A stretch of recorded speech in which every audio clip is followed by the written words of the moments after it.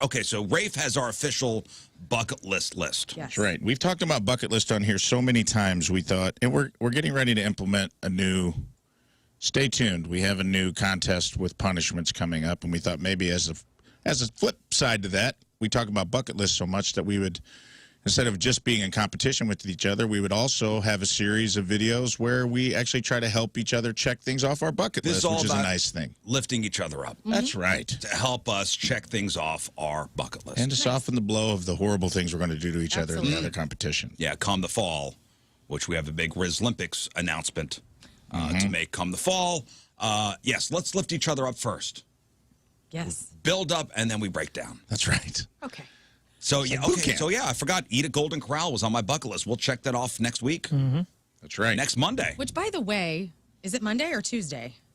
I think we changed it back to... Did we change it? A little early. Come on. That's 2 days in a row. I know.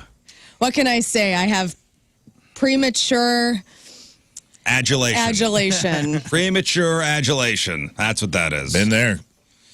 Yeah, they have pills for that, apparently. Good morning, everybody. Hi. Gang's all here. Moon is here. I can hear him. You try the cough button. I'm trying to hang on. Does it work? No, does not work. Oh, This buddy. dude. Sorry, guys. I'm sorry. I'm sorry. You guys are shooting Dayquil over here, too. I don't mess around. I have an entire pharmacy at my desk and at my house. And so whatever you need, you got Lern it. was doling out the Dayquil shots. Yeah, I told Rafe, I go, this is as close as you and I will ever get to doing shots. It's true. So, Well, Wow. and I love that. That's not a knock on sobriety. no, that's fine. That was funny. You had them you had little cups laid out, and you're pouring Dayquil shots out I of did a them. shot out of measured a it City out. Winery wine glass. Are you taking more than the suggested dosage? No, we are not. Always. This is the full, we went full cap. They're doing a flight of the. I got to pump up the flight of volume, Dayquil? dude. They're doing a flight of quills. Yeah, which flavor was your Let me see favorite? this one. I'm high on the Q. This? I tell you what, I took NyQuil last night. The liquid form didn't do a thing. Didn't sleep at all. It didn't even make me really? tired. No. That sucks. I don't know if Because it's of coughing? Yeah, because of coffee. I don't know if I've had so much in my system. I'm a not NyQuil guy. Right. It freaks me out. I'm afraid of anything that makes me drowsy. But I've been just coughing so bad these last couple of days that I've taken Dayquil every, whatever it is, 4 hours, 6 hours, and then NyQuil at night.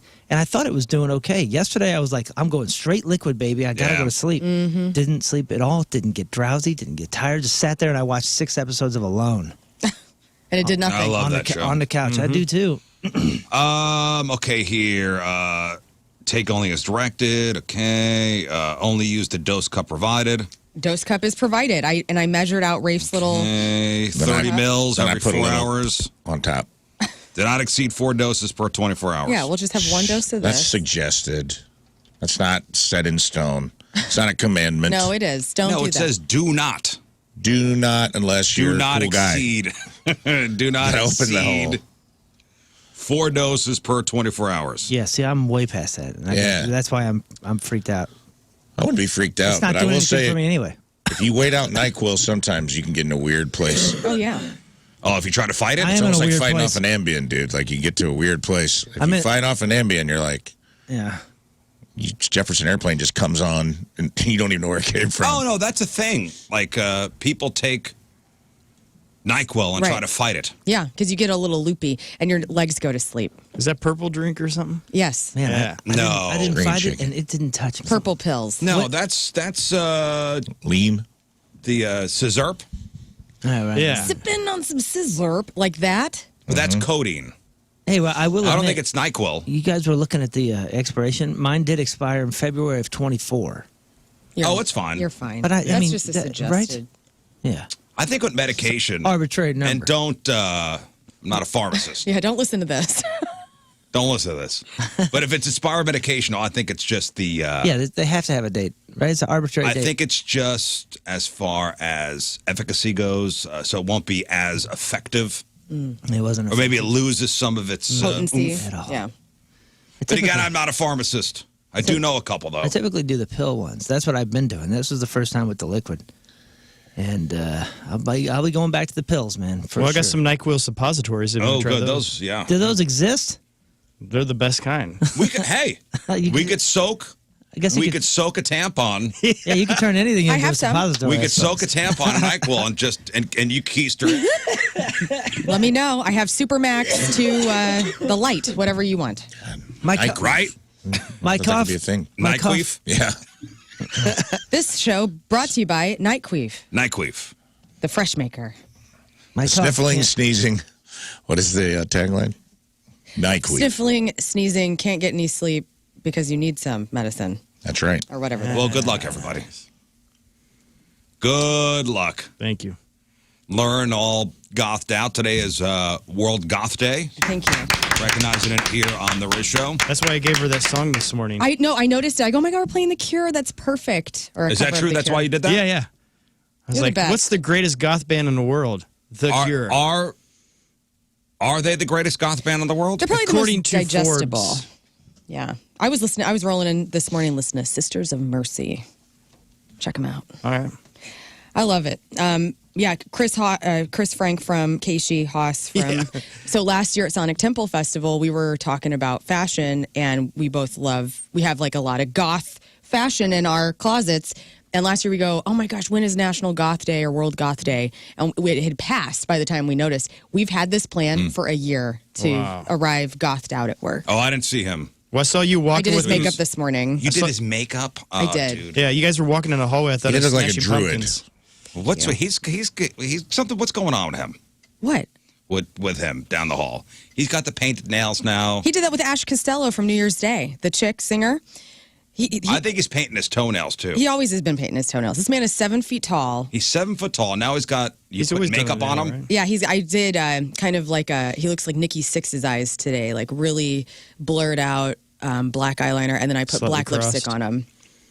Yeah. You know, back to The Cure for a second. That's always been just like such a great band that has always been so confusing to me. When I was a kid, and Really? people were like, "Yo, check out The Cure," and I'd see a picture, and I'd be like, "Okay," and then you hear it, and you go, Not into it. Okay. Yeah, that was and then you hear him talking, you go, "Okay," like Yeah. there's like 5 different things going on here, and I They're- can't figure out how it the all weirdest- works. their music. I don't know. I just love Boys Don't Cry. That's super gothy, you know. And then the way they look. It's just funny how You know, The whole best, thing rule. Lighten up, It- Francis. That's all I want to say. It does rule, and I don't know him, but we have a bunch of mutual friends, and they all Robert say Smith and you have mutual friends. we were managed by Calls the him same Bob. people for a while. That's there. cool. And they all said like, "This dude rules. He's like the coolest, nicest dude." And I'm like, "Okay, but Bye, babe. where is any of this going to make sense?" And still, all the music is flawless. Well, this It's is- gorgeous. It's so cool, but it still doesn't. for. Greatest goth Makes bands in the sense. world. Go, Bauhaus, of course. probably the founding fathers of. Morrissey's actually the founding father of goth. What's Every- a Morrissey song? Every goth person. Well, was- it's the Smiths. The Smiths, yeah. yeah. Like to die by your side, what a pleasant way to die. Every goth band was born from one of Morrissey's tears. Also, the best Cure Bauhaus, song. The Cure, Susie and the Banshees, Susie and the Banshees. Sisters of Mercy, Strawberry Switchblade. This is all stuff coming from my head. By the way. That's not Google Joy at all. Division, Joy Division. Paradise Lost, Typo Negative, more recently Him, Nick Cave of the Bad Seeds. Again, all stuff from my Yeah, head. so good. Yeah. You know, the best Cure song is Lullaby. If you've never checked that song out, it's like a real, it'll make your heart thump in a real deep way and just break you open, man. It's a great So one. what's the requirement for goth? I don't know. I mean, I wear a lot of black anyway, so, but I don't consider myself goth. Yeah, that's why I wore this today. Yeah. Yeah, you're in your black shirt for Yeah, World man. Goth Day. Or is that blue? You got blue on or black? I think this is blue. I always associated goth though with like heavier, but it's not at all, right? No. But then they go into like Just depends. industrial. So then you got like 9 Inch Nails. Or Marilyn Manson would probably bring out some Yeah. goth. The 2SG. I mean, look at everybody at Point Fest on Saturday. I mean, that was a goth crowd, in my opinion. Well, just because you're wearing but black that's- doesn't mean. But that's metal, right? I saw a woman with a fishnet catsuit on with her ninnies out, and she had pasties around her nipples. And that was a goth That's outfit heavy to me. metal. Yeah. Yeah. A lot of fish in but, there. but that's metal. That's what I'm saying. Like there's a line, and it's a blurry black line. It is. So where's the difference? Goth music is characterized, again, all of this is just off the top of my head, by the way. Okay. Characterized by a dark, cynical sound, heavy bass lines, atmospheric keyboards, and haunting vocals. Moody, dark subject matter. Yeah, see, this is where my confusion begins. Is because in high school, beats. I was given the wrong impression as to what goth was. When somebody came in and they had a trench coat and whatever, and they were like, "Yo, I'm goth," and then every other shirt was Tool, and the other ones were Nine Inch Nails. I was like, "Oh, that's goth." And then when I see Robert Smith, I'm like, "What? What is that?" But Maynard probably loves The Cure. But you know what I'm saying? Tool's not goth. No, I mean, no. Nine Inch Nails probably not goth. More industrial metal. But industrial and goth are so more intertwined, even more than metal. In my opinion. They're cousins. Yeah, they're close cousins. Yeah, see, I'm just saying. Fishnets happen in both. I'm discovering scenarios. where I got lost, and it was a kid named Scott. You're welcome. Sophomore year, in his Tool shirt, he was like, "I'm goth." According to, I guess I don't like Tool. According to music journalist Simon Reynolds, which is where I get all my music info from. Let's see here. Standard musical fixtures of goth rock include scything guitar patterns, high-pitched bass lines, and often usurped that often usurped the melodic role and beats that were either hypnotically dirge-like or tom-tom heavy and tribal. What? Cool, man. Well, his top What the 10. hell does that mean? Do you remember the movie Dead Man on Campus with Mark Paul Gosselaar, where they find out if your roommate commits suicide? Sorry, it's Goth Day. I can talk about it. That you get straight A's, so they move in with the goth kid. Oh, yeah. And he's like in his room, he's like, "My words are my sperm. That's right. Spewing forth my tragic germ." And then they hear him in there singing show tunes, and they're like, "You're not really sad, are you?" And he's like, "No, I am." He's like in there singing like I remember that ragtime. movie. Yeah, it was pretty. I mean, you can probably never get made today, but it's kind of a wild premise. Well, today being World Goth Day, observed annually on May 22nd, it's a day where the goth scene gets to celebrate its own being and an opportunity to make its presence known to the rest of the world. Yes. So there won't be many people outside today. Yeah, get your umbrellas out. It's gonna be sunny. Oh no, I thought it was supposed to rain later today. Oh well. Yeah. Then that's perfect. It has to rain on It International has to Goth rain Day. on Goth Day. Everywhere. All right, so in honor of Goth Day, let's do a Dead or Alive game. Okay. Goth, damn. Let's do it. This is Celebrity Dead or Alive. Damn. All right, here we go.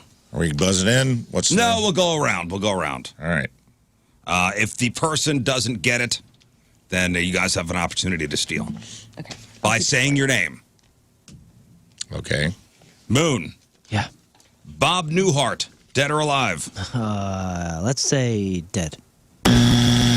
King Scott. I meant the show. Well, I mean, you can't Oh. because it's I wasn't going to Yeah. point it out Yeah, when you no, said you're it right, earlier, you're and I was right. like, this is going to be the easiest steal. I was going to steal that. That's I meant the Damn it. show. he is alive. He's 94. Okay. I know. Lern. Yes. Barbara Eden from I Dream of Jeannie. Dead. Alive. Bummer. Dang. you guys are dude. mean. This is gonna be bad because you know what Messed happens up. when we do this. How old is she? She's 92. What a babe. Congratulations, both of you. Susan Day, who is Lori Partridge on the Partridge Family. Dead. 71 years old. Nah, she Oh my died. gosh, she's only Look it up. 71. Susan Day's alive. We'll see. Scott. Alive.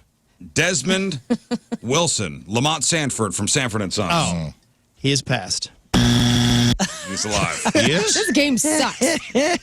Dude, I swear to God, I thought he died young. Yeah, I meant dyed his hair. That's crazy. A lot of I living. legitimately thought Lamont died, like, after that show was on the air from, like, I could have sworn I read that somewhere. From what? That's a lot I of. thought that he, like, died from, like, an overdose or something. I've never seen that dude in nothing else. Maybe that was it. The guy was... That show was huge. It's a You know lot what? That of. show Wilson. holds up, too. That show's still funny when you watch it. Red Fox. Damon Wilson. Yeah, it's funny, man. And Red Fox is dead. Oh, yeah. Okay, here we go. Moon. Paul Michael Glazer, who played Starsky in Starsky and Hutch. Everyone's been alive so far. Alive. 81 years old. All right. The other guy's dead, though, right? Lern. What? David Soul, who played Hutch on Starsky and Hutch. Dead. Dead. My bad. He died back in AIDS, January. right? AIDS? I thought one of those guys had AIDS. You know what? I think I'm just starting a lot of rumors. You got a lot of guesses out here, man. I'm starting a lot of really nasty rumors today. It's International Rumor Day. No, he died back in January. Could have been AIDS. I don't know. My bad. Hey, man. I don't know how he died. Look it up. Okay. Pat Harrington, who played, and this is who? This is Lern. Lern. Pat Harrington, who played. No, this is Rafe. I just. Oh, Rafe. Okay, Rafe. Yes, Pat Harrington, who played Schneider. Schneider on One Day at a Time. God, what a good character, this pencil-thin mustache. And then the rolled up, he always had the cigarettes rolled up. Yeah, he did.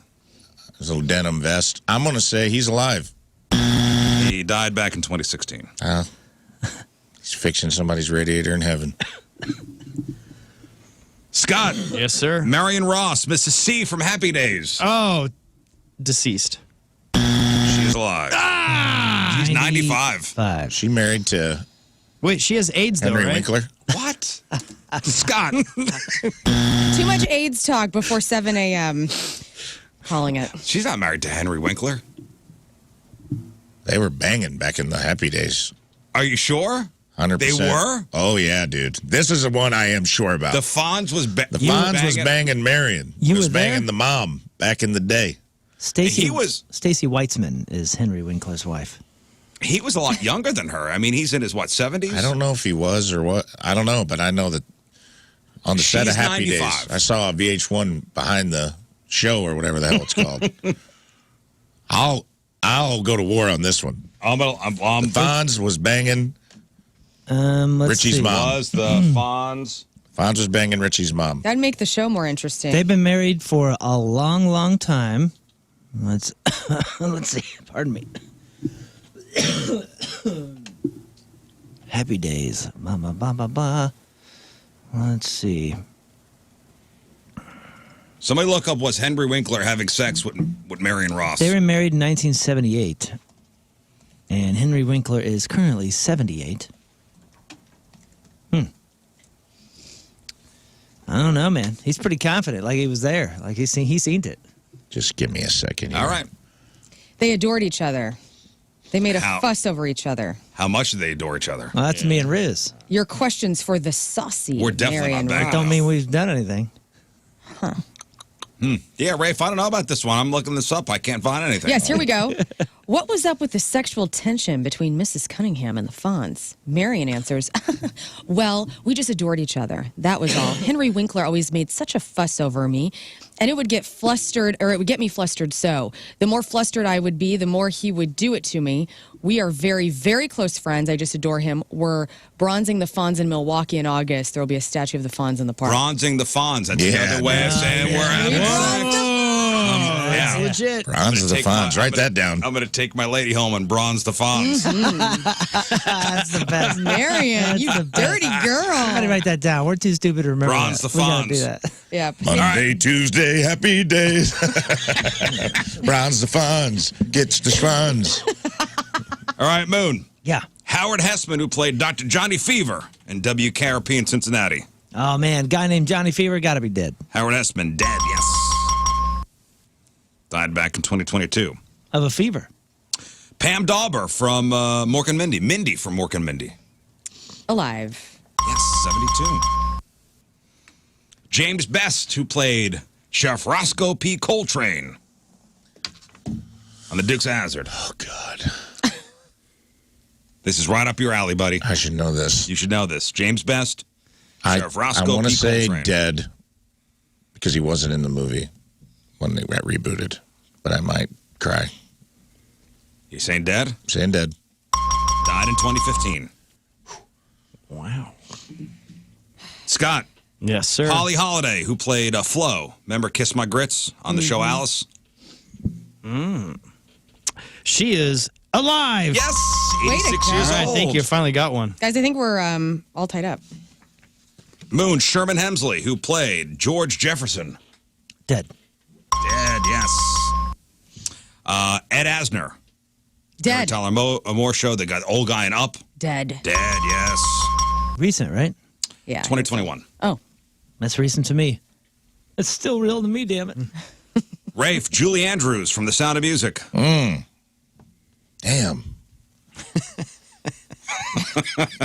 Damn, how old would she be? I'm going to say she's alive. She's alive in 88. Scott, are alive? Scott, So is she. Diana Ross. She's alive. Alive in 80. Moon, Kirk Douglas. Kirk Douglas. Oh, he passed. Dead. Oh, he did. 2020. He was old, too. He's at 100. Yeah, he was old. Yeah. That's Curly, right? Oh, that was No, Jack. Michael Jack Douglas Palance. Jack Palance. Yeah, Spartacus, I always mix dog. those two up. Is he? They kind of looked alike. No, he's the one that did the push-ups at 90 on the Jack stage. Palance did. Wait a minute. Jack Palance did? Jack Palance did when he won for City Slickers. You know what? They both had the butt chins. Am I right? Yes. Oh, Wait. okay. Michael Douglas. Michael Douglas's dad, Kirk Douglas, was Spartacus. And isn't that also of the Estevez? No, that's the Sheens. Never mind, back to you. Getting my dudes mixed You're up. getting your Sheens and your Douglases mixed up. Sheen. Get the Douglases, the Sheens, and the Estevezes messed up. Sean Connery. He's alive. Oh, He my God. died he's back dead. in 2020. Yeah. Okay. Right after this show brought him up, I think. James Earl Jones. Suck it, Trebek. James Earl Jones is, unfortunately, dead. He is alive. man. Whoa, he's still going strong. James Earl Luke, I am Jones is your alive. father. I am alive. He's the healthiest one of this whole crew No so far. kidding. George? He's 93. Yeah, he rules. He's doing great. Congrats. People will come, Ray.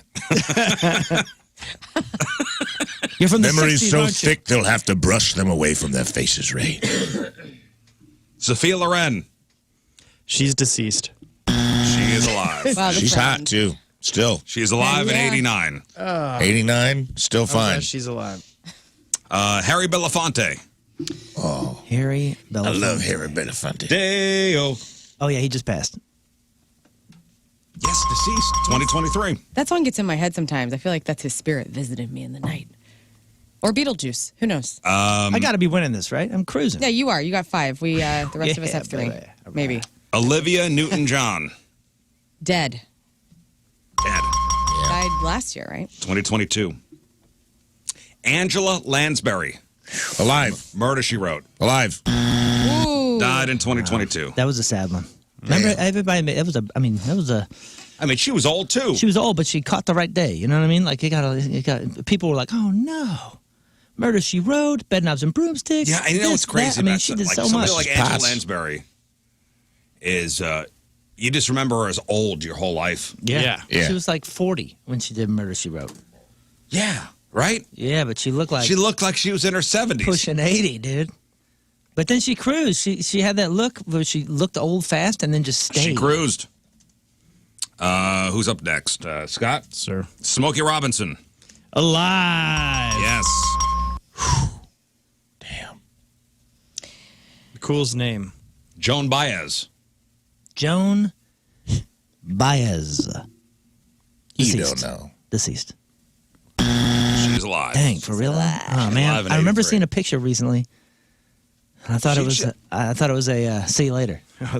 No, I think she was just interviewed by, I think it was Rick Rubin interviewed her for. Wow. Didn't she come out on Podcast. stage recently? Gosh dang it! You know what I was thinking? What? I It was actually thinking, looks pretty good, actually. I was thinking that Dominican Republic Hard Rock Cafe. They got a big old thing of her. Oh, on the side? I think right, like when you check in. You know what I'm talking about? You were just there, right? I didn't see any pictures of Joan Baez. Oh, I thought she was there. Dang it! Learn Jerry Lee Lewis. Dead. Jerry Lee Lewis, the killer. 3 first names. Dead. Dead? Yeah. Dead. Nobody follows the killer, baby. Rafe, Art Garfunkel. Oh, the funk. Don't fake the funk on a nasty dunk. Art Garfunkel is. Came out. You heard it here first, folks. Came out confident Wow. and then slowed down. Art Garfunkel. Art Garfunkel is?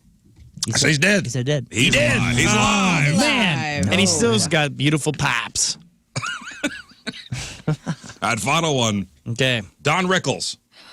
He sadly has passed away. You sure? Yes. He's right. Don Rickles, yes. Yeah. Passed in 2017. The great. All right, who wins? We all won but Rafe. Rafe lost. The rest of us tied up. Oh, the rest of you guys tied up? Yeah. Oh, man. I'll take that. 5-3. Who cares? Let's move on. Okay. Oh, man. Who was the most surprising there?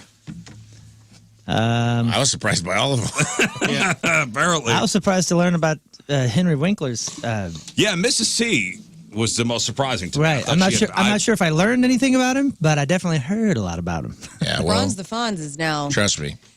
Bronz the Fonz is going to be a thing I'm now. going to have to trust you on his personal behavior in the 60s. Bronz the Fonz is now a thing. It is officially a thing. I'm tweeting it out so people It's can. going in the Rizzuto dictionary. Yep. Bronzing the Fonz. Dipping the royal wick. Bronzing the Fonz. Jim is asking on the feedback. Hey, how come you're not using the cough button, Moon? It doesn't work. I tried. Here, check it out. Just shut the microphone There's off. two of at them. the time. La la la la la la la la la la la. Nothing works, huh? And I have been. I've been throwing the mic that way. Just shut it off. I've done that a few times too. There are other mics in the room. That are picking it up. What? Yes. Surprise, surprise. What? A little peek behind the curtain. There. Oh, hey, also, it's World Goth Day. It's also National Buy a Musical Instrument Day. Sweet. I've done enough of that So recently. the day is all about playing music and encourages you to go to a music store and buy a new musical instrument. What is your favorite musical instrument to listen to? A theremin. Yeah, what? I love a theremin. It's so That's cool. your favorite? Yeah, because it used to be the harp. I used to absolutely love a harp, It's a very goth answer. and now I love a theremin because it's very rare. But no, I love drums, dude. I'm a drum girl. Drummers are the hottest in the band, the hardest working in the band. Get me moving. I'm a drum lady. Queen. Drum queen. What's your favorite, Scott? Oh, I was enjoying this. No, I'm trying to. Get a theremin? Hit it. Here's a theremin. I mean, there's not many things that are worse than a theremin.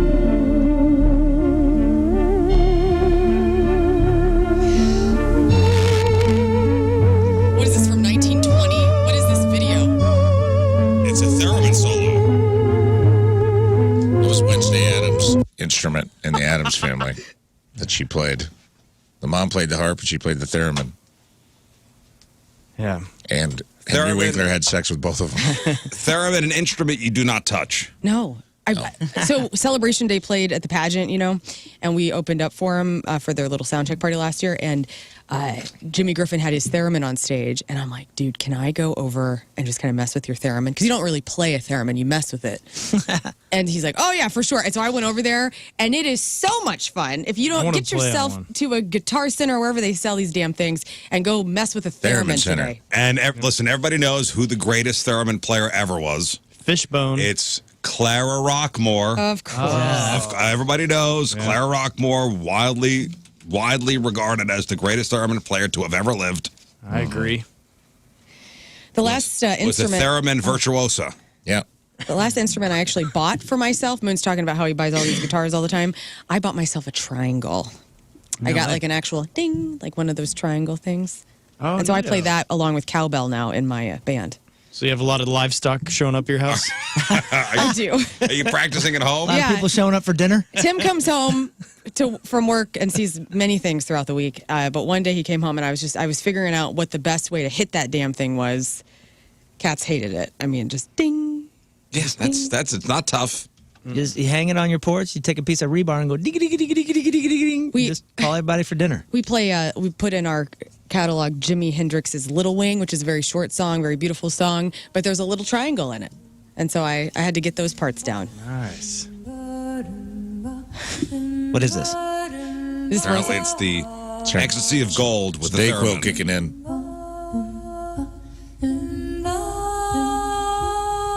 Where's the theremin? It's next to her. She's not even touching it yet. That's how you know she's good. Oh my God! Come on with the theremin. Here we go.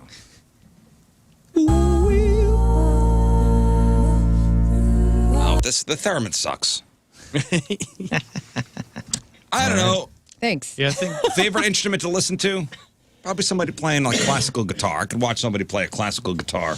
Well, I think for Goth has just kind of got this in my mind since it's Goth Day, but the flugelhorn Chuck Mangione. I just think that might be the best one. Flugelhorn. Total It's rips. pretty cool. Who are you people? It's the greatest goth instrument of all time. Oh, dude, the oboe, baby. Oh, wow. Nothing gets in my soul like the oboe, honey. Did anybody play a musical instrument in school? I played violin in 3rd grade, I did too. and then I feel like everybody did. It was like didn't you have to? No, you had a choice in my school, and I picked.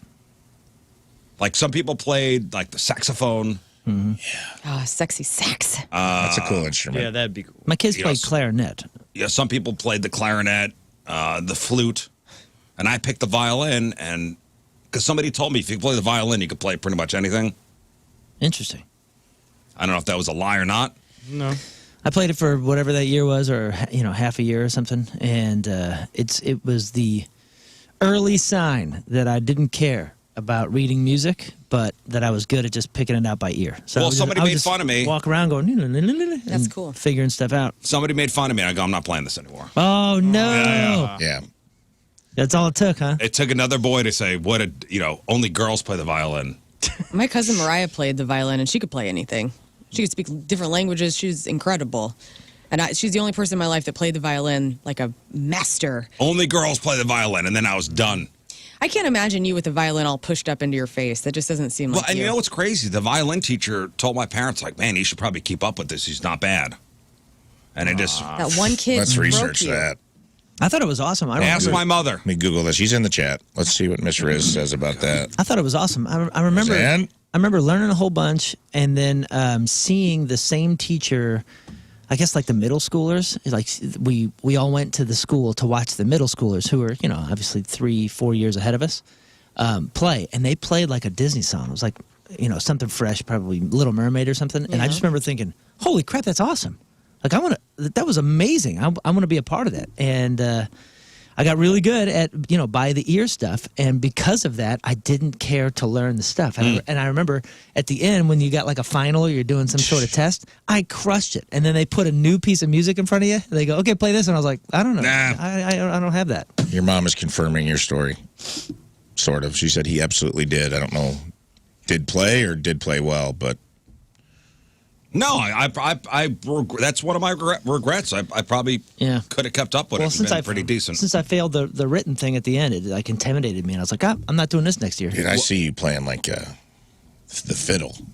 Yeah, Charlie Daniels. Charlie Daniels. Yeah. Like them one down to You Georgia. took a turn, yeah. And you're just playing like a hot fiddle in a country band. Yeah. Well, could have been. Man. Well, could have been. We all played the recorder, though, right? Oh, yeah. Oh, yeah. We all played the recorder? No, that was something that skipped our school. Really? Oh, no, we had I bought Moon's kid a recorder. Yeah, a nice one. my kids have plenty of them. Oh, why would you do that to him? I just love him. Wanted to bless him. He thought it was funny. You bought his kids a recorder? Why? Multiple times. Oh, It was, what and they were douchebag. nice ones. They have cases and everything. They do have cases. What a dick. Yeah. You don't buy somebody a recorder. The kids did it, and it was what do they call it?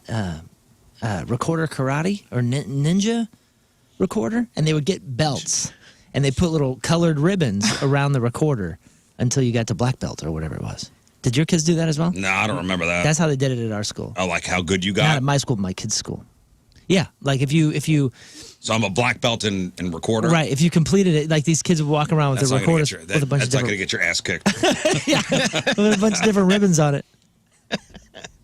You know, there are two Something things. excite you over there? Yeah, I got something. I got to look it up before I bring it up, though. There are All two right. things you don't get a kid without their parents' permission. I'll add even recorder on there. 3 things. I'll say 3 things. Tattoo? Okay. No, what are 2 major things you never get a kid Motorcycle. without asking their parents' permission? Pet? That's number 1. Drum set. Yeah, That's drum number set. 2. Yeah. Recorder's number 3. The recorder, yeah, somewhat, because you could break that and just, I lost it. Oops. Guys, I have some breaking news. I want to thank STL Bobbleheads for sending me this. On the 31st of May, the Cardinals are doing a Happy Days throwback night, and they're actually bronzing the Fonz Wow. in a bobblehead. Look how fast we made that happen, dude. Thank This show you. can do it all. That was like 30 minutes. The Cardinals are like, Got Got it. We got a hot one. We need to bronze the Fonz. We got to bronze the Fonz first. This is going to take off. It is the 50th anniversary of Happy Days at the American Family Field with a special theme night ticket. Collect a bronze Fonz bobblehead. Holy cow! Are you Replicating serious? Milwaukee's famous We have to statue go. of said bronze Fonz. MLB.com, mofos. Ooh, that's And cool. so the Cardinals are doing that? Yes. Wait, hang on. You said Great American Field. This is. It's like Milwaukee. Oh, I think the Cardinals are there, though. Wait. Either way, tastemakers. That's what she was talking about. We're claiming it. He Wasn't says she talking She Cardinals. was. That's what she was Bronze talking the about. Fonz in- This in- guy said in Cardinals Milwaukee. are doing a bronze Fonz giveaway. So it's the 50th. I don't. The Great American Field, I think, is at Milwaukee. I believe so, yeah. Yep. Was that an email that It's came also over? where the They're always full No, of that was in It's my also where the- Instagram. Oh. No, but this is Show was supposed MLB.com. to take show place. took place. Brewers.com. All right, bummer. Well, go up to Milwaukee. Go up to Milwaukee. Okay, back to the bad gift. Sorry. So my in-laws, without asking, bought my son a drum set. It's kind of awesome. It is. What do you great. mean it's kind of awesome? That's rock and roll, baby. cool. No, it's not. Yeah, Without it's- asking? Okay, maybe somebody's family, but yours, dude, first of all, you're in rock and roll. You probably were upset at first, and you thought, well, that saves me a lot of money because Nope. it's kind of cool. Now I have a drum kit. It was a kid's drum kit. He was like 6. Those are still fun. Yeah, never mind. That's It was a worthless. bass drum, a snare, and 2 cymbals. That barely ring. They're A like this hi-hat big. and a crash. It's just psh, psh, psh. Yeah. And a little, like a little bench for like a 6, 7-year-old kid. Yeah. And a box came in the mail for the boy's birthday. And I go, what is this? It's a move.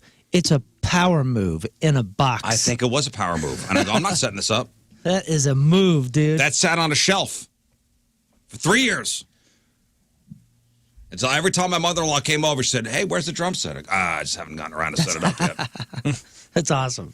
That's awesome. You know that they knew what they were doing. And every time they would ask you, where's the drum set, they'd look at each other like, this guy didn't Yeah, I set just it up. haven't gotten a lot. Yeah. Actually, you know what's funny? I had Johnny Venus, because it was a real drum set. Like with the drum keys and everything. What? That's awesome. And yes, it was a nice gift, but you ask a parent first. No, You don't get a kid a puppy without asking, right? that's a move, dude. You don't get a kid a drum set without asking. Both things the kids want more than anything. Drum sets and puppies? Yes. I would have killed to have somebody just randomly hand me a puppy dog whenever I was a little girl. I did not set up the drum set for 3 years. Until, do you remember my Chesterfield house had like the breezeway and had like a room? Yeah. Like attached Yeah, to you the- even had a rock and roll room. Yeah, but I put it there. I remember. didn't want it in the house. I remember. But right when you walk in, it was on the left in that Yes. corner. I remember. I didn't want it in the house. This dude had a separate rock and roll room. Still didn't set up that drum. I did set it. Well, Johnny Venus set it up for me. That was your move. The boy, you know what the boy did? What? He played it twice. No, Did you encourage him? that's gonna happen. You I probably said were like, don't play it. And so he was like, all right, I won't play no. He was 13 playing a 6-year-old's drum kit, so I Yeah. can understand why Yeah, he that's was true. probably That's not a good point. enthusiastic Okay, about Thanks, it. so Dad. he was This is made 6. for a 4-year-old. It was like a kit for like up until like 12. He could. It was a full size snare, but it was like everything was kind of scaled down just a little bit. Yeah. You could have had the Nandy Bouchel of young boys in America. That's the girl that Goes the out with- English girl. Yeah, who's incredible. Incredible. Anybody ever been to the symphony? Yes. Did it with the St. Louis Symphony Orchestra with the Back to the Future score, and it's incredible to go. Yeah, I'd like to go actually. It's really cool. And you I would watch actually the like to movie. go to something like that. We went to the Russian ballet in St. Petersburg and they had the full Russian symphony. Dude, I got so invested in a clear relationship happening down between like this flute player and there was some sexual chemistry going on in the pit. And our entire party stopped watching the Nutcracker to be like, it became a sitcom of like, look at this lady and this guy. Like they're clearly There's turning something each going other. on there. They were like flirting with each other's like sheet music, and I'm like, these guys got something going on. I don't know if they're husband and wife. I don't know if this is a workplace So relationship. she was a flute player? I think she was. I can't remember if she was playing the flute. They were playing 2 different instruments, but they were butted up against each other. So whatever. In the V. And man, playing So each where do you other's put heartstrings, the huh? brass? The brass goes next to what? The woodwinds? I don't know, man. I don't know. You don't go across the aisle. There's a whole other thing. You keep happening, with your though. kind. You don't want no woodwinds fraternizing with the brass. Well, let me tell you something. The royal families were intertwining. It was hot. Yeah, I've never actually gone to see like a symphony. St. Louis Symphony. Yeah. What are the big ones around? Like, so St. Louis Symphony, obviously here, but does every city have? I guess every city has. I think their- Most of them, yeah. What was cool in L.A. at the Hollywood Boston Bowl. Pops, right? Up Yeah. in Boston. Philadelphia, whatever. But at the Hollywood Bowl, once a year, it's always the St. Louis Symphony Orchestra. It's just fun to see their name up there at the Hollywood Bowl. You know who they sit the flutes next to? The oboes. Okay, so that cat was throwing oboe. So Moon's got the whole. Where would you put the? I honestly think it was the clarinet bassoon section. No, you may be right. It might have been flutes Like, and oboes. so if you organize an orchestra, where I'm literally thinking about where I was looking. the clarinets never fraternize with the bassoons. Yeah, and you keep the tubas away from the second violins. Yeah, she wasn't. They were in the middle, so they were on one of the woodwinds. Yeah, so in the maybe. back you got the percussions, then you got coming inwards the French horns, the trumpets, the trombones, the tubas. Loose gal like that, she's probably playing clarinet. You know what I'm saying? Mm-hmm. And he was tromboning. See, trombone. he wasn't boning. He wasn't a boner. No, he was. No. Oh, he was in the corner with the bones. No, he had a smaller instrument. Oh, the violas are right up front, huh? You know, they say it takes a secure man to play a smaller instrument. I know it's got me out of the. My mom got me out of the game quick. When I wanted a sax, alto sax, in the '90s. Bill Clinton just played it on the Arsenio Hall show. I was ready, dude, and we were too poor, so she bought me a piccolo. Oh no! I came home, she's like, I bought you an instrument, and I was like, yeah, Daddy got his sax. Look out, ladies! And then I went on my little bunk bed, and I was like, that's a really small saxophone box. Looked like a shoe shine kit. And then I opened it up, and there was a piccolo in it. It was like this big, and I was like, Oh my god! Damn. You would have sat right here. I think I'm out. Yeah, you would have been. Yeah, you would have been with the flutes. Yeah. Probably up in the corner. You would have been the best saxophone player too, pal. I'm so bummed. I could imagine. It'd be you playing hilarious sax. if I. Yeah. What if I did? I would stick with it, and I was like with these giant sausage fingers, and I was the most proficient piccolo player in the world right now. Because it's like that whole instrument fits in just one of my hands, dude. It looks like Andre the Giant holding a beer can. I could just play like a one-handed piccolo. I don't even need. I could be like the Yngwie Malmsteen of piccolos. I got like two piccolo man. I'm playing the national anthem with two With two piccolos. piccolos. Hell yeah. At Busch Stadium. It's like, I'm a big-handed man. Big-handed man in this piccolo. That'd be my first. Second now here album, to- Sausage Fingers. Here to perform our national anthem, the world's preeminent piccolo player. Rafe Sausage Fingers Williams. Oh, They give out big foam fingers. It's just like a big fat finger holding a piccolo at the game. Man, Yeah. I should have stuck with it.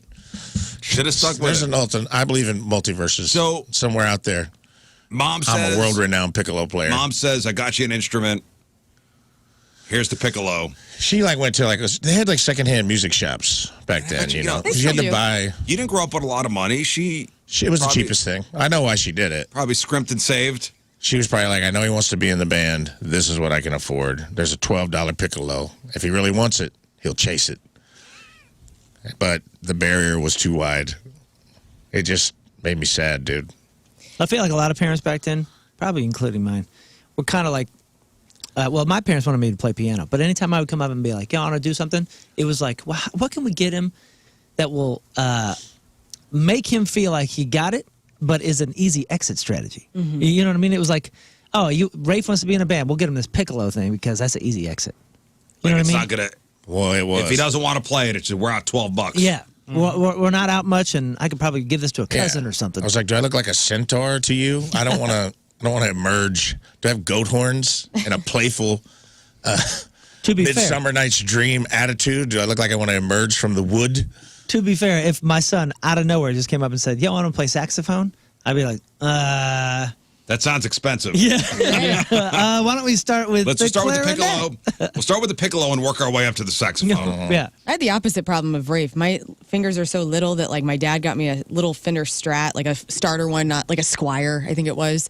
And I tried to play and I just couldn't do what they do, you know? And Oh, you got to stretch your fingers out. yeah, and you got to get calluses and stuff. So I just couldn't take to it. And then I was really high maintenance right at the beginning of the pandemic because I had a friend who was getting rid of their stand-up piano. They're moving. Wow, cool. And I was like, oh, I want that piano. I'm going to learn piano while the world shut down.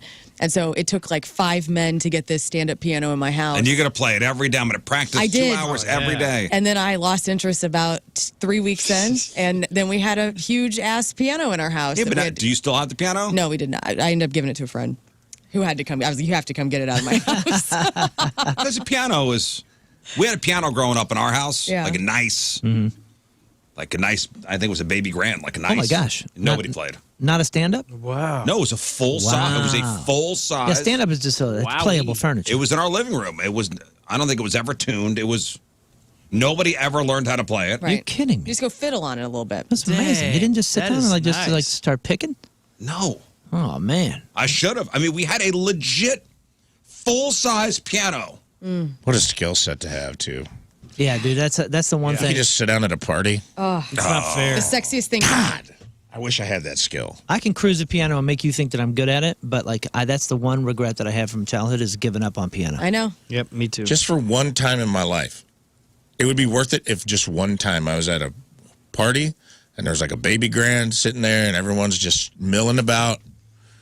And you just slide on that seat, dude, and all of a sudden you're tickling those ivories like Harry Connick. Yeah, and then everybody kind of stops. Yeah, you stop the party, dude. The party stops, and they Panty turn and dropper. go, oh, my God, who's playing? Oh, Rafe's on the... Hey, everybody, Rafe's Like, tickling the ivories. I played do when it I was a all. kid. Let me see. Cracks knuckles. And then he's like... Listen, there's You nothing start- that classes up a room No like way. like a piano Yeah. with the top open and the stand. Instead, it's me in the corner with my piccolo case. And I'm like, Dude. oh, you guys... where'd this piccolo come from? Huh? Yeah. Pops the ball. Yeah, It's like the a two little tackle clips. box. I got a tackle box full of piccolos. It opens up. There's like one on each shelf. This is a tenor piccolo. It's not the most common, but Yeah, that'll stop a party, too. yeah, in a different way. Hey, if my- Ladies, any piccolo aficionados in the audience? Any Hell requests? yeah. Anybody got any requests? If my dreams ever come true, I'll live in a tiny A-frame house in the mountains, and I'll have a baby grand in the middle. Yeah, like it'll be the man. biggest Yeah. piece of furniture in I the want whole, that for in you. the whole thing. It'll be all you see when you come in. Tiny little couch, Dude. little refrigerator, baby grand. You go to the Mercy Hospital on Clarkson out in West County, and there's a man playing piano in the lobby of the hospital. And every time I've gone to like get blood work done, I feel like I'm in the classiest joint in the world. Like, Right, yeah, you're in a hospital. but I'm in the hospital. Yeah. I don't know. I wish I would have kept up with the violin. I don't know. I regret. Or never too even late. sat down and maybe taken lessons Let's all do at it. home. You still taking guitar lessons? You I'm not stopped that, taking huh? guitar lessons anymore, but every once in a while I'll go out a noodle. Hmm. Or just, I'll get like a week where I'll just go, I'm going to practice every day. Hey, there's probably a couple parents out there that are thinking about getting their kids instruments, and I will say this, and I heard John Mayer say this much more articulately than I'm going to articulate it right now. But he was talking about like, dude, if you're going to buy an instrument, if it's a piccolo or a recorder or a piano or a guitar for a kid, make it a nice one. Like, you got to make it a nice one. yeah. If you get some cheap piece of crap, it's harder to play. You're fighting the instrument a lot of times. And you're never going to have a kid grasp something and really, like, stay with it if it hurts more than it should, Right. if it's harder to play than it should. I'm not saying get the most expensive No, and thing. you go to a secondhand store. Get it I mean, nice. if you want a guitar, You have to pass the threshold. If you're gonna get a kid an instrument, get him an instrument, because it's a lot of, like, phony, cheap instruments Yeah, it's out like there. the acoustic guitar. If you start at the $200 level, which might be pricey, but that guitar right there is going to be a great starter for a kid. Oh, see, I would say even beyond that, but No, like you got to go Yamaha if you go 200. yeah, just do your research, and like if you're getting an instrument and you actually want to stick with it. Yeah, listen, if it's a plant, if you want the kid to quit this, yeah, get him a cheap one.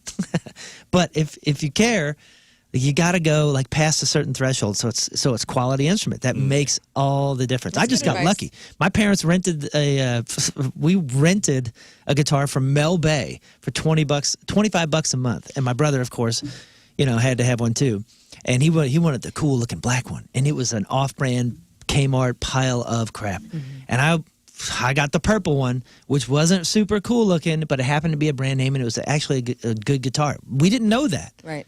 My brother quit. And I'm a professional. Going. There you go. Yep. Man, I remember in high school a kid named Jason Wiley. He played the drums, and he played Wipeout during one of the school assemblies. I bet you he just brought the house down. Oh, man. You guys seen that kid, right, that went viral last year or 2 years ago? He was just doing a guitar solo at his high school, and people were like, "Whoa!" Wasn't it Zeppelin or something or Metallica or something crazy like some ballad? He was in 3 minutes. He was a hero. Oh. Yeah, that's what Jason Wiley was. Jason Wiley played Wipeout at a school assembly, and the kid was the most popular kid after that. Yeah. That moment. There's a great YouTube video of Billy Joel giving a speech at, like, Vanderbilt to, like, the music class, and he asked if there's any questions, and one kid had the Stones. He goes, "Can I come up and play New York State of Mind with you?" And he's like, "Oh, you think you got the chops?" Oh. And he goes, "I do." And this kid ripped it. Like, Billy Joel was in shock. This kid ripped the piano. And I'm like, this kid's going to have a career. Like, that was his 8 Mile moment where he's just like, I just asked Billy Joel to do New York State of Mind, and he went up there and completely ripped the solo. Well, yes, the balls because when is he going to get that opportunity again? And he's like, I'm just going to take it. Yeah. That's awesome. That's great. It's one of the coolest YouTube videos I've ever seen. I'm going to send it over to you, Rizz, because I just looked. I'll tweet it out, too. Can we play? I mean, does it sound good? Like we could play it's great, yeah. Billy Joel's like busting his chops, too, on the way in. And then he gets on the piano. He's like, okay. Then after he's done, he's like, what's your name? And he's like, you're going to hear that name. He's like, this kid's got a future. You're going to hear that name. And I'm like, imagine. And that kid's name? Elton John. That kid's Wow. Who's older than Billy? Jeffrey Dahmer. Charles Manson. Relax. I just want to play New York State of Mind. Here it is. All right, Billy. It's a 6-minute video, so I don't know. And that's the other thing with instruments too. Like if you get a $200 guitar, you'll never be able to sell it for more than $20. If you get something quality and it doesn't work out, you just sell it. It's all good. It's still got some value. He's got to get to the part where he starts the piano, where he asked to come on stage. Oh, so this is a university kid. I thought you were talking about like a 6-year-old. No. Let's see here. And that'd be. Wait, C. Do it in C. Hang on one second.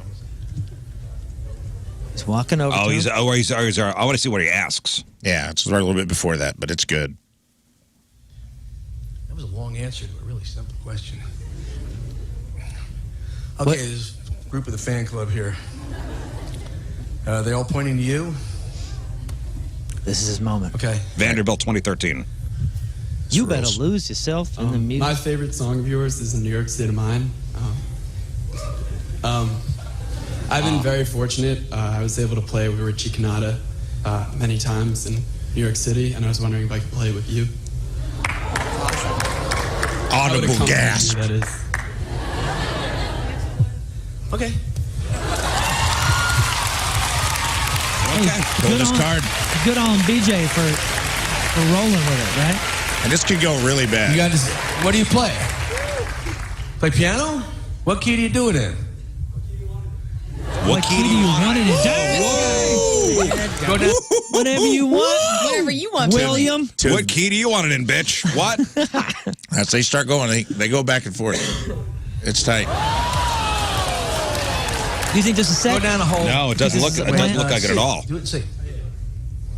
Hang on one second. This does not look set up at all. Oh, it wasn't, for sure. This is like a student assembly. So Billy Joel's walking over. I guess he's screwing with the sheet music. He's messing with the sheet music. He's turning the page. And the kid looks extremely normal. Like He's giving him the hard level of the Windbreaker of the game. on. Yeah, he's got like a hooded sweatshirt on. He's going to expert level of the game. He's changing the page. His anal cavity is puckering.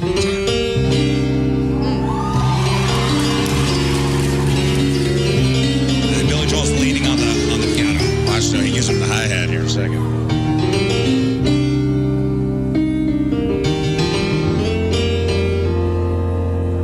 State of mind. That's pretty good. That's pretty cool as good. hell. I love that. Billy Joel playing Busch Stadium. That's really neat. What, in September? Imagine having that moment, though, dude, where you had the Stones to be like, I got a question. I want to come play your song with you. Iconic. Mm-hmm. And then you get up there and just rip it. Well, hey, Moon sang with Garth Brooks. He did that. That's amazing. Yeah. Been there.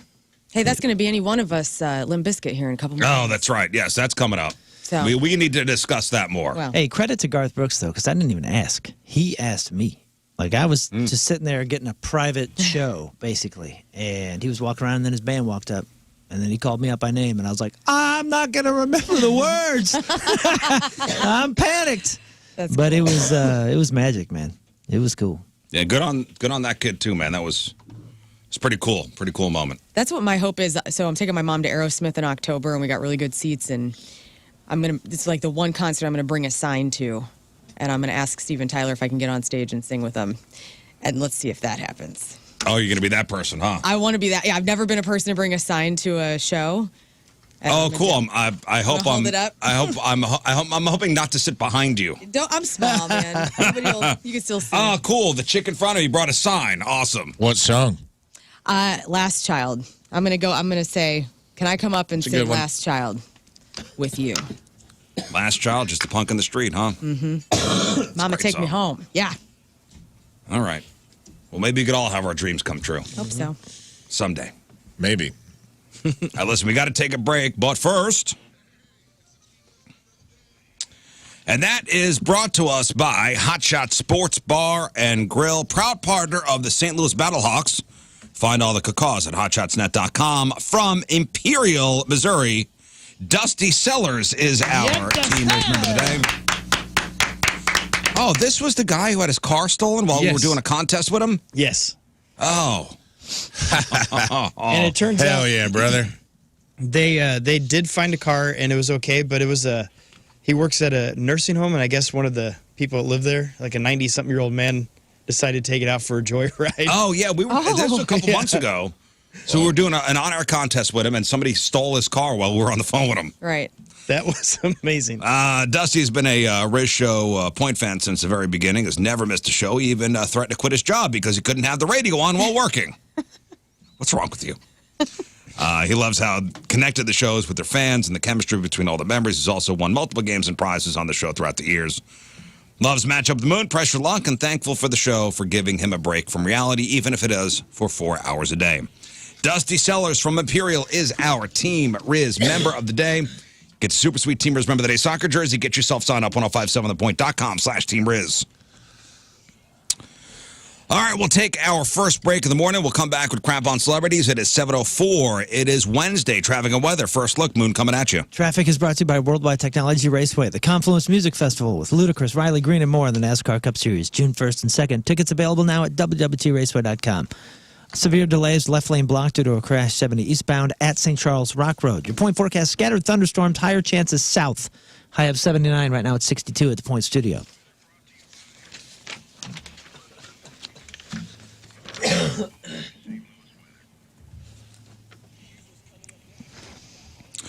Learn what he got. Diddy really sucks. Have you ever thought Michael McDonald was black? Dad Bods needs respect. And Pop Quiz Pop-Tart. What movie is this from? All right, we got that. We got your crappy birthdays. We got the porno birthday. All that and more next in your Crap on Celebrity. Stay there.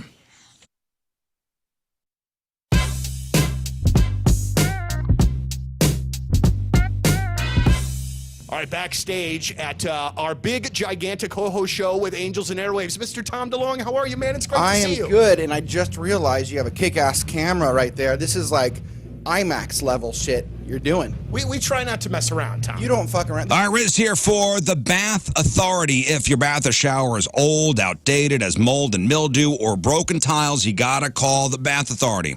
They provide the highest quality bathroom remodeling products along with a world-class customer service experience. Their modern, durable tubs and showers are designed with an exclusive high-tech polymer liner. And what does that mean to you? That means to you it's going to be low maintenance, it's going to be resistant to that gross mold and mildew, it's going to be easy to clean, and it's going to last for decades. Plus, it comes with a lifetime warranty. Walk-in tubs, replacement showers, tub-to-shower conversions, and more. Every unit custom built. You pick the accents, you pick the accessories, you pick the safety features. All their products are 100% made in the USA and can be installed in as little as 1 day by a certified factory technician. Call today, 314-347-0410. Get $1,500 off a new shower or bath plus 36 months of interest-free financing. You're their priority at the Bath Authority. Call today, 314-347-0410. Schedule your free in-home estimate today. TheBathAuthority.com. A better bath awaits.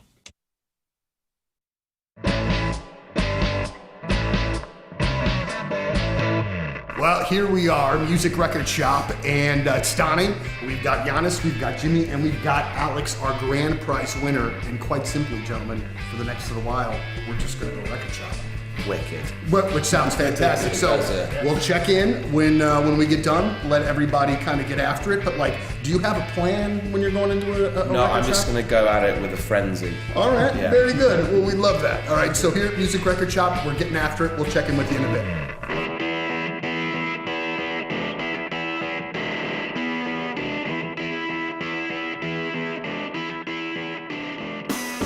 Did you ever stop collecting vinyl, or have you just always done it? Yeah, I mean, from when I started buying vinyl, largely because a lot of the shows I went to when I was younger were like punk. They were like punk shows. So the bands that I liked, they would just put out 7-inch. Mm-hmm. So I was like, I wanted the music, so I was like, I bought it, and then I bought a crappy turntable. I've kind of started going back and buying a lot of punk vinyl, cool. of stuff that I never had before, and bands that I've just now kind of rediscovered that everybody says are great. Yeah. Like Minutemen, we're a band that I've known of but never really knew. Yeah, on tour, it's a reason to go out for a walk, to go to the record store, and you know what I mean? It's like, I like going to actual record shops. Is it a pretty fairly common thing that you do? Yeah, on tour definitely, and in London I go record shopping. Yeah, a fair bit. Just so we know, I'm getting this from Moon. But I mean, I would put it into my collection. I'm just saying I'm getting this from Moon because I think he loves this movie, if I'm not mistaken. And then if you don't, I am going to keep it for myself.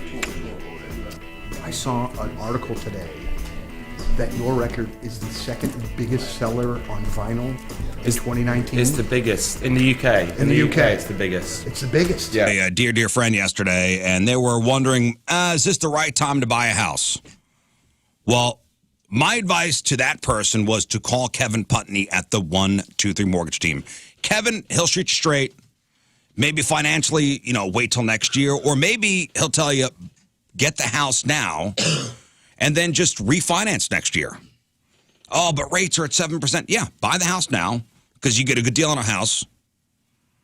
And then refinance next year, and you'll be all good. And Kevin will handle everything for you. Before you even call the realtor, call Kevin Putney, the 123 Mortgage Team. He's going to work at all the financing, get you qualified, get you approved. So this way, when you do find your dream home, you're good to go. You're ready. Financing is fine. Everybody's loan's going to be different. And Kevin's going to find that perfect loan for you. He's got all sorts of programs, too, for first-time home buyers. And if you need down payment assistance, give Kevin a call. 314-862-0123. That's 314-862-0123. Online at 123mortgage.com. Kevin Putney, equalizing opportunity. All loans subject to underwriting approval. Restrictions apply. Call for details. Cross Country Mortgage, LLC, NMLS 3029, NMLSconsumeraccess.org, 123mortgage.com, 314-862-0123.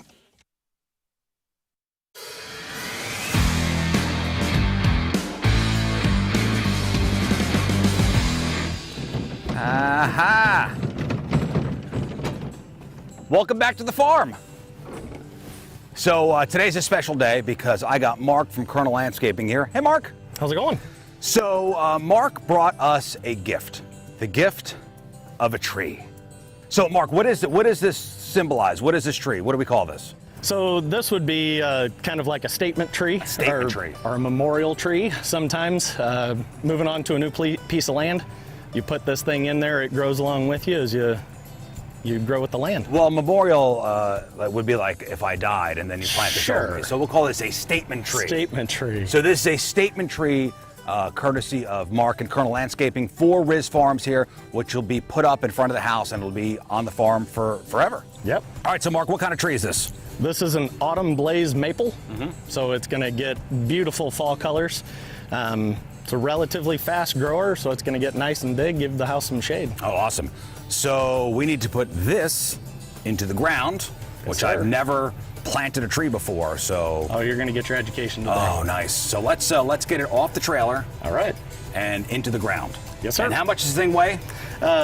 Probably about 200 pounds. Good thing I got this cart. Let's load her up. All right, Mark, let's do a tree raising ceremony. All right, here we go.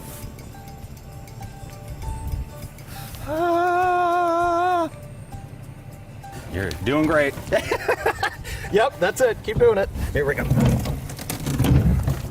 Okay. All right, here we go. Down a hill, down a hill. Yep, now up. Up a hill. This is actually gonna be the hard part. Ready? Yeah, 1, 2, 3. Wait.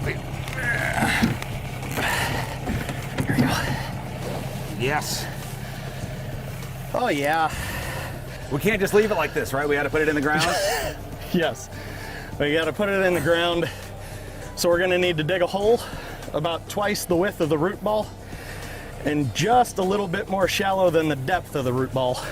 Do we have a machine? Because I'm into doing things the easy way. Listen, I understand the manual labor part. Makes you man. Gives you muscles. But I got nothing to prove to anybody, so. Because they used the word mega. It's a mega price drop on a Jeep Wrangler Unlimited Sahara over at TaylorSt.Louis.com. That's David Taylor's online home. David Taylor on Manchester in Ellisville is a completely new standard for dealers. If you haven't checked them out yet, take the opportunity right now. Employee pricing. They're giving you employee pricing on anything and everything there right now. You got to check out what they have on this new inventory for Chrysler, Dodge, Jeep, Ram. Just spectacular. Again, I'll say it. Mega offers, mega price drives, special offers on so many different vehicles. I'm looking at a Cherokee Altitude right now. I'm not even sure if I can say what it's saying online as far as the discount, but we're talking about almost 10 grand off of this thing. This dealership is absolutely amazing. It's who I drive. We made sure that both of our vehicles are from David Taylor Ellisville, not just because the vehicles are just amazing and their staff is amazing and all that they do for the community is amazing, but it's because they really do follow you and make sure that you're okay as far as anything you need support-wise for the life of the vehicle. With the auto body shop, with the incredible service department, all on the same campus. Check them out today. David Taylor Ellisville, online at TaylorSt.Louis.com. Oh, hey, just sitting here checking out all my awards. You know, there are many ways to reach us in the Point Studio. You could call us, you could social media us, I think you could even fax us. But there's a new way. It's called Mic Drop. Yes, download the Point app, click the Mic Drop feature, talk into your phone, and your message goes right to us. Look, I just got one from Jeff Burton. Hey, Rizz, great show today. I'll see you tomorrow. All right, welcome back to the program. Phone number 314-624-3833, 618-398-3833. The Mick Ultra Studio Cams, 1057thepoint.com/Rizz. The socials at RizzZ Show. Your emails, RizzShow at 1057thepoint.com. We'll play a game today we haven't played in quite a long time, a game we used to call Take 5. How would you describe this, Rafe? It's a word association? It's a little bit of a word association. Almost like just the two of us kind Mind of thing. melding. Well, not quite. I would say it's there's some elements of that. But yeah, mind meld is a good way to put it. It's a match game. It is a match game. So it's a match game that is much harder than you think. Yes. Jeff historically was terrible. Yes. Terrible. That's what made me think of it. We played it when I was in here as a guest a long time ago, or I witnessed it, and it made me laugh. And then I went and found it on the Chronicles. I forgot about it. I forgot about it too, man. I don't know why I thought about it. Well, we'll explain later, but it was fun, and it'll be fun. We'll do it a little differently this time with this crew. But Take 5 coming up later on. Your chance to win some prizes: Godsmack tickets, Gin Blossom tickets, Hardy tickets, Jim Jeffries tickets. Hey, this morning, see Moon down at the Together Credit Union Plaza at Ballpark Village. Yeah. Starting at 10 o'clock for Explore STL Fest. Yeah, it's a full-on St. Louis festival. I mean, this is for like National Tourism Week, and this is Explore St. Louis doing everything down there. I mean, there's going to be tons of appearances and giveaways from local attractions, entertainment venues, restaurants, hotels, food, all sorts of things celebrating St. Louis. Take your lunch break, come on down. We're going to be there from, the point's going to be there from 10 to noon. We also have your tickets, some tickets to win to a Point Big Summer Show. Yeah. And then we'll have a whole bunch of swag, maybe even some extra swag, just because it is Explore STL Fests down there. So I'm going to leave a little bit early. I'll be down there at 10 a.m. sharp all the way until noon. So Together Credit Union Plaza at Ballpark Village. Oh, dude, look at the weather. It's going to be so nice. freaking perfect. It's going to be nice. Hey, so last night was the wake for our buddy Ryan. Mm-hmm. We're all out there yesterday. Scott and I got there first. Yeah. First ones. Then Rafe. Yeah, I think the three of us, Rafe, myself, and Scott, were the first. In line? Scott and I got there. There was the velvet rope still put up. Yeah. Not allowed to go in yet. Not allowed to go in. You got to do the old first, post. Yep. Yeah. Yelled first. I got in, ran into the funeral parlor, which, by the way, that Schrader Funeral Home On Manchester. Manchester. Damn, right? That's a nice place. Yeah, It it's is. incredible. You could take a Gorgeous. little raft down that waterfall. Yeah, the waterfall and the little, lush garden area indoors. It's awesome. I even commented to Tim, I was like, this is beautiful. Probably the nicest funeral home I've ever been to. Yeah, for sure. Because you go to funeral homes and they're gloomy often. I mean, I get that. But this had it kind of lightened the load. It did. It had a brightness to it. Yeah, Now on the the problem- different levels and The problem with most funeral homes is they're decorated for the dead. Like you know what I mean? Like they're so outdated. Yeah, they look are. like something you walk in and you go, God, this needs a remodel. I was thinking about that yesterday. ASAP. Dude. I was like, is there some sort of funeral parlor conference in Vegas every year where they're like, hey, do not update your wallpaper. 1940s American Gothic. And if we see anybody even try to make it cheery in there, Don't go against the union. You will Right. kiss the ring. Well, it's every funeral home you go to is it feels like you're in your grandma's house a little bit. Exactly. I think Every I mean? funeral home. and I think it's kind of supposed to, maybe. It's like they got the same chandeliers that they were picking out for churches in the 70s. Yeah. It is it's going the- to your grandparents' house. yeah, It's got the a weird. same company. Even this one was nice, but it had it has the white wallpaper with the gold foil. I think it's because it's not for us. Well, it's the same companies that do the hotel Well, yeah. ballrooms. They haven't updated those. Hotel ballrooms. Yeah, they all design these brand new hotels, and they'll still look like they're from the 70s or something. I don't know where. Can you imagine how The lost? the 40s is more accurate. Yeah. Yeah. Can you imagine how lost folks would be though? Old folks going to bury a friend or something like that, and they walk into some super swanky, modern-looking lobby. I mean, they would just be like, "What the hell is Ethel getting buried here for?" Or getting sent off here for? Right. Yeah. Yeah, I guess. I mean, I'm just trying to figure out why that aesthetic specifically has been chosen. Is that a thing where they're like, this is what? it's a comfort. I guess it's comfort. So what people are used to. So don't When you change go to it. your grandparents' house, it's a feeling of comfort. Yeah, that's a good point. I would assume.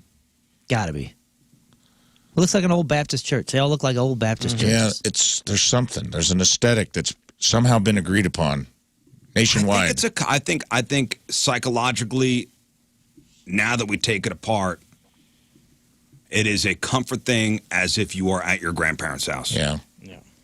Could be. That whole 1940s kind of drab. Wallpaper, wooden banisters. Old But they pews. don't look new or modern. It's not offensive. It even has that smell, like that mothball smell, kind of. But this was a nice place. I think Tommy the Boss said that's where Bobby Plager's, Funeral was? that's where he was laid out. But, there was a lot of people there yesterday. I wanted to get there early. Yeah, I don't like the wake lines. We're also in the Midwest. And They're the same everywhere. That's going to play. They're the same everywhere. You think so? Yeah. You think I've you go been to plenty of funerals back east. It's the same. Well, yeah, but I mean, back east, certain places, it's not all that different from here. I'm saying, you go West Coast or you go somewhere that's, I don't know, just a little bit more ahead. I wonder if they all look like that. I don't know. But we, so we paid our respects, met Ryan's, sisters and talked to his mom and and stepdad. Then we had a couple beers in the parking lot. Totally Missouri. That's right. It was Yeah. awesome. You guys. Had a couple Stella Artois in the parking lot, as Ryan would probably want. Yes. And then people started to gather around. You saw that, Corey from DB's had his back tailgate up, I know. Yep. and everybody started kind of gathering around. We kind of became the stop in before you go in. Yeah. Right. Yeah, I noticed that people were getting out of their cars and coming coming to to us our first. receiving line, drinking a beer, and then going in. Yes. We kind of became the unofficial vendor of this wake. Yeah. Of Stella Artois. That's what happened. Yeah, kinda- like you came to us before you walked. You and Tim walked in.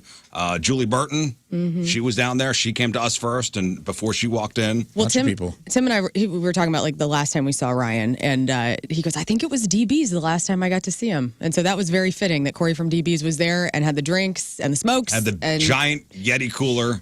Yeah, Hey, you want to have a cigarette and a beer? Fine. Very We're in the parking appropriate. lot of the funeral home And one random Gatorade, which I was grateful for Scott. Right on. Gatorade for Scott. That's nice. And then after, everybody was going to kind of hit up a local drinking establishment. I'm like, I'm gonna go to work. Mm-hmm. Yeah, I'm gonna meet my family for. You went to the gastro pit. I know exactly where you were How do you know? because I just know. I know where you all are at all times. I have tracking devices. We went to on the each of you. gastro pit. I met the family, and Rafe came along. I'm like, hey, you want to come have dinner with me and the family? And you really did, Rafe, get to witness what a family dinner with the Rizz family's like. Did I ever? What was that like? A lot of bickering. You really were like a fly on the wall for how At this point, I'm Monkey Rafe. you are, Uncle Rafe. I'm getting in. I'm diving into it. Now But I stir the pot. It was the discussion about, my son's going through finals week, in high school. How'd your final go? So we had that talk. How'd the girls' day go? Fine. And then we started getting into a discussion of, hey, have you found a job yet for the summer? And to which he replied, what was his? Real talk. Real talk. Real talk, Well, Dad. what's that mean? It means real talk. Yeah, you can't just throw out real talk and there be no talk. Right. What are you doing for a job? What do you say? Do you go to the ice rink? Yeah, they're not hiring. Okay. Maybe I'll get a job at the ice cream place. I'm like, you don't want to work at the ice cream place. McDonald's, following Dad's footsteps. No, and then my wife had a great, I don't want to, okay, fine. He can work there if he wants, but there are cool teenage summer jobs. Yeah. Lifeguard. We put him on. Lifeguard. Lifeguard. Is that the coolest? Exactly what I said. That's what Uncle Rafe said. Lifeguard. Get In a fact, I tan. found job listings for him. You Yeah. did? You applied. I go, No, bruh, you look, gotta get certified." There's 3 lifeguard positions. Go get certified. Go get certified. You're at the pool. You're going to see the honeys. You're going to get a tan. Yeah, your shirt's going to be off. You're going Right. to be off every single night. It's gonna you ain't make you work lifeguarding at out. night. Right. Is that the ultimate teenage summer job, lifeguard? My wife was a lifeguard. She was waxing, nostalgic. It worked for my Bronz daughter. and Fonz. It worked for my daughter. She still runs the pool. So your daughter's a lifeguard. She runs it now. I'm not sure if she's still. She a worked her way up. But yeah, and, yeah, and she it's started- one of those jobs. You do it one summer and you probably go back every summer. Yeah, she ran it every summer and just climbed all the way up. That's the ultimate teenage summer job. The other one that I will say, because I would not have loved that, staying in one place and doing whatever, which I did the next best thing, which was camp counselor. Dude, it was Camp so counselor, That's a good yes. one, too. It was so fun. It was so fun, and I worked my way up, and I became director of a couple different municipalities, and it was a great gig. Well, I do want to say about lifeguarding. Now, I remember a couple of years ago, there was a shortage of lifeguards in the St. Louis area where they were like, man, we can't open up some of these pools. Right. Well, a lifeguard, I want to get it right. It's a company that goes from city to city to make sure For a certification? that for certifications and staffing, they came into the St. Louis area, I think, last year. And I think we're all good now as far as most of the pools are Nice. going to be open because they aren't properly staffed. That's Thank great. God. But there are still openings. Lifeguard, camp counselor. Working at the Yeah, mall. and if you live in a small town like Shelbina, one of the great options that I got to do in high school was make meth and sell it. Working at the mall seasonally on the summers is super fun. Yeah. So, and you're indoors. It's an air-conditioned job. It's a pretty easy job. I mean, you Yeah. got to put up with people, but if you're a people person, you'll excel. I loved being outside, so Well, I was a camp counselor one summer. It did not go well. Oh God, dude, I loved it. I don't know. Didn't go well. I mean, I should not be watching kids. I don't know if she wants me to say the place, so I'm not going to say it. But my daughter got a job, and her first day is today. What kind of place? Food. Nice. Awesome, incredible food. Dad's going to go all the time. Is it fast food? No. It's incredible, so it's probably pizza company. Dad's gonna go all the We're not getting time. into specifics. Is it like a mom and pop restaurant? Yes. Okay, Nice. that's great. It's Nice. great. Will she be interacting with customers? Very much so. And that's going to be great for her. I agree. Yep. Good for her. That's awesome. Lifeguard, though, I am man. thrilled. Yeah, sure, you got to pay attention. But Mostly you're just chilling, Mostly telling you're kids just not chilling. to run. Yeah. Right. That's pretty much all you're doing. You're the authority. You maybe could save a life. yeah, That's cool. opportunity to be a hero. I hope so. Take I up. mean, I don't hope so, but- just like his dad. Listen, I'm Yeah. just looking for a fun job, Just like no his pressure. dad. I'm just looking Exactly. for a fun job, no pressure. You know, it's cool hours, opportunity to be a hero. Yeah, that's it, man. if you got Yeah, something you have like a that. chance to put hero on your resume. Yeah, that's pretty sweet. Okay, so lifeguard, camp counselor, golf caddy. Heck yeah. Not fun. Nah. You can take that one. No? out. No, I did that. It was unfun. Dragging around rich people's bags. Yeah, no people, thanks. people were either extremely nice or extreme jackasses. It was $5 for 9 holes and $8 for 18 holes, and then because it was all based on tips. So I remember the day. I came into the clubhouse. This guy comes back right before I'm about to go out, and he got like a multiple $100 tip, and he's like, "Ooh!" He's flashing it around. I was like, Yeah, "Oh, you cool." have the opportunity for tips. And they go, "Okay." They go, "Hey, you're up next." Oh, you got 18er, 18 holes. This is gonna be Boom. great. And I still remember this guy's clubs. They were Fila. I didn't even know Fila made golf clubs. Right. This cat, if you're out there, I'm trying to think of what age he would be now. Anyways, Fila clubs. You probably know who you are. I did 9 holes with this guy. It was 99 degrees outside. He gives me a Gatorade at the break at the turn, and then we did another one. And he had 3 guys with him that didn't want caddies, so they were taking carts. But their old asses still expected me to be raking their traps and giving them suggestions and doing all that stuff. So I'm basically caddying for four guys. And at the end, this guy gives me $5. Oh, fun. Wow. yeah, and that's Cash? $5 cash. Nice. Quarter and that's rolls. 4 hours, right? 3-4 hours. Dude, at least 4 hours. At least 4 hours. It's a little over $1. What golf club? What golf? What golf? Sunset Hills Country Club. And I was like, I'm out of here. That was it. I walked home and I never walked back. I mean, I'm reading up here. So pay-wise, teens can earn around $18.35 an hour, plus there's a chance for tips. That's great. That was not how it was that'd back then. It was $5 for 9 and Camp counselor, is this right? $23.58 an hour. holy smokes. One of the higher-paying summer jobs for teens. Dang. What'd you say, camp counselor? $23.58 Dude, an hour. every Parks and Rec department is like, shut up. We're not paying anything near that. No way. Negotiate your price. Lifeguard $12.20 an hour. I dare you to go in there and say, Rizz said 23 an hour. House sitter. Yeah. Summer is usually vacation season. That means demand for house sitters is up. Yep. That's a great gig. House sitting could be really fun if the family's cool and like if they have a pool and they're like, we're going to go to our Hamptons house. The work mainly involves staying at another person's house, ensuring that the property doesn't appear empty. That was one of my side hustles in LA. You just get people, they're rich. They're like, hey, you want to stay at my place while I'm gone? The fridge is loaded. Here's a ton of money, and thank you. And you're like, yes, this is great. Dog walker. Love it. Okay. Pet sitter. You know what would be a good job? Movie theater employee. I think that'd be a cool job. Yeah. Air We're conditioned. pitching- All the free movies you want. We pitched your boy at least 3 bangers. Yeah. We had a good workshop on what would fit his personality to. Yeah. Real talk, son. Real talk, dog. Cuh. Real talk, cuh. My high school For real. girlfriend did the theater job, and man, it was a great gig for me. I saw every free movie. movies, right? I saw every movie that summer. Well, while everybody's, in the heat, one of the biggest reliefs of summer heat is walking into a movie theater. It was always like, frigid. And this was in the 90s, and even then, this particular movie theater was just on its way out. It was ghetto, dude. It was so trashed. It was like, I don't know who owned it, but man, nobody went there. So you would see all the brand new movies in empty theaters. No one was ever there, dude. It was hidden. It was back by that Northwest Plaza. You guys remember that theater? Mm-hmm. I think I think it's a church now, but it was like the last leg of that theater. It was so cool. Yeah, listen, if you're a teenager looking for a summer job, think of some of the perks that would go along with whatever you're doing. So if you work in a movie theater, you know, free movies probably a perk. Yeah. If you like, I don't know, the roller skating rink would be fun. What about Six Flags? Great gig.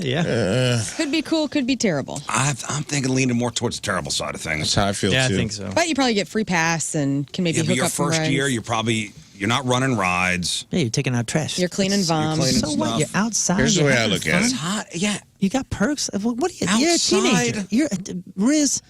Don't. I know. You're bitching You're like outside a 45-year-old on blacktop. You've humped it around Six Flags in the summer. Yeah, it's cooking, dude. Yeah, but when you're a kid, you're going you to be don't- sweeping up cigarette butts. you don't feel that when you're a kid. Yes, you do. That's why caddying sucks. It's hot. Caddying sucks because of the people. Caddying sucks also because you're humping it in July with a golf bag around you, hoping somebody's going to throw you a bone. With no shade. That's what lifeguard. You're chilling. You're shirtless. It's hot, but you're by the pool. You jump in, you take a dip. 99% boredom, telling kids not to run. Maybe getting a couple phone numbers. Off chance you become a hero. Mm-hmm. Win, win, win. Movie theater, air conditioned, free movies. Yes, you have to deal with the public, but it's very low stakes. Everything's pre-boxed. The craziest food service you're going to have to do is put some popcorn in a bag. And most of the time you go to the movies, you're in a good mood. That's true. Yeah. Like if you work at Chilling. McDonald's, you have... There's a good chance of somebody angry who's having a bad day coming in. Well, and also movie theater, they're there for entertainment. And also, if you're like doing the popcorn, if people are running late, they're on their own clock. You know what I'm saying? They're not getting the popcorn. They're running into the theater. So they're not like in a haste. Normally. They're not going to be mad at you. That's what I'm saying. It's not like you're not going to get cursed out because the popcorn sucks. Along the same lines of Six Flags, and I don't know if you mentioned this. I'm sorry if you did. I had a few friends that worked at the zoo during the summers. Oh, yeah. And they've loved it, dude. They love, and again, when you're starting, you're taking the trash out and you're doing whatever, but you're in the zoo. It's freaking sweet. You're outside. Crew of folks that loved it over there. Yeah, you can move your way up. Maybe you're interested in animals. Maybe you find an interest in animals or something like that. Oh, yeah. I mean, it's a good gig. And you can move up in the zoo. Yeah. Like you can start a position and like they have programs and you can go get educated and they can. Yeah, you go from shoveling elephant crap to working on the penguin house. Yeah. Heck yeah. But it was cool I love having that group of guys that worked there. It was awesome. We got to go free all the time. Yeah, I went for free. Yeah, free. Yeah, The free zoo? I'll get you into the zoo for They free. would always just tell us what interests to come in. I'm also trying to look at this from their perspective, right? I try to look at it from your son's perspective. He wants his dad off his ass. He wants to be like, I got a job, get off my ass. Right, leave me alone. What is the easiest pet? It's not necessarily about what pays the most as much as it's about like, I'm doing my thing, I'm pulling my weight, I'm doing the thing you want. I'm not Offloading laying pressure. around all summer. Yeah. I have a job. Get off my ass. But a job that's like clock in, clock out, go have fun with my bros. Mm-hmm. Right. I got to say, I think there was a third one. I think lifeguard movie theater. What was the third pitch we put on it? It was a good one. I don't know what it was. Ice rink? Magic House. No, they're not hiring at the ice rink. Oh. That was a good one. Yeah, it'll come. Working at the brewery. That's it. All right, today is May the 22nd. Back in the day, 66 years ago, 1958, Jerry Lee Lewis arrives in England to begin his first tour in the UK after confirming to the press that he did marry his 13-year-old first cousin. Tour canceled. 53 years ago, 1971, Sticky Fingers by the Rolling Stones hit #1 on the Billboard 200 chart. Contains the jams Brown Sugar, Wild Horses, Can't You Hear Me Knockin'. 44 years ago, 1980, the original Pac-Man arcade video game was released in Japan, hit the U.S. 5 months later. 32 years ago, Johnny Carson, Doc Severinsen, Ed McMahon retired from The Tonight Show after 30 years. Technically, it was Johnny who retired. Ed and Doc didn't have a choice. 28 years ago, 1996, the first Mission Impossible movie was released. 19 years ago, 2005, Thurl Ravenscroft, the guy who did the voice of Tony the Tiger, sang You're a Mean One, Mr. Grinch, died at the age of 91. 16 years ago, 2008, the fourth Indiana Jones movie, Indiana Jones and the Kingdom of the Crystal Skull, was released. 7 years ago, 2017, Ariana Grande's concert at the Manchester Arena was bombed by an Islamic extremist. Explosion killed 22 people, injured 116 others, traumatized thousands. And 5 years ago today, 2019, Elton John's biopic, Rocket Man, starring Taron Egerton as Elton John debuts in theaters. Never saw it. Heard it was great. Anybody see it? No, never saw it. I should see it. Good. I love him. I saw it. It was very good. And he sang. That's a big, for a music biopic or biopic. I don't know how you're supposed to say it. I say biopic. I say biopic. I thought it was biopic. I think it is biopic. Biography picture? Email us and let us know where we No, I'm screwed up. probably wrong. I'll take the L on that one. All right. Real talk, Real talk. That's what happened back in the day. I think it's important that I think the good ones, when they're not lip syncing, you know what I mean? Mm-hmm. Like Taron Egerton, took voice training and sang the Elton John songs and did a pretty. Same thing with when Joaquin sang. They didn't put as much as Johnny Cash is iconic. They didn't try to pump his voice in and make him lip sync. Yeah. So the Queen one. Bohemian Rhapsody. Yeah. Right. Did he? He didn't sing, right? I don't think so. I don't think so. But Jamie Foxx did in Ray. Right. Reese Witherspoon did in Walk the Line, too. Yes. Those, I think. Bradley Cooper. Yes. I tell you what, the Queen one, I did not like that movie. I watched it once and it was okay for me. I'm not a fan. I haven't seen a single one of those. Really? I just don't like it. Well, man. You didn't see the Queen one? No. I take it back. I did see Walk the Line. Yeah, that was good. I enjoyed that. You know what? Daniel Radcliffe Queen did a one good was job not with great. the Weird Al story. The Runaways one about the Runaways with Kristen Stewart. I think she plays Joan Jett. That was really good, and nobody ever talks about it. It's not like a musical one. Their music is in. I don't think they sing in it, but that was a really great biopic as well. Biopic? Whatever. Whatever you want, dude. Time to find out what's going on in the world of music and entertainment with your crap on celebrities. We're going to start off with a bad note. On Tuesday, former model Crystal McKinney filed a sexual assault lawsuit against Sean Diddy Combs. She claims Diddy attacked her in 2003 after meeting him at a men's fashion week event in New York. She alleges that Diddy came onto her in a sexually aggressive manner, invited her to a studio, took advantage of her, gave her alcohol, weed that she thinks was laced with some sort of narcotic or other intoxicating substances. She's asking for unspecified damages pertaining to the emotional injury, distress, and pain and suffering. I went back through and did a timeline of Diddy's allegations against him. And I want to run through this. He's such an a-hole, dude. And especially since this Cassie video dropped over the weekend and we got to see him in action beating the living crap out of his girlfriend. So in November of 2023, that is when his girlfriend that he was beating up in that video, Cassie, alleges abuse, rape, and they settled a day after going into court. They filed out of court confidential terms. So we, the public, do not know what those terms were. They dated for a decade, okay? Also in November of last year, 2 more women came forward alleging sexual abuse, beatings, druggings that happened in 1990s. The attorneys for Diddy called those false allegations. Then, also in November of last year, Diddy steps down from his TV network, Revolt. Yeah.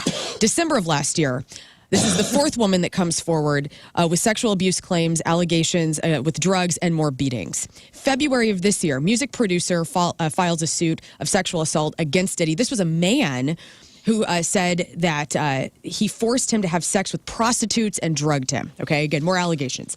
March of this year, that is when the Homeland Security raid at his LA and Miami homes happened. Cut to April of this year, lawsuits filed against Diddy and his son King saying that his son sexually assaulted a woman on a yacht that was chartered by Diddy. Wow. Now we're into May. Statute of limitations throughout the recording studio rape allegations with the teenage girl who was 17. CNN then airs the Cassie video of her being abused in the hallway of that hotel by Diddy. Diddy then posts an apology that is completely meaningless at this point over the weekend. And now we have another woman coming forward who is claiming a lot of the same instances of these other women. Hey, how about this? So the video comes out of him beating his girlfriend up at the hotel. They said that Diddy paid the hotel however much to get the video. Right. Isn't it on the hotel to call the cops? Absolutely it is. Like they have the video. Like how come nobody's asking that question? I think people are asking that question. Maybe it was the day you weren't here. We talked about it, but I was like, I hope this lady sues the hell out of that hotel for selling that tape to him. Yeah, that's wild. They have to be liable for that in some way. Isn't it their responsibility? They see something on the cameras, on their surveillance cameras. Hey, if they're getting paid off. I think so. You're getting paid off. That means that, Your security guy could have been a huge fan, and did he give him some cash? I don't know if you're going to talk about this, but Cameron on CNN. Yeah. Oh my God! I'm not going to talk about it, but he was being interviewed about. And I got to play some of this audio. Yeah, go for it. It's crazy. Yeah, go for it with this. Who was? So CNN tried to interview rapper Cameron about Diddy, and it went bad fast. So this guy was more interested in hawking his sex supplement, which is called Pink Horsepower, and then pump his YouTube show. Listen as he drinks the supplement and then asks who set him up for this interview. This is Cameron. Is there something known in the industry about how Diddy treated his artists? First of all, gross. Disgusting. Yikes. First of all, hearing somebody drink. Misophonia. Oh, yeah, my misophonia Off is to a acting creepy up. start. So I'm going to get some cheeks after this horsepower joint. I can't really tell you how Puff moves or anything like that. Mace may know better than me because he was signed to Puff. I wasn't. But my show does come on at 8 a.m. Eastern on YouTube. It's called It Is What It Is. Y'all make sure y'all check it out. What about the industry in general? I mean, so many people have pointed out that Diddy couldn't get away with this stuff if there weren't a lot of people protecting him. Who the talent agent for this joint? Like, you think I'll be sitting around watching what Diddy do and all this? I didn't know this was a Diddy joint y'all invited me to. Yo, who booked me for this joint? All right. Violent. I'll be sitting around watching Diddy and all that. Yeah, Thanks. come on, man. Thanks for joining us. Thank you for your time tonight. Thank you for having me. What a I guess he waste was- of time. He was a thing. Really? Cameron? Yeah, Cameron. I always thought it was Cameron as well. Cameron? What song did he have? I think he's more of a producer. You guys don't know his name, but he had a hit. He did. Hey, Mom. Yeah, back in like the early 2000s, I think he was in that scene. Man, you think you'd be thankful for It was like being when on Chingy TV. was coming up, and oh gosh, who else? It was like all these kind of periphery rappers. He does his YouTube show with Mace. Oh. It's got to burn Who's his a eyes. pastor now, right? Maybe we've seen that. He was a pastor at was. some point. Anyway, Anyway, that did not go well. He's a for them. pastor who's getting some cheeks after this interview? Getting some cheeks after this interview. Not him, no, not Cameron. Anyway, the timeline of I just had to go back and like look at where all this started. So from November to now, I mean, it is what an entire As an a-hole. mess, an a-hole. Now we're going to switch over to something kind of nice. A year ago, yesterday, Kelly. Foo Fighters announced that Josh Freese was going to be joining as the new drummer in place of the late Taylor Hawkins. Yesterday, he took to social media to remember that announcement and pay tribute to Taylor. He says, a year ago today, I got to stop keeping quiet about what had been referred to as the worst kept secret in the music business at the time, though I thought we did a pretty good job on our end. He says, I love the way it came out, and I'm proud of it. I joked that we were really needed. All I really needed was All My Life and then Move On because that song is so GD good. But being said, I continue to miss Taylor, as does this band, his family, his friends, and the rest of the world. We continue to try and make the most out of this situation by moving forward and doing what we love doing, playing music, honoring Taylor, and staying positive. So I thought that was really nice of Josh Freese to do. Yeah. Also, I'm waiting for the Foo Fighters announcement to happen because I swear we've been promised a Foo Fighters show for about a year now in St. Louis, and I hope we get that announcement soon. Are they announcing shows? They have been, yeah. Like they've been announcing handfuls of shows at a time, and they're due to come back to St. Louis. I thought we were going to get a Busch Stadium show. I did too. That's what the rumor was, and then that never happened. Rumor was, yeah, we're getting a Busch Stadium show. And, yeah, still waiting. Still waiting. I heard they're going to play your birthday this year. Oh, yeah? Mm-hmm. so St. Louis cool. Music Park? That's what That'd I be heard. awesome. It would what be I so heard. cool. Doobie Brothers singer Michael McDonald, who's in town tomorrow night with, who's the guy from Paul Reiser from Mad About You? What? They're at the pageant tomorrow. They're doing a show together? They are, and it's because Michael McDonald has a new book out, and I guess Which is they're doing... called Yamo Be There? Yes, it's called Yamo Be There. No. I think it's called What a Fool Believes. Yamo Be There. Keep forgetting that I wrote a book one time. I keep forgetting. Well, Michael McDonald has a very distinctive voice, as you both just shown. And apparently, a lot of people have thought for quite some time that Michael McDonald is a black man. Michael says he's flattered when people see him for the first time, and they're also surprised that he's white. Quote, my greatest desire growing up was to sing like my idols, Ray Charles and Marvin Gaye. I always kind of studied. I don't know that I studied their voices so much as I studied what I felt was in there, what was coming from their heart. But he says that is what was always intriguing to me when I heard Ray Charles sing for the first time. It's like my life was changed forever. And so when people meet Ferguson's own Michael McDonald, they are very surprised that he is white. I've never thought that. That's amazing. But I love that for him. A lot of times when people come up to us at different shows, I get the, you're taller than I thought. Can you imagine somebody going up and going, hey, you're wider than I thought? You are wider than I thought. Exactly. Michael McDonald. I get that a lot. Are you pulling up some Michael McDonald right now? Triple M. Yes. Yeah, what's Paul Reiser doing there? He's got a band? No, they're going to be talking on stage about the book and telling stories, I think. And I don't know if Michael McDonald's going to perform. I haven't really looked Paul into Reiser, you say of... Mad About You? Of Mad About You, but these days it would be Paul Reiser of Stranger Things. Oh, is he in the later seasons of Stranger Things? Isn't he one of the doctors? He's one of the doctors. He's one of the, No way. Yeah, one of the leads, I think. I mean, not see if I get a little... Michael McDonald? Michael McDonald. Or as Dan Cummins calls him, Triple M. After these messages. Okay. Here we go. Let's see. Casey. This is from the video. Heck of an intro. Come on. It's a little piece of that? He does. Oh, yeah. Wow. That's so neato. Solid piece So of that. neato. Speaking of neato, congratulations to Matt Bellamy of Muse and his partner Elle Evans. They welcomed their second child, George Julian Wade Bellamy, on May 12th. Just a congratulations. Oasis have posted a cryptic video on their social media that fans believe is aerial footage of the studio where they recorded Definitely Maybe. So who knows what this is about? I thought they're not getting together. Well, either that or something's going to happen to that studio. I don't know why Oasis is posting about it. The Grammys are set for February 2nd at Crypto.com Arena in L.A. for 2025. The nominations will be announced in November. Spoiler alert, last night on The Voice, they crowned a new champion for season 25. Asher Havan was crowned the winner, securing the win for Team Reba on her second season. Oh, Team Reba. I already knew. I already knew. All right. I knew episode 1 who was going to win. Uh-huh. 6 months after Matthew Perry's passing, the Los Angeles Police Department and the Drug Enforcement Administration have launched a joint criminal investigation into how exactly he died. The Friend star died in October at 54 from acute effects from anesthetic ketamine, the autopsy revealed. But now LAPD, DEA, they're investigating why he had so much of the drug in his system and in his possession in general. He was undergoing ketamine infusion therapy for helping with depression, anxiety, PTSD, and drug and alcohol problems. But his last session had been a week and a half before he died. So they're looking into that. Patrick Mahomes is going viral as fans claim he is severely out of shape. That's their words, not mine. After returning from the offseason, the Kansas City Chiefs posted a clip of Mahomes entering the practice facility, and social media had thoughts. This body shaming of men has to stop. I know. Yes, it's This terrible. male body shaming. Somebody said, Dad bod in full flow. Another person said, got that off-season build. My boy was in Texas eating good.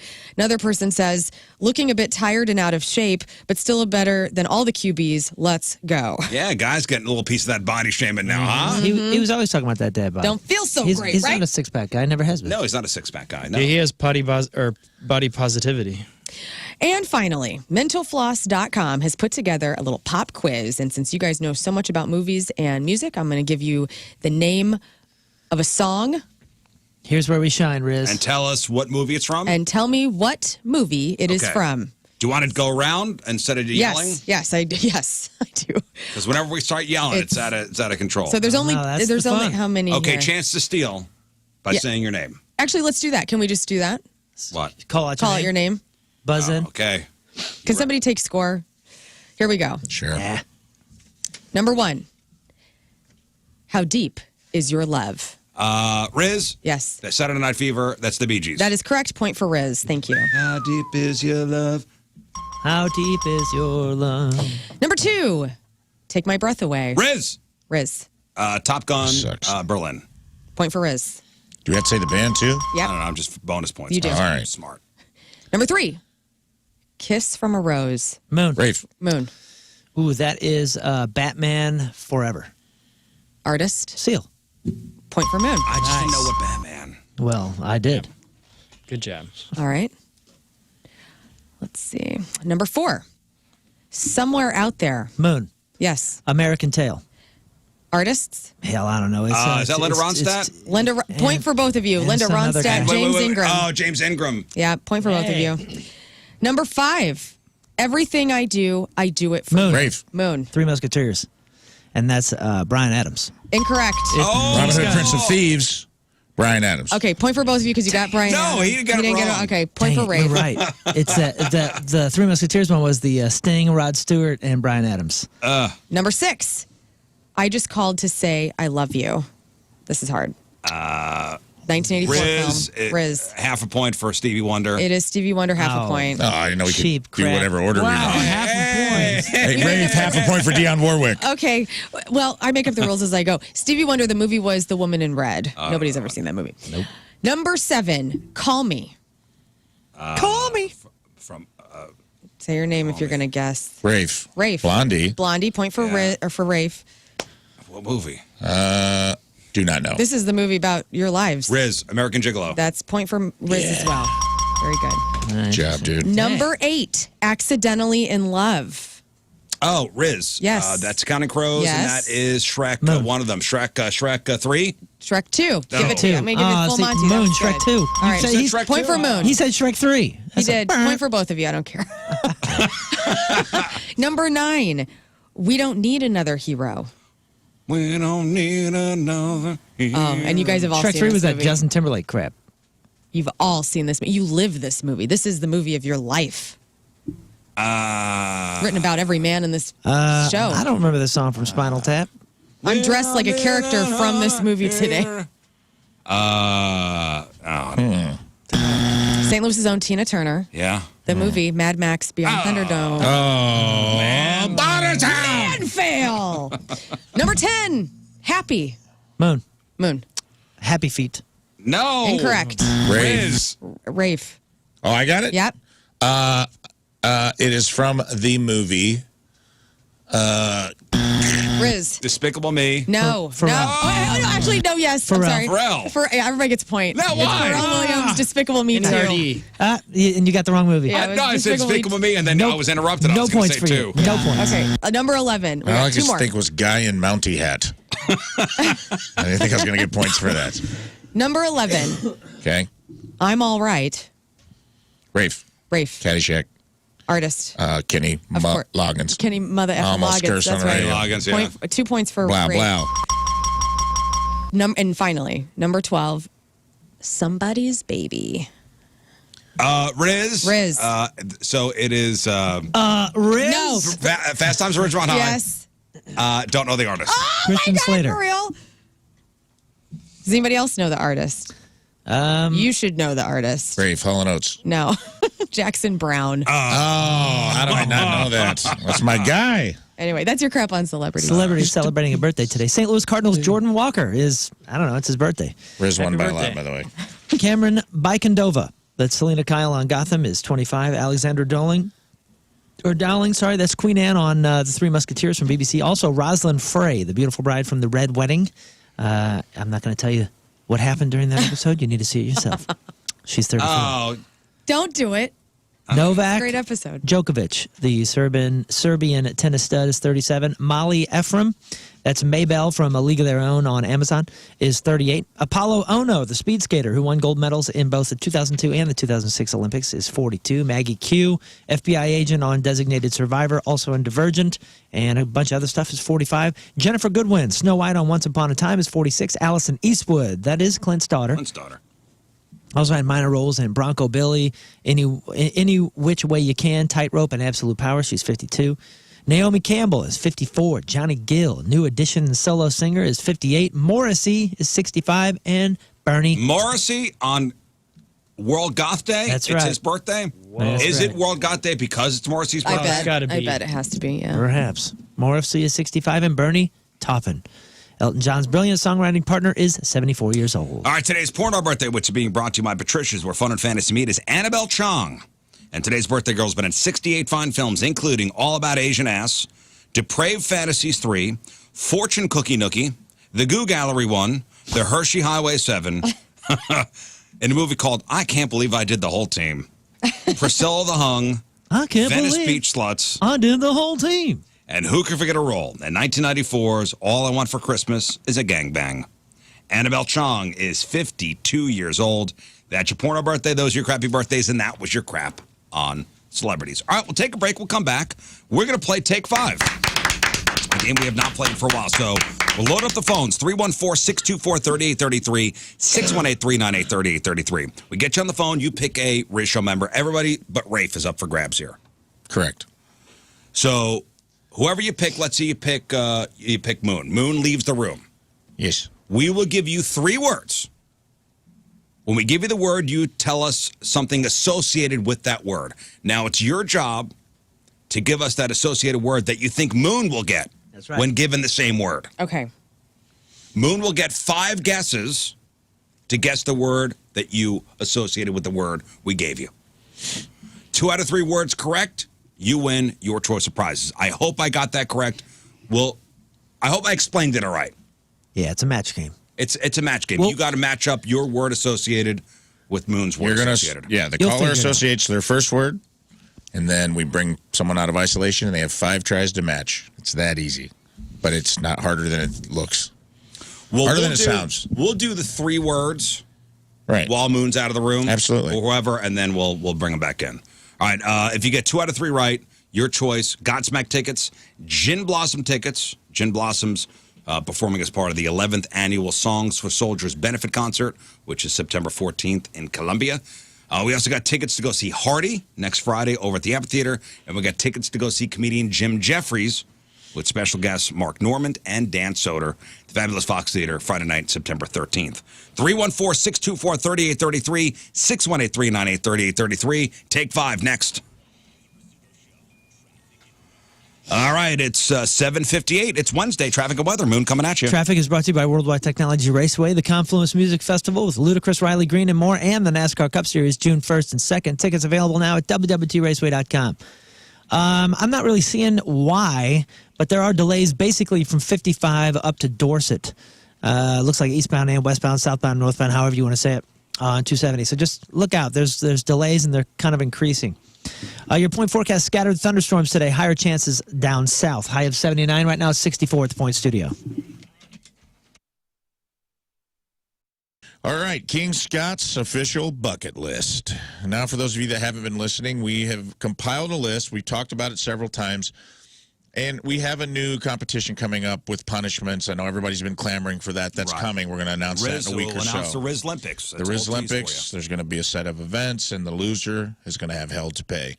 But on the flip side of that coin, because we do love each other, and we do, believe it or not, behind the scenes, there's a lot of positivity on this show.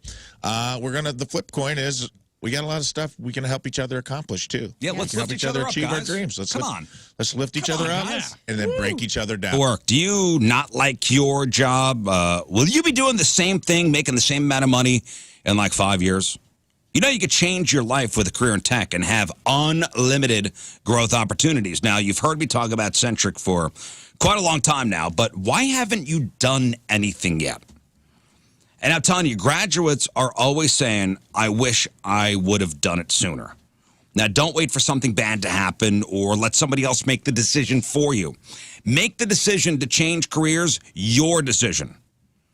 Maybe you tried college and it didn't work out. Or maybe, you're just getting out of the military and you're looking for a civilian job.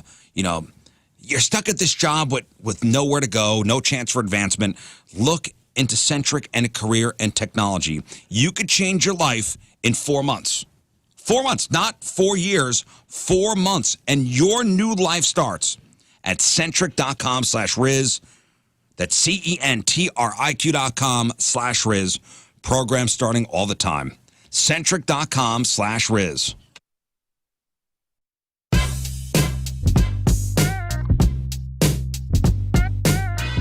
What's going on? It's Liv, and I'm in the Four Brothers Mead tent, joined by a few of the members of Papa Roach. How's it going, guys? I'm great. I'm great. Good to be here. Point Fest again. Yes, and I know you're a Point Fest veteran. This is my first one. Oh, really? And the guys were telling me, he's like, you know what? Jacoby one time came over here, took his pants off into the whole interview in his underwear. Damn, I don't so even you are remember a that. bit overdressed. Damn. It's part of my. Are we gonna roll the clip? Dude, I gotta see this. I totally forgot that. Apparently, it happened. I know. I do look good with my pants off, though. But yeah, that would push ticket sales for tonight. Totally. We're so excited that you guys are here. You got Ego Trip. Yeah, it's out. It's out. It's incredible. And we were just talking off the interview that I'm from Maine. A lot of snow in Maine, and I gotta say, Swerve is my snowstorm driving jam.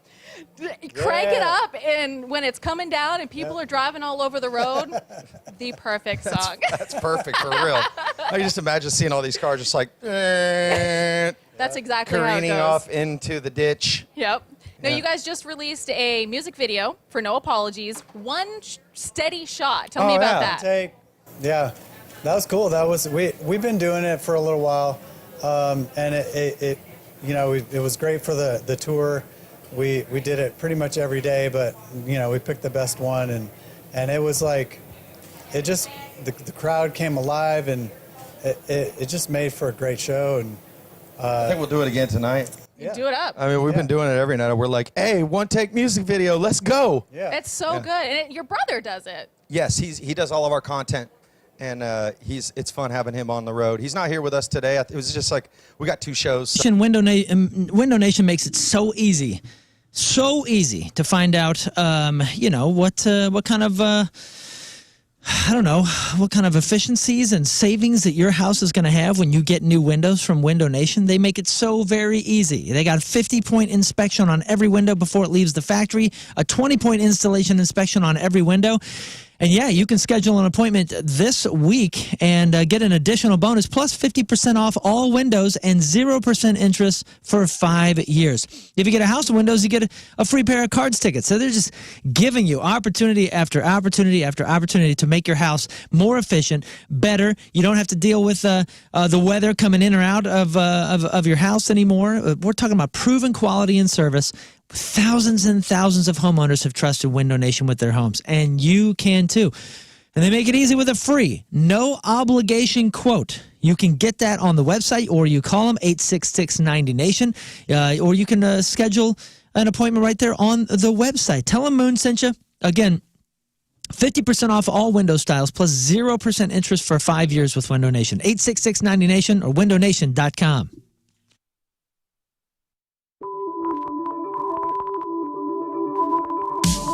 Yes, have some. You go. Hey guys, it's commercial break. Make sure to like, subscribe, and share. It's the best way to show your love for the Rizzuto Show. So cheesy. All right.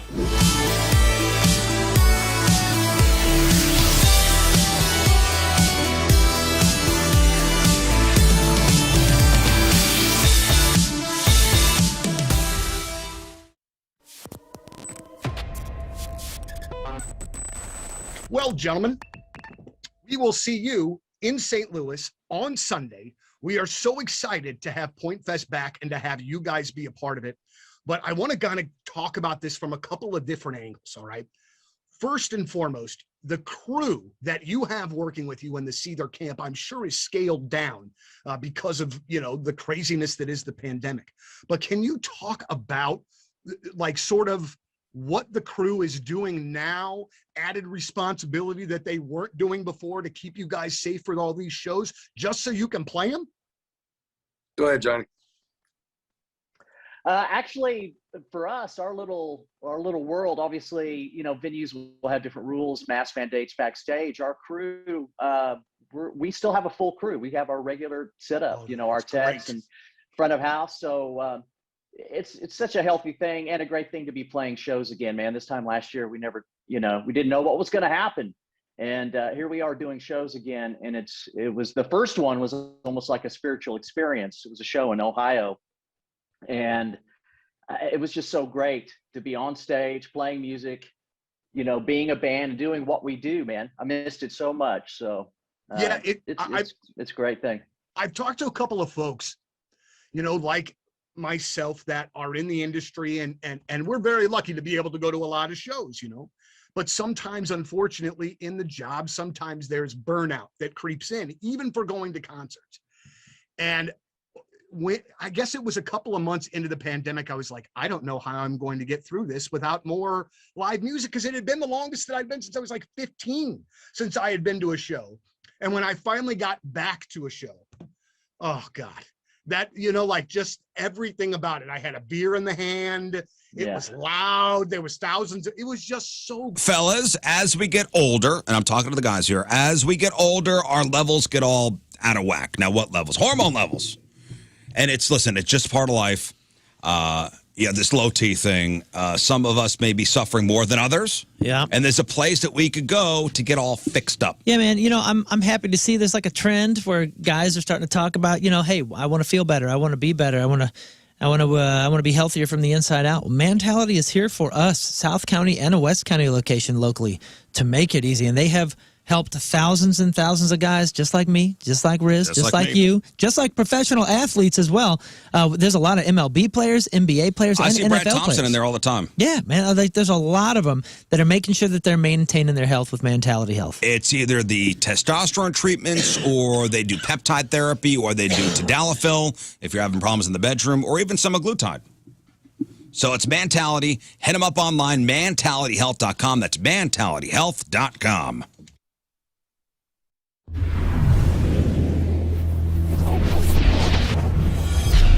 What an absolute honor. This is first Ho-Ho show of 2017. Headliner tonight, Rise Against Tim McElrath from Rise Against. Absolute pleasure to meet you. Rizzuto Show. All right, welcome back to the program. So, going to give away some stuff here in just a moment.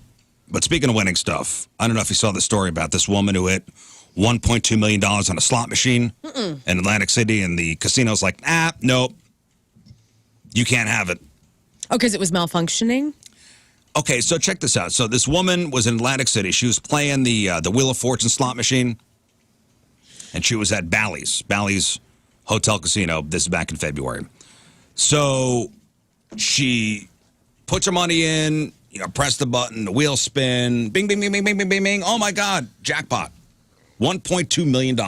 She's excited. She pressed the call button. They come over.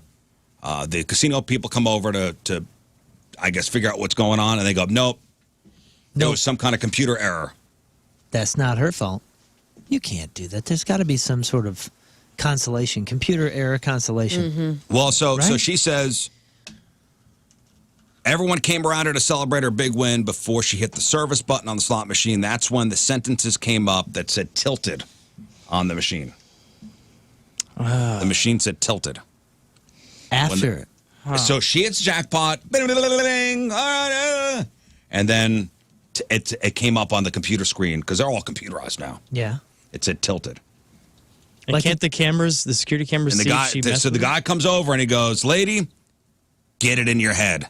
You win nothing. Whoa. Damn. Oh, my gosh. Not even Get like it. a It's dinner? Atlantic City. Get it in your head. You win nothing. You already lost if you're in Atlantic City. I was just there, and it's a crap. You don't even get like a bag of taffy? You get nothing. Nothing. So she was told the machine had a malfunction known as a real tilt, which voided the win. According to the woman, a Bally's attendant opened the machine up and asked her to spin it off, but she refused. I'd been like, sit on this and spin. The attendant then hit a couple different buttons inside the machine, ultimately offering her $350. Way less than $1.2 million. That's crazy. This happens way too often with slot machines, where you hit the jackpot and all of a sudden it's a malfunction. Did somebody perhaps what a scam bump it? Well, she's like, they fooled her with the machine before anybody else had the opportunity to like take a look at it. So the attendant like quickly did whatever he did inside before anybody could come over to take a second look at it. Man, you wonder if that's... Yeah, but you have security cameras. They could tell if something happened. Yeah, what's the insurance for the player that if something like that happens, they're not going to screw them? You know what I'm saying? Yeah. Well, she is lawyered up. She's lawyered up. She's suing. In the past, cases like this have gone to court and they've sided with the person playing. Oh, that's good. Yeah, I would hope so. Yeah. They have sided with the person playing. Like that. You would think that if they're going, okay, so if they're going computerized with everything, you'd think there'd be some sort of insurance that they're paying for, where if something computerized or something happens in error, that they'd be insured for that error. Right. Because it's going to happen. And it's going to happen. It doesn't happen often, but it's going to happen every once in a while. Yeah. And they would have to pay out the... Yeah, they got the contingencies for... That machine specifically, too, when I see it in other casinos, it's like a nationwide. It's like a running tab. Everyone playing, it's like... It goes into the jackpot. It's kind of like the Mega Millions, you know what I mean? Like that's why the jackpot's so high on it. So I'd be curious if that company. I also wonder if they pay out. So if she's won 1.3 and they're trying to hose her, will a judge be like, not only are you going to pay the 1.3, you're going to pay damages for lawyers' fees, all that stuff. Like, I just wonder if they only get paid like a fraction of it. I don't know. It's going to be interesting. I'm going to try to follow it to see how it goes through the court. Dude, I was just in Atlantic City a couple weekends ago, and granted, it wasn't some poppin' weekend or nothing.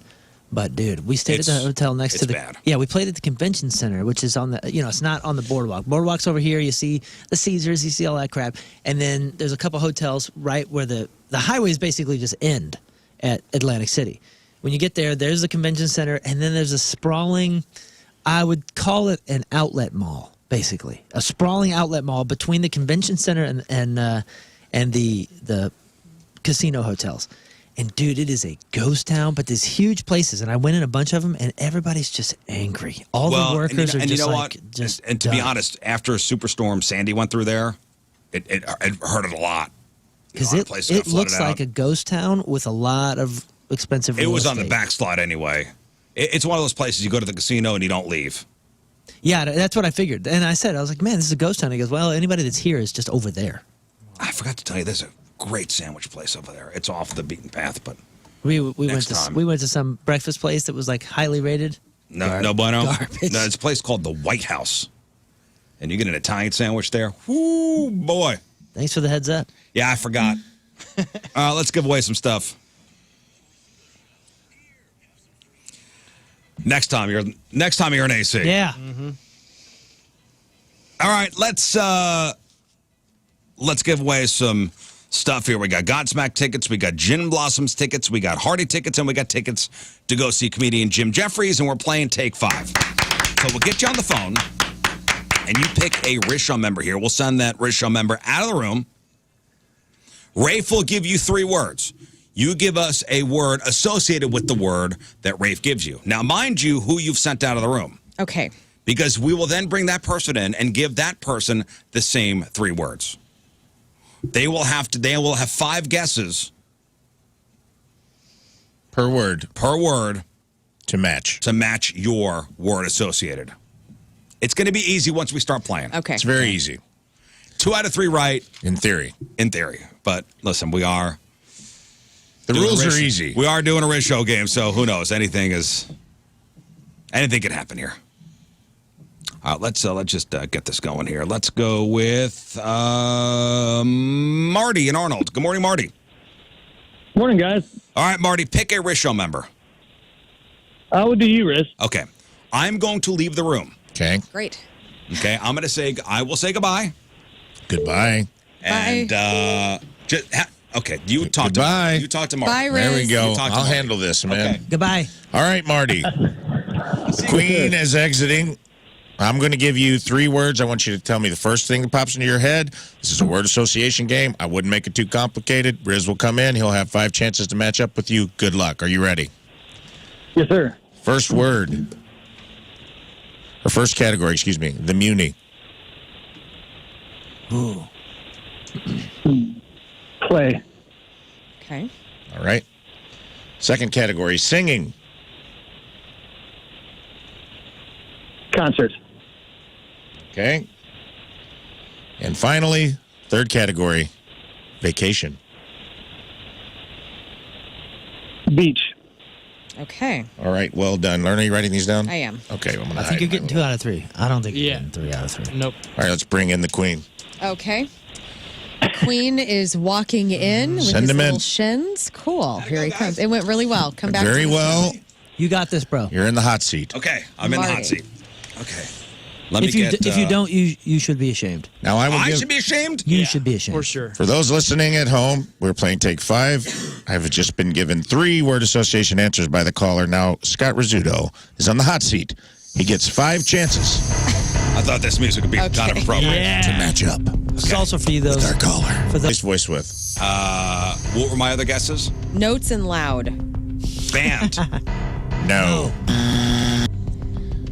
But you're dancing all around. Dancing. Ooh, daddy's on the Sammy dance Davis floor. Jr. and all Is that around it. now I'm on 4? Final guess. This is Final it. guess. This is What would it, Marty man. say? Final guess to send Marty home sad.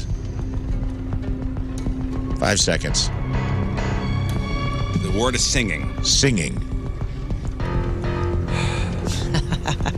This is it. I mean, this is This is terrible. If you don't get this, this is awful. Boy. You live or die. Awful for who? For Marty. Right For here. me or Marty? For both of you. For all Maybe of us. Marty's the idiot for thinking for saying a stupid word. No, he said 2 great words. He was the best at this. I'm not. This is not his best round. Stop stalling. Singing. Singing. Singing. You got 5 seconds. Group. It's over. Yep. And you're done. The concert Was Marty's. was yeah. Marty's answer. That was Marty's weak link right Sorry, there. Marty. Well, just for fun, what was the third word? Vacation. Summer. Wrong. Oh, man. Keep going. Unbelievable. Total Vacation. Christmas. jag. Wrong. No. That's 2. Beach. Why are you shaking your head at me? You get It's your nothing. favorite place. Summer was a great. You're almost more disappointed to get the third one. Yeah. Well, your favorite place is the beach. Marty, you get nothing. Sorry, Marty. You can now associate the word Scott Rizzuto with failure. Get out of here. Concert was, Get out of here. Concert was That was not my fault. That was a rough one. You shouldn't have got 2. I wouldn't have got 2. Dean, hello. Hey, hello, how are you? Hey, Dean, doing well. All right, pick somebody. I can go back out if you want, or you can pick Moon, Lern, or King Scott. Yeah, how about you go back out? Yeah, the redemption arc that nobody asked for. What an idiot. What an Good idiot. luck, Dean. Put yourself back on the table. All right, Queen, Get the hell out of here. exit. What are people thinking? What is the caller's name? I missed It's it. Dean. Dean. I am also a Dean, so I'm rooting for you, bud. All right. From one Dean to another, your first category. Is he out? Yep. Yeah, he's good. Sure he's not cheating. First category, Dean, is coffee. Mocha. Oh, boy. Okay. Oh, my gosh, Okay, guys. well. there- Now, there's- again, Dean, you want to think about what Rizz is going to say. you don't get to change You it, know, but man, just- you blew that one. You know what? It's okay. It's all right. Dean, He's not a mocha man, you're Dean. good, brother. You're good. All right? Don't listen to these squares. It's okay that a grown man wants a little chocolate drink. I love a chocolate Don't be drink. I'm mad just at saying that yourself. man out there is an angry man. All right, nothing wrong with that. Come on, man. All right. All right, Dean, your second category is aliens. UFO. Great. Okay. Okay. It's going to be tough. All right, your third category. Used an abbreviation, brother. I hope he gets it. All right. Third category, Delmar Loop. Ooh. Delmar Loop. I know it. Oh, nothing's popping for me. Are you kidding? Come on, man. Trolley. Come on, man. What, Now, come What on. are now. you doing? Learn, play the I just goddamn want to game. play. Trolley. All right. Trolley. Yeah, All let's right, Trolley. we're going to get a Wow. bunch of emails on this one. Well, All right. I'm He giving thinks you- tickets. Wow. Bring her back in. Bring in the Win queen. tickets. Shame. Shame. You better get it together. We're just giving you the Cersei treatment. I'm gonna cover these. We're going to I'm shave cover your these head. You're going to have answers. to walk naked through the city of St. Louis. Here All we right. go. All right. Okay. Here's your redemption arc. Good luck, buddy. Put your finger on the buzzer. You're gonna have it on this first one. I get it. Hey, get your finger on the buzzer. Here we go. Scott Rizzuto, your first category for your second chance redemption arc at Take 5 is coffee. Cream. Black. Hot. Keep going. Keep going. Keep going. Yeah. Come on, man. 2 more. 2 more. Keep it going. Cream, black, hot. 2 more. Decaffeinated. What the hell is this? One Last more. chance. 1 more. Or you die. Sugar. Gosh, And you're dang it. done. Mocha. He said mocha. And we, hey, we're not putting and that we on you. And Hang we on. push back. And We push back. chastised him for Why? this. I know. In a million years. Why would neither of you say I bean? said you weren't a mocha man. Or brew. Right? You're not a mocha man. No. I'm not a mocha man. Exactly. Dean bean. I mean, I thought hot, black, all good guesses. Yeah. Great guesses. So let's go ahead and wrap this up with Let's the next just go ahead category. to the next. Yeah, here we go. Next category. Mocha. Finger on the buzzer. Next category, Scott Rizzuto. You got to sweep out. I know. Aliens. UFO. Oh, man, I did not think. Nice. Wow. I thought you had a chance there. Yeah, that was my first guess, too. Holy moly. Oh, That was good. That was Here good. we Cannot go. believe, Good when he job, did an Dean. abbreviation, I thought we were done. Good job, Dean. Good job, Rizz. Good job, Rizz. Now bring it home. Now Hey. comes the controversy. Big time. I just nothing to do with you. It's going to be on us, but here we go. Do your thing. Do your thing, man. Number It's just 3. a word guess, do your like thing. association game. Okay. Delmar Loop. Trolley. Yeah, of course. There's the controversy. And There's here we controversy. go. What's a The controversy? guy had no idea, and Lern said The guy Charlie. blanked. Lern Yeah. said Charlie, then he said Charlie, and I go, this is going to come down to Yep. the third one. He's going to get it. Everyone's going to roast us. Marty from Arnold is pissed. I know. Marty Marty ain't deserves happy, them. dude. Now everyone deserves Give it to him. We got to give it to him. Way to go, Dean. Wow. So Dean. Learn was Way to go, Lern. Learn was Way to leading go, the me. witness. Well, He didn't he have a really word. wasn't helping. He didn't have a word. Well, And the word was trolley. Word Word was was 100% Charlie. mocha was a dumb word. Probably. Mocha was a dumb word. I wanted to see what he was going to say for Delmar Loop, not having an idea. I couldn't imagine what was coming next. And I didn't want to sit through another failure. So, It's part of this Maybe show. he's from Shiloh, so maybe he's never been to the Loop. All right. Who's next? Nathan, hello. Hello. All right, pick somebody. Let's go with Lern. Learn. Get out. Learn, get the hell out There of are here. people that haven't been to the state that listen to the show that know the answer to that last name is Charlie. Yeah. All right. Let me know when she's clear. She is clear. Yep. When do you guys write down the answers just to double check? Yeah, I got it. All right. Who am I talking to? Nathan. Your first category for take 5 is the St. Louis Zoo. Lions. Okay, that's Not what I would have said. There's lions, plural. all right. Your Can I second. tell you what I would have said? Of course, Rizz. Free. That's going to be the first thing she says. I don't think so. Parking. She's going to have to go through a lot of animals to get to lions. I was thinking possibly. Thinking animals would probably be the number one. Hey, listen, Nathan's playing. Nathan, your second category is summer. Beach. Okay, doubling down on that. Okay. Finally, Nathan, your final category. Movie theater. The Warenberg. Where? Warenberg? That's who you're going to go Warenberg. with? Okay, he's going with Warenberg, a company who has not been in business for Filed some time. Chapter 13 bankruptcy in 2013. All right. This should go well. Let's get her in here. It's not going to go well at all. No, it might. I don't know, dude. We thought you were going to biff UFO and you came straight Okay, out first the of all, gate. summer should be summer breeze. What? And then movie theater. Movie theater's popcorn. I'm telling that's what she's going to say first. Yeah, that's a good one. Okay. Let's- Calling her in. Watch. Help us out here. Get her in here. All right, you got this. let's go. It's going to be great. What's my friend's name? Nathan. Let's go. Nathan. LLL. Yeah. Are you ready to play? Take 5. Yes. I am brave. Your first category. The St. Louis Zoo. Polar bears. Monkeys. Hippos. Lions. Oh, you got lions. Wow. Oh, you got lions. You got lions. She just did it. What's She that? went through the Hang animal on. roster. What? Free was not the first St. Louis. Not for me. It's not. It's all about them animals, baby. Like, let's go. I What was, did I say right. first? I was very surprised. Bears? there. What did I say first? You said polar bears. There's a Polar lot of bears. animals for the 2 lions that are in the back corner. That's Can crazy. you should've slow said- down because my I'm finger's sorry. on the buzzer? Well- You nailed it. I'm excited. All right. All right, that's 1 for 1. All right, here we go. Second category, summer.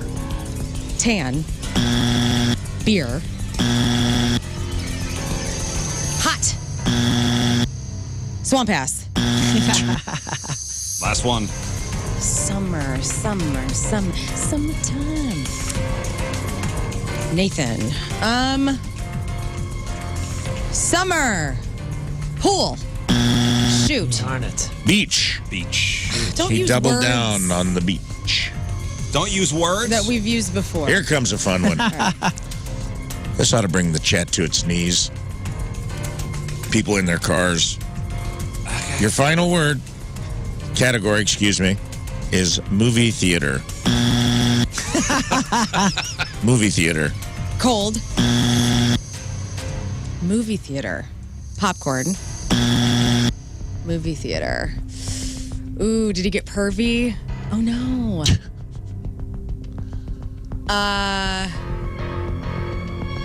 Movie theater. Lounge chairs. That's 3. Movie theater. Got this. No, you don't. Movie theater. I'm just trying to be. I'm at the movie theater. Just being What do I- on the record as being theater. encouraging. It wasn't popcorn? That was not. It was Because not you would have heard this. Okay, good. I just wanted to hear it. Movie theater. Guess No. 4. 5 seconds. 4. HJ. No? HJ. No. Okay. Hell yeah. Oh my gosh. I just want to test the waters to see No, if Nathan's a pervert. This One is more? it. One more. One more. HJ. The movie theater. Movie theater. Movies. What do you say? He said Wurrenberg. Get the hell out of here with your Warenberg. Wherein What if I'm an AMC girl? What if I'm It I don't doesn't even think B&B Wurrenberg's. theater? We none of us thought you were going to get it. That was not on you. Wurrenberg That was was on a very Nathan. specific. Yep. That was a dumb Nathan word. Damn it, Nathan. Nathan. Hello, Katie. Hello. All right, Katie, pick somebody. I'm going to go with Moon. Moon, get out. I'm out of here. All right. Be smart. What is Moon's gone. Moon's gone. Katie's in. Be smart. Be simple. Really, you just got to be smart. Yeah, just be yourself. All right, Katie. Warenberg. Katie. Warenberg. Warenberg. Right? Mocha and Warenberg. Who are these people? Come on. All right, Katie, here we go. Katie, your Yeah. first category is Memorial Day. Holiday. Oh boy. Okay. Okay. I mean, that's true. it That's could. for real. What would yours have been? Both. I would've said Barbecue? Flag. I would have probably said flag or Vacation. yes. Okay. Second category, Forest Park.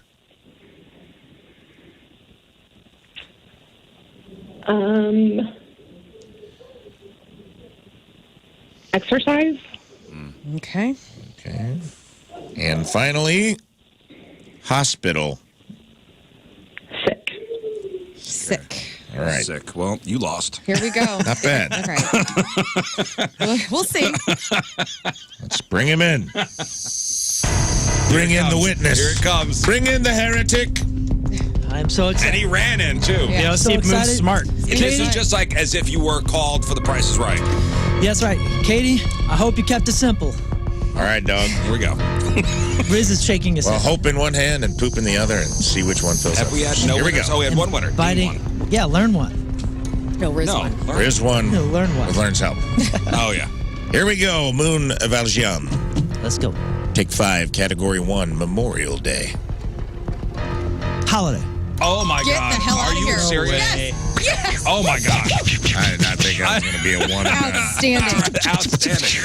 Yeah, Katie. Outstanding. All right. 1 for 1. Don't get Watch too, this. Don't Holy get too cow. up on your high Watch this. horse. How many syllables will I need? All right.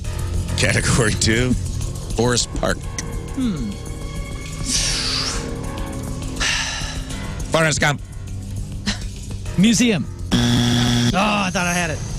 Zoo. That was only 2. Yes. Let's see. Forest Park.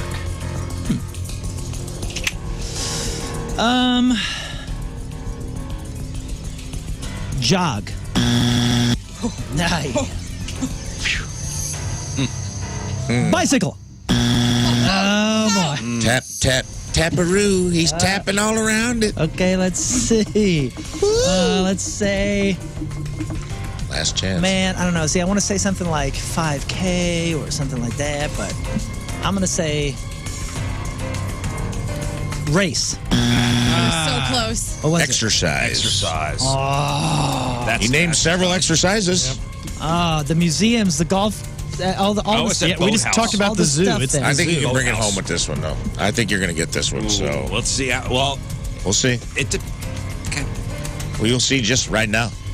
Right now. After this quick word from our commercial sponsor. Just kidding. Let's do Your this. third category is hospital. Doctor. Patient. Okay, let's slow down.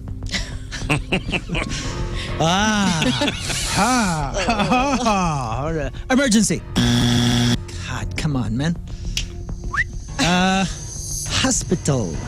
Hospital. We've got doctors. We've got patients. We've got emergencies. True that. We've got all these things. We've got hospital. Man, what direction did she choose? I don't want to say death because I feel like Katie's a positive person, so let's go positive. Let's say, how can emergency not be the goddamn word? Hospital. 2 guesses left. 5 seconds for the next guess. Let's just say sick. Outstanding. That's it. Wow. Way to go, Katie. Katie's a winner. Katie is the winner. Katie's a winner. That's a. Feeling good. It's these Ludens. I think she's positive, so I'm going to go sick. Yeah. Well, hospital. Better than death. Thank you, Lern, for these things. Mm-hmm. Saving my life. All right, one more round. Pick 5 or 6, Lern. 5. 5. Ara, good morning. Morning. All right, pick somebody. Final round. I'm going to go Moon again. Moon, Yep, here get we out. go. Yeah. He did very well. Keep it simple. Just get out. Just get Get out. the hell out of here. Get out. Get the hell out of here. All right. All right, Ara. Ara, you ready to play Take 5? Aura, you ready? I'm ready. All right, Ara, your first category for Take 5 is Walmart. Walmart. Mm-hmm. Oh, my God. You can buy everything there. It's true. What do you associate mostly with Walmart? Oh, my God. Self-check. Self-check. Interesting. Okay. That's 0 for 1. Anger. All right. Probably. All right, your second category is picnic. Basket. Very good. That's a great one. That's a dunk. That's going to be a slam dunk. there. If he doesn't get that, that's on him. Excuse me. Finally, Hacking up lungs here at the Rizz Show. your final category, pneumococcal pneumonia. Just kidding. I'm just kidding. Your final category sucks. Your final category for reals is Six Flags. Roller coaster. Okay. Okay. Very good. Okay, writing that This down. should be a winner. I believe. I believe so. I believe so. Those were very thoughtful. Oh, boy. I'm down to this. Excellent job Stand up. on her part. I was like, if he doesn't get that on the first try, that's on the him. first trier. Here we go. The final. I think we're good here, too. I did too. Well, Riz is on his feet.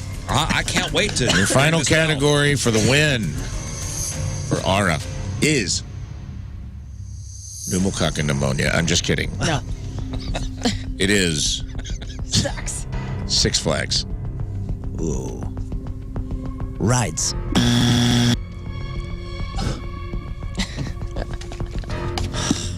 Man. Batman.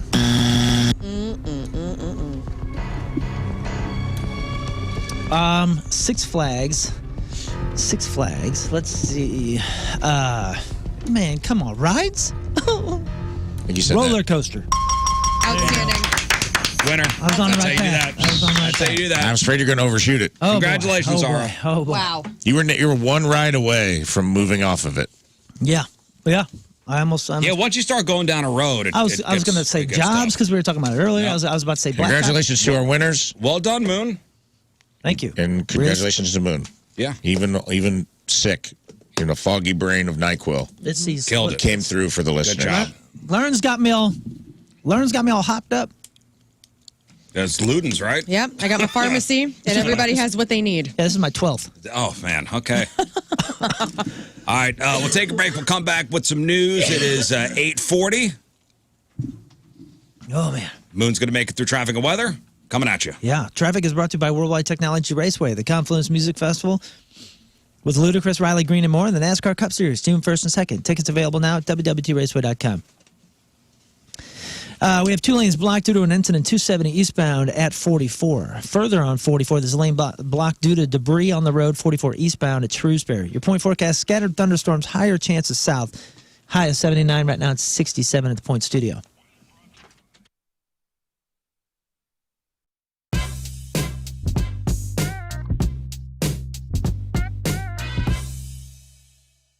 how are you, good sir? It's nice to see you again. Yeah, I'm doing well. We're chugging along on this tour, and it feels pretty good. Yeah, well, first and foremost, all right, how's the knee going, man? Are you doing okay? And I would assume that Josh has done a lot of apologizing since this all went down, but are you doing all right? Josh is very sorry, and my knee is still kind of oozing liquid, but we'll be fine. All right. It's very nice, and I appreciate you being a professional about it and all. But that looked like that hurt, and I know those sorts of things have to happen, and you got to play through the pain. But yikes, it just didn't look pleasant. Yeah, I mean, as the story goes, I tripped on. To unwind after work? Well, look no further than the party happening at Hot Shot Sports Bar and Grill's 9 St. Louis area locations. The party gets started every afternoon with Hot Shots Happy Hour from 3 to 6 p.m. every weekday and features great specials on your favorite cold drinks, including $3 domestic beers, unbeatable specials on delicious Hot Shots eats, including any of the big three for only $4, including Hot Shots MVP smash burgers, small one-topping pizzas, and orders of boneless wings for only $4 each. You can't beat that deal. And they go great with the beer. Ah, yes, Rafe, you're absolutely correct. From Arnold to Wentzville and O'Fallon to Bridgeton, there is a Hot Shots near you, and their team is serving up the best party and happy hour in St. Louis. They were voted best sports bar in St. Louis for a reason. Swing by, see the Hot Shots team, find a great party tonight, see all the locations and the full menu of the deliciousness at hotshotsnet.com. Hot Shots Sports Bar and Grill, your home for all the games all the time since 1990.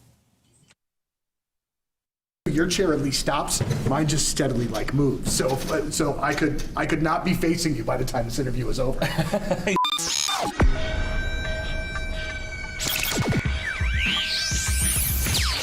All right, so here we are, Enterprise Center, gigantic sold-out show with 21 pilots tonight.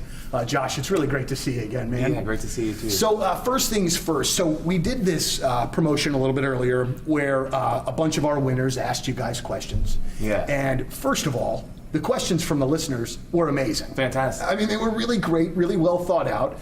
But also what I really appreciated, man, is that you and Tyler took the time to really answer the questions. It wasn't just a little goofball, smart ass answer and then move on. You guys really took the time, and you can tell that everybody appreciated. I think it just shows the kind of guys that you guys really are. You know what I mean? That you genuinely appreciate these fans, and it's not just a lip service situation. Yeah, I think, well, that was really cool, that format, by the way. I think we've done a few like that, but it's a little bit less common to kind of have people in a room, people who have invested and actually have really cool questions to ask. And I think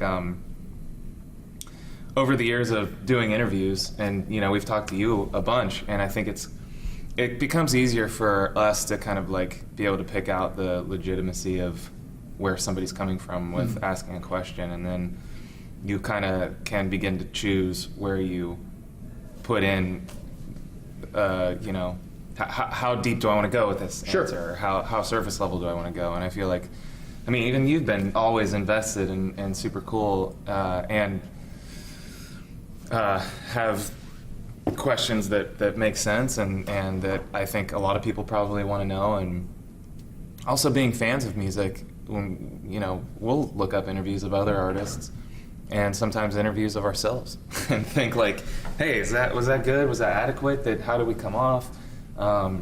And you really kind of learn a lot through that. So it was cool. I think, that dynamic earlier was really special. Well, and one of the things that we learned a little bit earlier was that this interview situation is, and I'm going to say this nicely, probably less than ideal for you. You don't love being the guy getting interviewed. Is that true? Is this, what I mean? And it's you and I know that we have interviewed each other a few times. So, but I mean, it honestly sometimes, are you uncomfortable with it? Do you not love doing it? It's a good question. Here's how I'll answer it: it has nothing to do with the actual process of interviewing. I've kind of grown up and been in and out of anxiety and had just this trouble I don't like being the center of attention, which makes it sometimes hard to be in a two-person band. And kind of like when I was younger, what got me into the drums is I was like, dude, I can just hide behind this and I don't have to say anything. I don't have to sing or be in the front of the stage.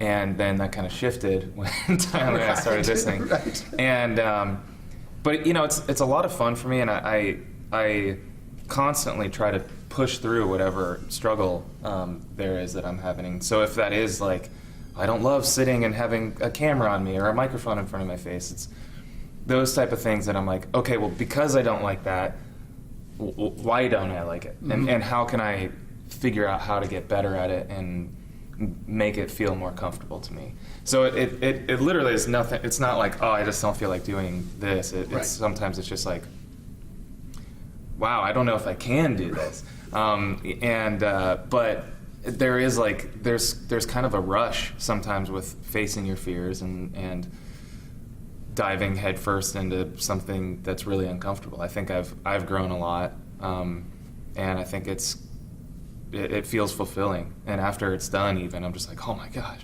it spoke with a microphone.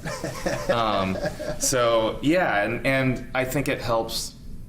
Earlier, being in a room of people who just, like I said, are invested in this music and this band and the art and create their own art, and it holds me to a higher standard. And being in front of the stage with Tyler, I feel like I have a responsibility to perform and be entertaining, and the words that I say now, hopefully, have to make sense and keep people from clicking out of the YouTube video or whatever it is. So yeah, there's a lot. Yeah, I'd tell you my biggest challenge with doing these interviews, and especially when it's somebody like you and you guys that I like so much, is I get so much anxiety in preparing and doing it that I don't enjoy the fact that I'm getting a chance to sit down and chat with one of my favorite artists. Yeah. So it's been something that I've had to kind of train myself to do, to not get nervous, to just enjoy, hey, I know a ton about you guys. Yeah. So I actually left, and this is how I know I'm progressing, is because my notes are in my car. Amazing. And I didn't go back to get them because I was like, it'll be me and Josh. Yeah. It'll just be a couple buddies chatting, man. Yeah, totally. But through all of the success, I've interviewed you guys 5-6 this weekend. Honey, you got to clean out the garage. You got to go all this stuff out of here. Well, what is that stuff? It's old scrap metal. What are you going to do? You going to just throw it out? Recycle metal so they don't end up in the landfill. You'd be amazed how much junk in your garage around your house is worth cash at Scrap Mart Metals. Now, unlike the other guys, Scrap Mart is clean, it's safe, it's convenient. Locations in Valley Park, in Peevely, and in Jonesburg. They'll take copper wire. They'll take brass. They'll take stainless steel. They'll take aluminum and cans. They'll take batteries, electric motors, steel, cast iron. You can even drive through on a scale, then collect your cash. Scale weights are visible to you. Everything is on the up and up. Scrap Mart offers the top dollar payouts for all your scrap metals. Since 2011, they provided superior service to all the customers and have assisted them in receiving the most money for their metals. Recycle smart at Scrap Mart. ScrapMartMetals.com. That's ScrapMartMetals.com.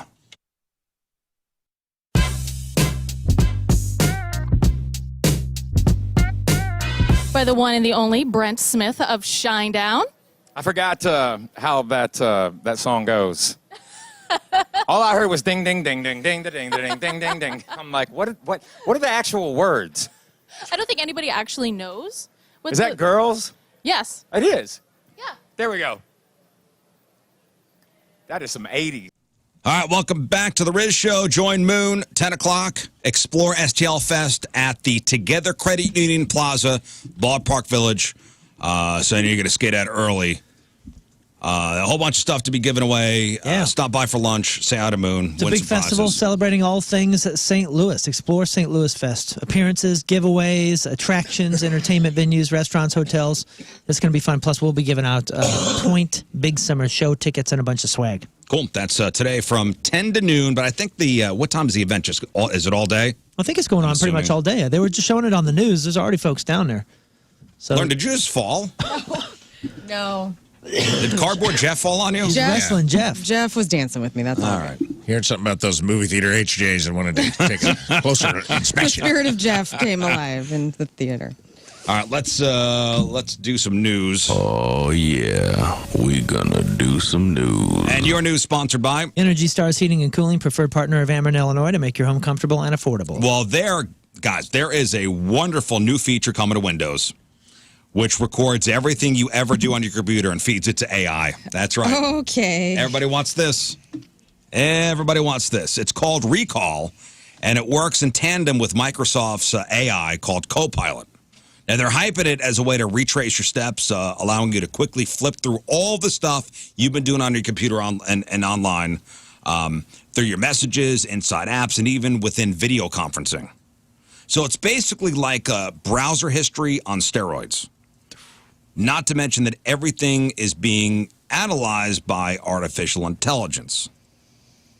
And you thought the worst that could happen with AI was taking your job, right?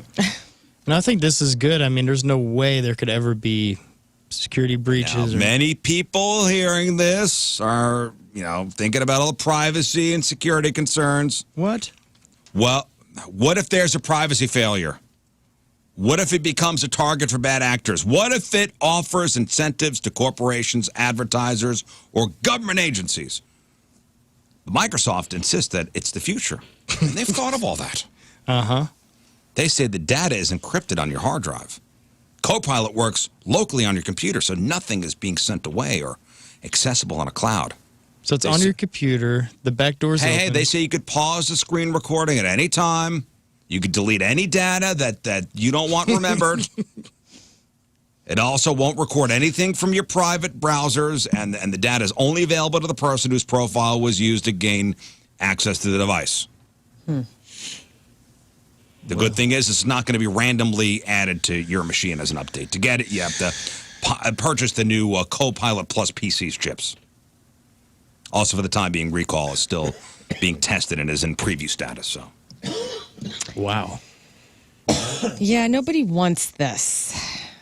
Who wants privacy? Come on. But they say it's going to be private. It's Bill Gates. Come on, AI is the future, guys. Dude, AI got me so bad yet. It's over. It's already over, dude.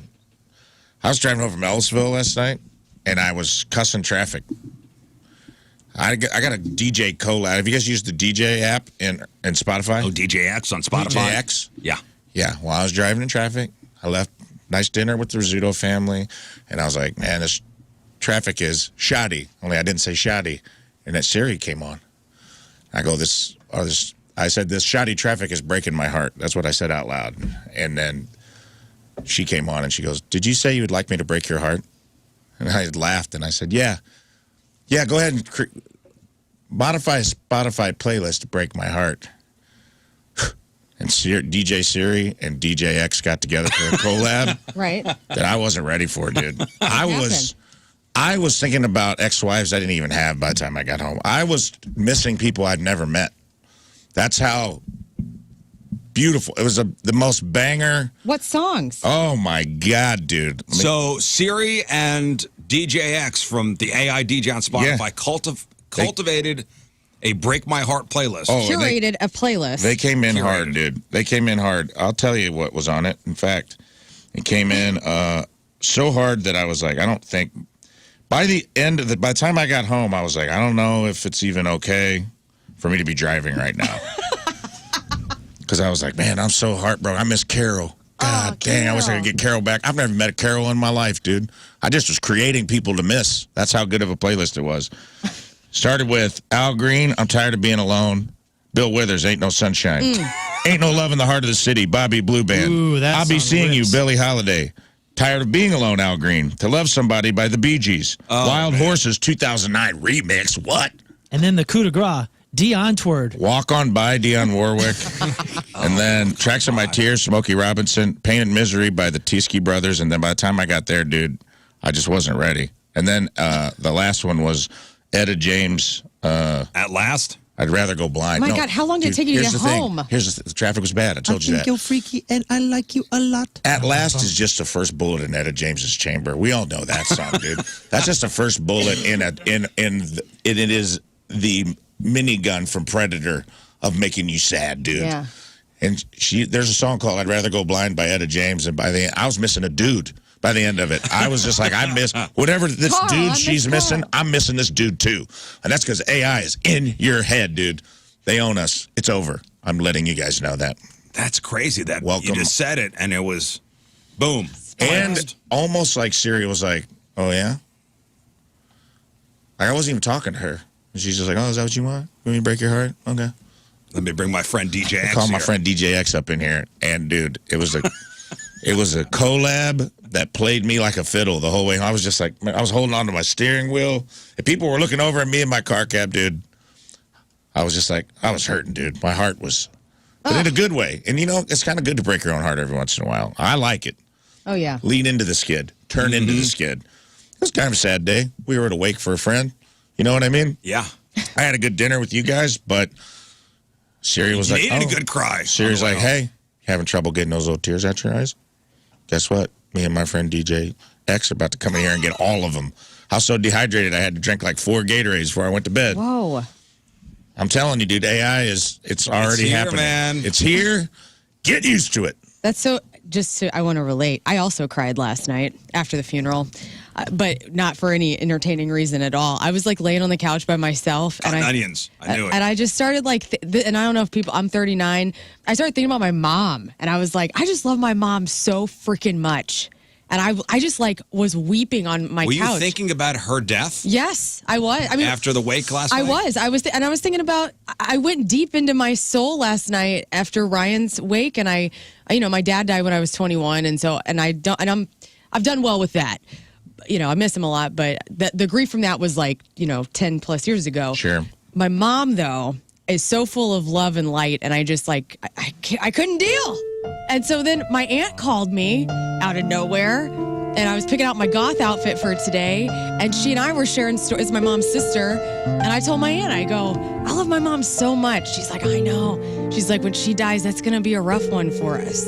She said that? Your aunt Yeah, said that? she loves her too. What is going on? I don't know, man. You guys were your own AI. You guys blew up your own brain. Gee whiz. And so anyway, it was a rough night at my house. Like As you're picking out your goth outfit for today? Which was the perfect conversation to have for goth outfit day, but yeah. Dude. We told spooky stories about ghosts. I was telling her about the ghost that lives in my dining room that claps every now and then. He did it last night. Whatevs. Yeah, I fed my sadness yesterday with a Cuban sandwich. Yeah. I mean, I did that with brisket. I was crying with a belly full of brisket, dude. You know that's hard to do. Man, I had a belly full brisket plate with cornbread. Still. Find that Etta James song, dude. Play a little snippet of it. I dare you. I'm sure it's around here I would somewhere. rather go blind. But I think you all just took my trophy for the most morose. I think you got the morose award, dude. Yeah. You go ahead and take this. Hey, I think that's normal though. I think people do that with maybe not their parents, but like with anyone they love so much in their life. And I was a real turd to my mom for a good part of my life, and I regret that. So if you're a turd to your parents and you really do love them, and you're just, I don't know. Yeah, picture their funeral. Picture their funeral. Song comes on accident, you might have to cancel some plans. I tell you what, I don't know. I hear Amy Winehouse. It sounds familiar, but I don't know. A little bit. In that. Well, you Very hear Etta much. and Amy. Yeah. Is what you hear. For sure. Well, yeah. Okay. Flip that. Flip that. But no, for sure, that's where she got her goods from, too. Yeah. Man. What's this liquid coming from my I know. I don't know, dude. My eyes are sweating. Happy World Goth Day, What is a everybody. salty discharge? Who's cutting onions in here? I'm telling you, dude. Etta James has got. That's just the tip of the iceberg, too. Then I went down an Etta James rabbit hole at home, ate 2 gallons of ice cream, drank 4 Gatorades. You on your period, dude? I think so. I think I might have had my menstrual cycle. It was crazy.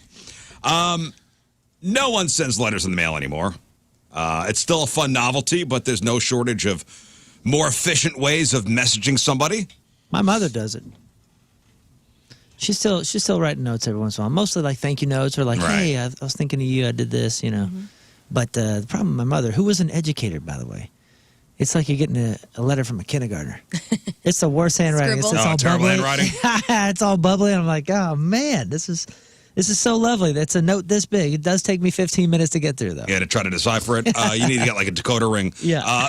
Maybe we will all be, more likely to mail things if postage stamps smelled like freshly baked bread. Go on. France has just released a new scratch and sniff stamp that smells like a baguette. That's brilliant. Yeah, the ink apparently has microcapsules that provide the scent. The stamp also has an image of a baguette decorated with a red, white, and blue ribbon celebrating Saint Henri, the patron saint of bakers and pastry chefs. And generally, the baguette is a symbol of national pride in France. So I was thinking, if America did this, what would our scratch and sniff stamp smell like? Tires. Fries. Oh. Fries? Fries, yeah. I was thinking Budweiser. What would our America's national stamp? Would it smell like apple pie? No, it smells like Sage. That's Birmingham tires. Man, dude, and you know, with all the smells in our cars now trying to kill us and all that kind of stuff, can you imagine? We're probably just killing mail carriers now. Right. Because their whole van or whatever you call it thing will smell like... Yeah, not just America. smells like bread. What does America's stamp smell like? Rafe. Sour cream and onion. Scott. I'm going to say hot dog. Hot dog. Oh, yeah. He's kind of right. The hot dog water. I'll say barbecue. Good. Barbecue. I don't think I would be happy if I was licking stamps or licking envelopes and putting barbecue stamps on. So what should it smell like? I don't know, man. It's got to be something. It's got to be something cutesy. I mean, bread is pretty freaking awesome. But France already has the. I know. Let's just go. I'm gonna go back to fries. It needs to be something kind of salty. Sage. America's stamp because it smell like Sage. What does Sage smell like? Jersey. Methamphetamines. No. Let's see. You know, my apologies to everybody who lives in Sage. I think the theme park ice cream places. We talked about the other day how they have that smell. Oh yeah, that's a good one. That'd be stuck on the ship since March 26th. Remember, the Dolly lost power, crashed into the bridge support, killing 6 construction workers. Crews will now work to clear all the remaining bridge debris before the channel is fully reopened. Rebuilding that bridge, it's going to take 4 years and cost $2 billion. So, man, just staying there on that boat for that long. Yeah. Yeah. Fun times. Don't hit the bridge next time. Next time, I guess that's true. All right, that's your news. Here is sports. But first, did you hear about the retirement? He's retiring. I didn't see it. Competitive eater.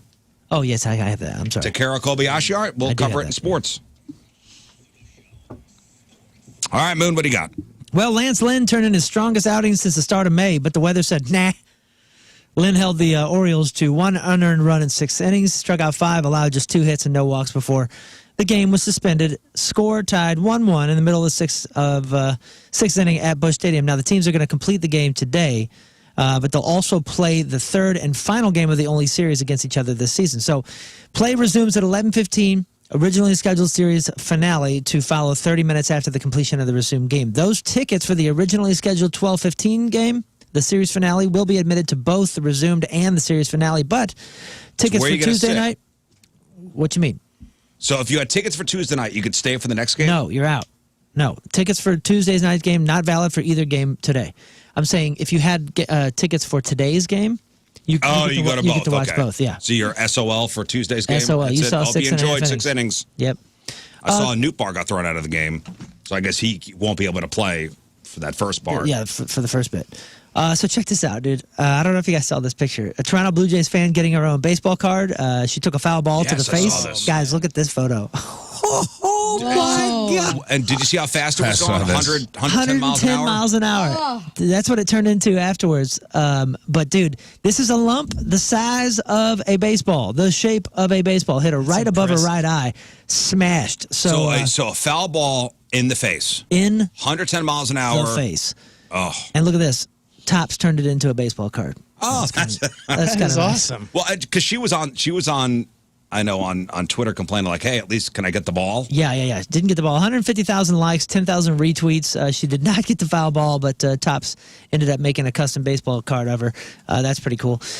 As you mentioned, Takara Kobayashi, the Japanese eating legend who won 6 consecutive Nathan's hot dog eating contests, is standing down from all future food challenges because he quite literally no longer has the hunger to compete. 46-year-old announced his retirement on the new Netflix documentary, Hack Your Health, The Secrets of Your Gut. My wife is watching this. She says it's great. After doctors discovered that his brain had become repelled by highly processed food. Quote, for the past 20 years, I've been in this field. I worry about the consequences of my decision, but most importantly, I want to repair my brain and gut. Kobayashi spent more than 2 decades chowing down on hot dogs and other highly processed food, with his enormous appetite earning him worldwide fame and an income of about $650K per year. Yeah, so he was, I mean, it's good living. Good living.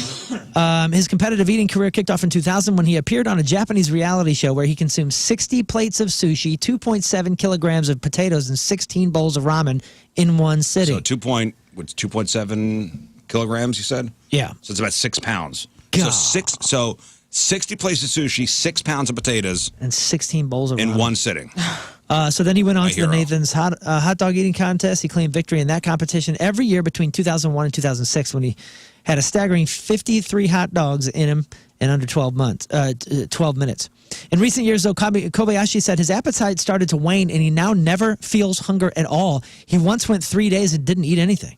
When you eat too much, you lose the ability to smell the food, and you also ignore signals from your body, such as feeling full, he explained.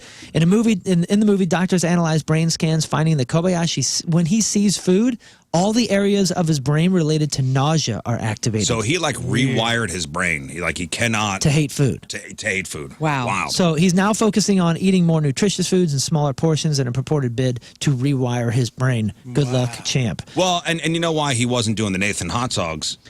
Because he started doing his own, and they banned him. His own thing, and they banned him from that competition. I think it's because he started making money doing all this other stuff, and that was they were worried about it encroaching on their Well, there's a federation of competitive eaters, and he didn't want to be part of the federation. And they said, if you're not part of the federation, you ain't doing this contest. Right. Yeah. So he's like, screw you guys.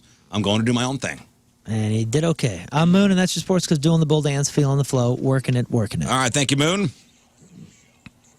All right, you are officially released to Ballpark Village. I will see you downtown at Ballpark Village. Explore St. Louis Festival, 10 a.m. to noon. Come on down. Big Summer Show tickets will be given away, and then the whole festivity is just wild down there. They've already got tons and tons of booths and people doing fun stuff, playing games, giving out food, all sorts of fun. Explore St. Louis STL. I'll see you down there at 10. All right, Rafe, emails after the break? Yep. All right, it is 9:10. It is Wednesday. Traffic and weather, Moon coming at you. Traffic is brought to you by Worldwide Technology Raceway, the Confluence Music Festival with Ludacris, Riley Green, and more, and the NASCAR Cup Series June 1st and 2nd. Tickets are available now at www.raceway.com. We got a lane blocked due to debris on the road, 44 eastbound at Shrewsbury. Your point forecast, scattered thunderstorms, higher chances south, high of 79. Right now it's 68 at the Point Studio.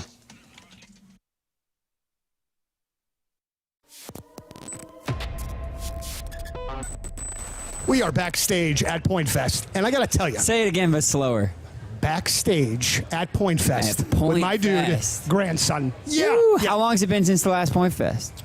Oh, 2 years almost, probably. A We year are and a half, for sure. backstage and doing it. At Point Fest, and we're doing it. And we're it's doing beautiful. It. Come rain or come shine. All right, here, I got a first question to ask of you. What's up? All right. Whoa! I'm here for an interview with grandson. I have an interview with grandson today. I thought that I got this one.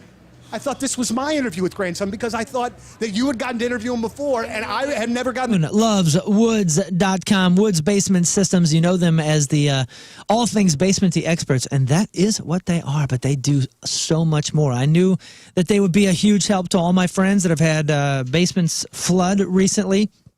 I've sent them a lot of people because of all these storms and this water just coming in and ruining people's foundations, or crawl space repair, mold prevention, egress windows. But for me, Woods Basement Systems actually helped concrete level my entire front porch and install piers. Now, I've said this before. You may have heard me talk about this, but look around at your driveway, your porch, any sort of concrete that you may have that's kind of sinking.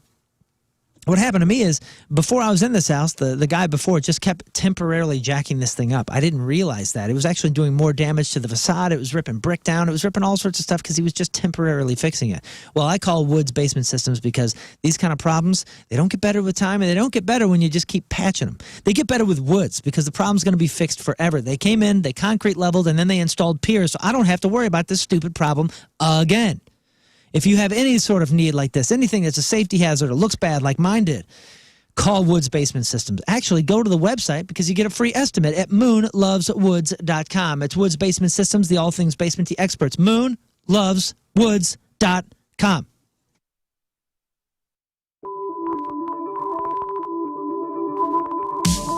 Yes, have some. You go. Hey guys, it's commercial break. Make sure to like, subscribe, and share. It's the best way to show your love for the Rizzuto Show. So cheesy. All right.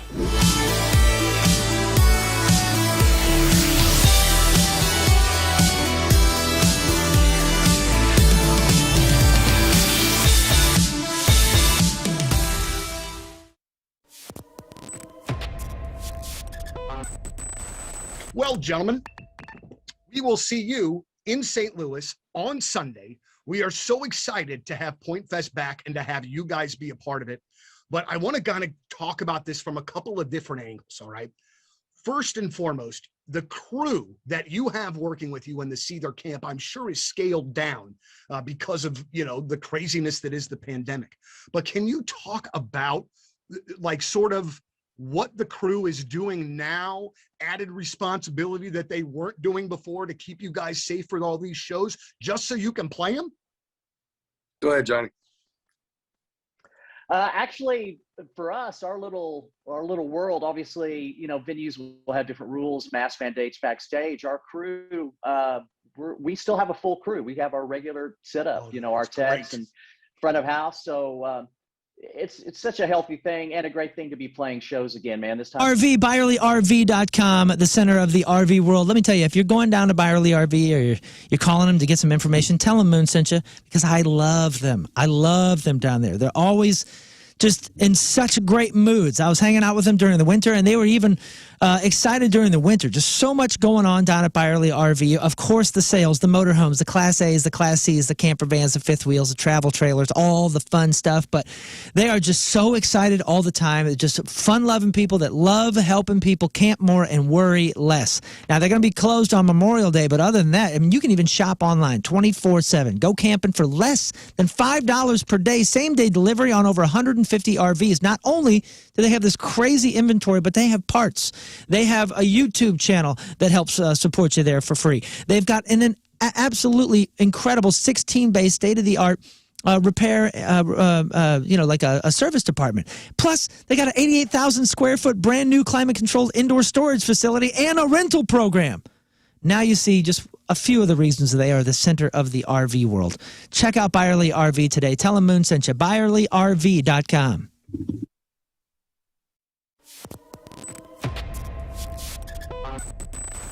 It's Donnie Fandango backstage at Point Fest. For one, I just almost fell out of my chair. It is. And for two, boy, that would have made a really great way to start the interviews of the day. Yeah. All right, so let's settle this first and foremost. You and me here right now. 0936. Yes. All right. I heard it in a couple of different ways. It confused the hell out of me, man. It confuses me. Okay, well then good. Then I don't feel as bad that it's not just me. I put the colon in there to be read as a time. You know what I mean? Yeah. No one says it's 9:36 o'clock ever. Right, ever. It's never happened. It's never happened. And it never should happen. And it won't. I promise. Man, I was reading a bit about you, and it feels like we, as younger guys, had a similar sort of experience.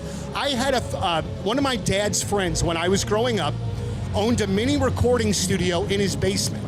And so I got to go over there when I was like 7, 8, 9 years old and watch the guys plug in and tune in, and then they'd let me mess around on the microphone. And you had kind of a similar thing. Yeah, it was more just like 3 plywood or 4 plywood walls and then a microphone. But my uncle knew how to, he mixed. He made beats. Sure. He's not Dr. Dre, but he made beats. You know what I mean? And he sold them online. And that was his side thing. And so that was very easy way to start. Yeah. Being let me see what's up. So I was doing little sample things for him. He was like, hey, talk, and sample for a beat. And then I remember I wrote a rap, and I was like, can you record me? Wow. That's yeah. What was it like when you heard yourself? was hard. Well, I was 10, so I thought it was super sick. And if anybody heard that now, I would be so upset. I'd be offended. But it shows where you've come from. I don't want anybody to know. I don't want anybody to know. Some guy pulled us over. Well, didn't pull us over. We were pulled over in a parking lot the other day counting merch. And this guy comes up and says, "Hey, don't mean to bother you. I know you're a musicianal act." Not a word. And then he said, he was leaving. He said, hey guys, just remember, you got to be somewhere. Okay. I don't know. Just keep it in mind. All right. Well, I think we're just going to probably stew on that. Got to be somewhere. That's what I was getting at with what you just said. So talk to me about some of your friends that are already on our show today. The Shinedown guys are who you're currently out with now. Yep. Is this kind of like one of your first big runs, or have you been out a bunch, or where are you in the touring stage of your career? I've never toured before. Oh, wow. And then they were like, hey, touring's back. You want to go for a fast-growing business in St. Louis? Listen up. NetSuite's Business Grows Here event is coming to St. Louis Thursday, June 27th. Do not miss this. Now, why St. Louis? Because NetSuite knows St. Louis is a hub for entrepreneurs, forward-thinking founders, a top talent pool, and pro-business leadership. Apply to attend the business event of the year taking place at Union Station on June 27th. You'll learn how Missouri is paving the way for new business growth and capital, see how technology fueled by AI is shaping the way we grow and run our businesses, and you'll be inspired by business leaders like Jamie Siminoff, founder of Ring Video Doorbell, who's headquartered his next company right here in St. Louis. NetSuite by Oracle Business Grows Here is free to attend if you qualify. Apply right now to find out because seats are going quickly. Block out your calendar, June 27th. Apply at netsuite.com/Missouri. That's netsuite.com/Missouri. It is a very, very big day in the land of Red Hot Chili Pepper fans everywhere, and I am so unbelievably honored to be joined today by Flea from the Red Hot Chili Peppers. Flea, St. Louis is saying hello to you. I love St. Louis, and I fondly miss the raucous nights, Mississippi nights that we used to have over there. And hello to everybody. Love to one and all. Man, it's really great to hear your voice, but also... If I believe this. Someone conducted a poll and asked men, would you take a penny if they saw it in a urinal? So if you saw a penny in a urinal, would you grab the penny? Hell no. Scott? Not worth it. Okay. I won't grab a penny off the ground. If I'm like, I'm not bending over for that, let alone out of a urinal. Urinal, yeah. 490 people weighed in. So the poll was 490 people. 428 said no, which is the correct answer, assuming your job isn't cleaning the restroom. But 62 people said yes. That's almost 13%. Dang. In the comments, one person who voted no said, a penny? Why would you even consider it? Another said, if there's a perfectly clean penny on a table, I still won't take it. One guy said he'd do it for $1. If that's a paper dollar bill, isn't that worse? I don't know. If it's a coin, at least you could wash it in the sink. Right. But somebody who voted yes, they said if you see free money, you take it. End of story. Huh. These people have been taught the wrong thing. And this is an interesting perspective. I won't keep it, but I don't want to leave it there. What? Okay, so they're worried it's going to get... jammed up? I don't know. Like jammed up in the plumbing? Well, that's kind. That's Nobody pissing on Lincoln on my watch. That's a patriot right there. Yeah, that's right. I like that. I salute you, sir. He already got shot in the head once. I ain't letting him happen again. No, nobody's picking a penny out of a urinal. Mm-mm. I'm sorry. Sorry, Abe. Now, what if there's a $20 bill?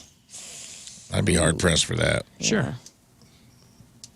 I don't know, man. There might have been a time in my life I'm scooping that 20, but just it's on top of the urinal sitting cake. on the cake? On top of it, sitting on the cake. Nah, man. Nah. You taking the 20? Scott? I might as well, right? Scott, are you taking Why the not? 20? I'm going to reach my hand in there, hopefully not miss the 20 and, scoop up the cake. Learn there's a 20 floating in the turlet. Hot shots on a Toilet's worse though. This is sitting on a nice hot shots on a Friday night. Which hot shot? I have a follow-up question for this also, for Scott, and depending on what Lern says, but Oh, God. What's your follow-up question? I gotta wait. Okay. That's why it's a follow-up question. No, I'm not picking up the 20 in the toilet. It's poo It's a in toilet there. 20. It's a poo 20. I don't want it. At least the urinal 20 is like nobody's pooping in that. You know, it's just urine That we know of. that we know of. That's right. I've seen some things. Mm-hmm. Follow-up question? You taking it? No. You would take it. Question: would you pee on it first, so at least it was your pee was the last pee to question. touch it, Great question. or would you pick it up pre-pee? I mean, you'd probably go like, no, you're not. Well, peeing you on get it a again. napkin, and then you go, you put It's already soap on it. wet, Yeah, yeah. so you it's get a clearly been napkin, peed though. on. You gonna pee on it so to I guess, cleanse it? no, I'm not going to. I don't want. I'd pee on it wanna, first. Well, no, I want to touch the other person's urine. I just think it'd be better in the long run. No, I don't know. I actually wouldn't grab that 20 for anything. It's Don't not back worth it. out of Hundo? it now. Hundo? Hundo, I'm peeing on it, and I'm taking it. Yeah, I'm taking Hundo, the you're taking- Yeah. Yeah, you can I'm wash gonna that. put it under that little air dryer. But when you guys put soap on it, Oh, yeah. On a I would Hundo pick it and- up You'd at the launder the money? corner. yeah. I'd pick it up at the corner. I'd And also, get a napkin, in get a napkin. my scenario, the 20 is, or the 100 is stuck to the rim of the toilet, and there's a corner just peeking out of the water, and so it's kind of dry a little bit. I would pick up that nasty corner, and then I would walk it over to the sink. I would fill the sink with like soapy, bubbly water, and let it chill there while I use the facilities. Then course. come back, and then I would air It's dry gone. it. Somebody already took it. Oh man! Yeah, somebody already took it. You're gonna wash it in the sink and leave it? Well, it's a one-stall bathroom, dude. So nobody else is in there. It's a with me. one-seater? Yeah. There's a lot going on in this bathroom. This is my fantasy. Okay. I would actually come out and trade. No, it's hey, not. It's Rizz, do you have- mine. Rizz, do you I- have a few 20s I could trade this and just trade it to Rizz? Once we go to a hundo, now my game plan changes. Yeah, I am peeing on it myself, but I'm gonna check my pressure. I'm gonna try to pee it right out. You know, when you're trying to like pee the little poop streaks off the toilet. Right. So you're gonna pressure wash I'm it? gonna try to pressure wash it right up and out the side of the bowl of the urinal, and then for some reason I feel better about picking it up off the ground Wow. than putting my hand in the urinal. I don't know That's why. a risk, I know 'cause it's the you same could- amount of pee. It might but get stuck to the back of the urinal. Then you It have could. to like really dig in there. And It could, dude. I could blow a hole in it. I've got a very wide urethra. I could blow a hole right through Ben Franklin. But still good. I'll tape it up. Well, I'm glad I got everybody's temperature here. Well, we tackle tough topics here on the Yeah, we Rizzuto do. Show. All right, listen, we got to take a break. We'll come back. We'll get to your emails. I'm sorry. so stupid. All right, it's 9:25. It's Wednesday, traffic and weather. One final look, Lern, coming at you. Yes, and your traffic is brought to you by Worldwide Technology Raceway, the Confluence Music Festival with Ludacris, Riley Green, and more, and the NASCAR Cup Series is happening June 1st and 2nd. Tickets available at www.raceway.com. Nothing to report out on the roadways. Andrew asks, what if it is sitting under a turd? That 100. How dry is the turd?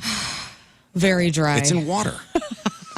I mean, is this like a good, there's different consistencies. Yeah, okay, all right. Leave it there. Oh, is it my turn? Yeah, go. Oh, go to commercials? No, don't. Hang on. I thought you were going to answer about the turd. No, Anyway, no, I'm no. sorry. Hey, scattered thunderstorms. Higher chances south tonight for those thunderstorms. High as 79. We'll get down to 63 right now. Your point weather is 68 degrees at 9:26. Thank you.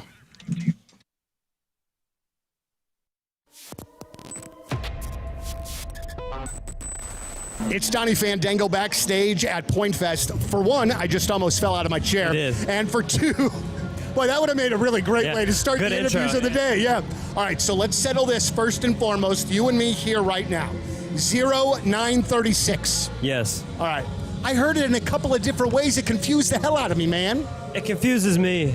Okay, well then good. Then I don't feel as bad that it's not just me. I put the colon in there to be read as a time. You know what I mean? Yeah. No one says it's 9:36 o'clock ever. Right, ever. It's never happened. It's never happened. And it never should have. Windows Direct, shall we?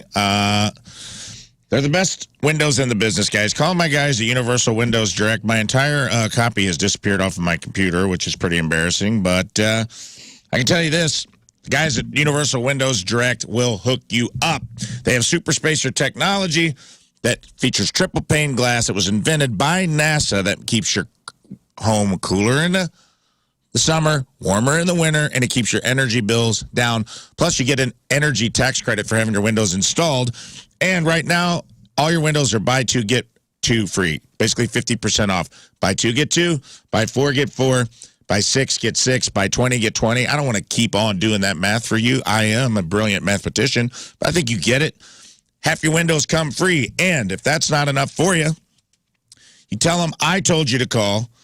You will get $250 off your next project. What more could you possibly need going into summer? Don't be hot in your home. Go to windowsdirect.com for the last windows you will ever need. And just like me, you will be saying, I love my windows.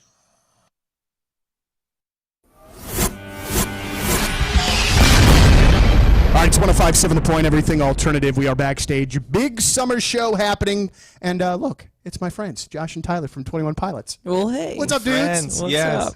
I wonder at how many more times that I interview you guys that we just turn the tables and you interview me. You know what I mean? Because this is literally like 4 or 5 times that we have spoken to each other. I just don't want you getting tired of me.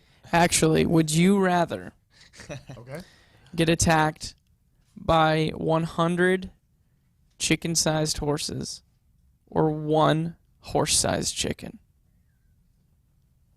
Oh, man, I think all the little horse-sized chickens. Wait. All the little horses. Horses. It'd be like tiny little chicken-sized horses. Right. There's something very creepy about that. Yeah. Not that I guess the big boy, they're both. That's neither one are particularly good, but I would go with the tiny ones. Yeah, you could probably just kick them in the face and stuff. Just step on them all. That's what I've thought. You would have that advantage a little bit, I guess. You were able to do that. I've thought about this a lot, actually. Well, guys, it's great to see you again. I don't believe that you have really, in essence, been off the road in a couple of years. Is that true? Has there been any long spells at home? We had 3 days the other day, so yeah. Well, there's a day of travel, then a day That's off, true. then another day of travel, Yeah, which I guess counts as 3 days. No, this is what we've always dreamed of. Sure. You know, when we first started talking about what it looked like to play music together, we thought, wouldn't it be cool to play more than 1 show in a month? Because, it just took us everything we had just to plan 1 local show as a local band. And then after that 1 show is over, you're just like, I got to wait another 3 weeks before I can play again. So this is, as much as there's difficult things like laundry and losing sense of time and relationships back home maybe lacking a little bit. This is really what we've always wanted to do. So we're not going to... A son's eye doctor. That's Dr. Vasella at Fenton Family Eye Care. Now, Dr. V, one of only 2 pediatric specialists in St. Louis affiliated with Treehouse Eyes that does myopia control for kids. Now, my son is nearsighted, and he always forgets his glasses. It's a pain in the ass. He's a pain in the ass when it comes to it.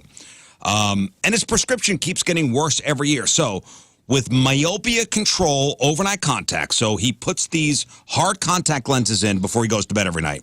In the morning, he takes them out, and he doesn't need to wear glasses all day long. And he's basically paused his prescriptions from getting worse. It's amazing. And I think every parent should know about this. Dr. V's great with kids. He's got a really nice office down there in Fenton. Consultations are absolutely free with 0 obligation. Go to FentonFamilyEyeCare.com and book that free myopia control appointment. That's FentonFamilyEyeCare.com. Book a myopia control appointment with Dr. V. FentonFamilyEyeCare.com. Who is Trailer Trash Tammy? What happens when you combine random internet trends into a single video? What is a mukbang? And are we so desperate to be distracted from our own reality that we resorted to binging videos of people shoveling anything edible into their face hole? More on that today on The Number 2 Show.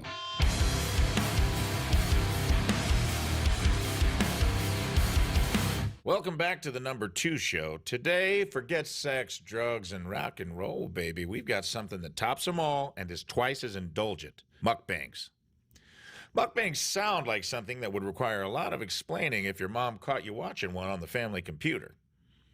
But turns out it's not something you find on Pornhub. It is kind of like food porn, though, where you witness the hard pounding of thousands of calories. So follow me through the glory hole for today's main topic, mukbangs.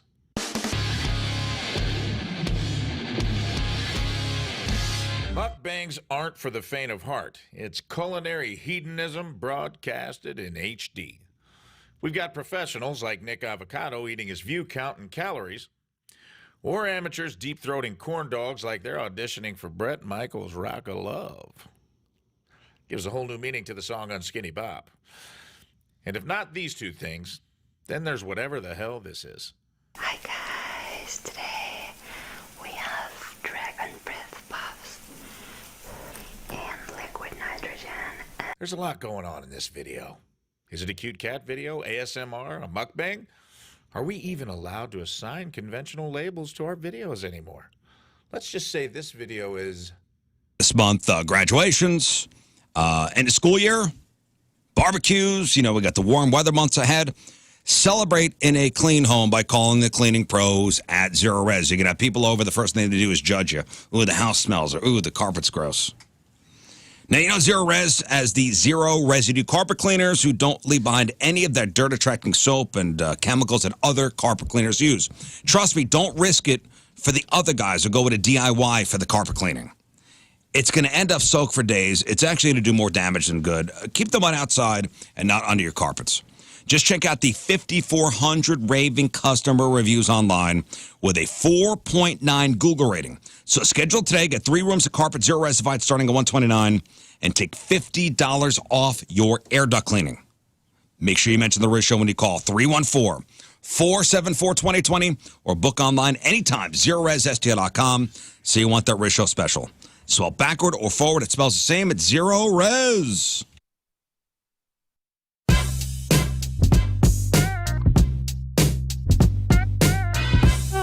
Of Pain on 105.7 The Point. You are live with Liv, and I am backstage at the Hollywood Casino Amphitheater with Breaking Benjamin, getting all of our swears out so we don't do that on the air right now. Gentlemen, how are we? We're good. Great. It's good to be here. Good. Thank you so much for taking the time to be here. And I'm going to start off by saying something I said to Brent Smith a couple days ago of Shinedown. I'm a fan before, being a DJ and having a cool job. And I'm sure you guys can relate to that, too, that you're a fan first with so many of these acts. What does it mean for you guys to be out on the road with Bush? Back to the Rizz Show. We got a couple emails to get to. Some people need help. Some people need help. Got some questions. Some people just want to vent. And let's start with one of those. The fact that King Scott thought that Ronnie James Dio is a, quote, goof, end quote, and that Dio is a silly metal band actually offended me. Been listening since the beginning of the old war days, and I have never emailed in before, but this is about freaking Dio, brother. I just wanted to hear that. Well, you struck a nerve. This hurt me so much I had to say something. 3 out of 5 stars. Devil horns to King Scott. Wow. You prompted the first email. Sorry. This guy was a passive listener. I know. I passive apologize. listener, and that's it. He couldn't take it. There he you said are. Dio was a joke. I'm sorry, It man. was actually Wendy Dio, Ronnie James Dio's Wendy Dio, wife. huh? Yeah, I do feel bad. Sorry I made fun of a geriatric rock and roll guy. He's passed. He's dead. He has passed. Keep digging, make brother. it even He worse. died of cancer. Make it even worse. I guess so. Make it even worse. Oh, man. You don't respect Dio at all, huh? You think it's a joke? No, you think it's now a joke? I know it's not. He was in Tenacious D's movie, and it's not a joke. I get it. He was It's all real. 67, Scott. It was way too early. 67. Oh, We he could have had was? him. Wow. Stomach cancer. We could have had him for That's a bummer. a couple more years. Could have had him. Now we don't. I don't like that. We got to the email sponsor. Oh, yes. The email sponsor is brought to you by Kloss Furniture. When you need a couch and you want to be comfortable, let me tell you something. It's Kloss Furniture. Thank you, Lern. All right, sorry, I kind of railroaded right past the sponsorship there. I wanted to You're just so excited. wanted to roast the king. You wanted to give Scott the devil horns. Hey, All right, I love you. next email. Strangest compliments received. Hey, team. Hey. Hey. What's the strangest or most awkward compliment you've ever received? Someone once told me I have, quote, nice earlobes. I'm not sure how I feel about that. I'd love to hear your stories best, Alex F. Strangest compliment? What is that, Alex with the nice earlobes? Or do you get like weird, I almost feel like backhanded compliments is what they're getting at. I get them all the time, so I get it. Look at you. Like, hey, man, you look like... Yeah, it's really great. No offense, but you look like this person. Oh, gosh. Like, Johnny Lawrence from Karate Kid's fat brother. Yeah. It'll be like something where I'm like, I can live with That's that. very specific. What? Yeah. I never thought Yeah, that. you've been loading that up for a while. I That's never nice. thought that. Uh-huh. I've been told that people think I'm bigger than I am. On the radio, I sound like a big woman, like a 7-foot tall woman. And then they meet me and I'm 5'3", and they're like, "Oh, we expected you to be a little bit taller." For me, it's, you're not what I expected to look like. Mm-hmm. I didn't expect you to look like that. I've been called Mark Ruffalo's ugly brother. Yeah. That's a nice one. Hey, it's a Ruffalo's compliment. Nice looking family. That's good, though. Like That's a cool one. That's when I get Jeremy Allen Wish. I'm like, I can live with that one. But then there's times. Jeremy Allen White from The Bear? Yeah, but I'm all over the place. Like, people will give me wild stuff. I don't think I've ever had anything like crazy. Like, no one's ever been like, you got a great lump behind your ear. You know what I mean? Yeah, I haven't had one of those. It's more of the, you don't look like what you sound like. And I don't know what that means. Are we disappointed? And then the Mark Ruffalo's ugly brother, that did. Good for you. That kind of cut a little bit. Yeah. I always shock people because they expect like a kind of scrawny dad bod. Instead, I'm like really ripped and shredded. No. So they're always amazed when they see me. That's right.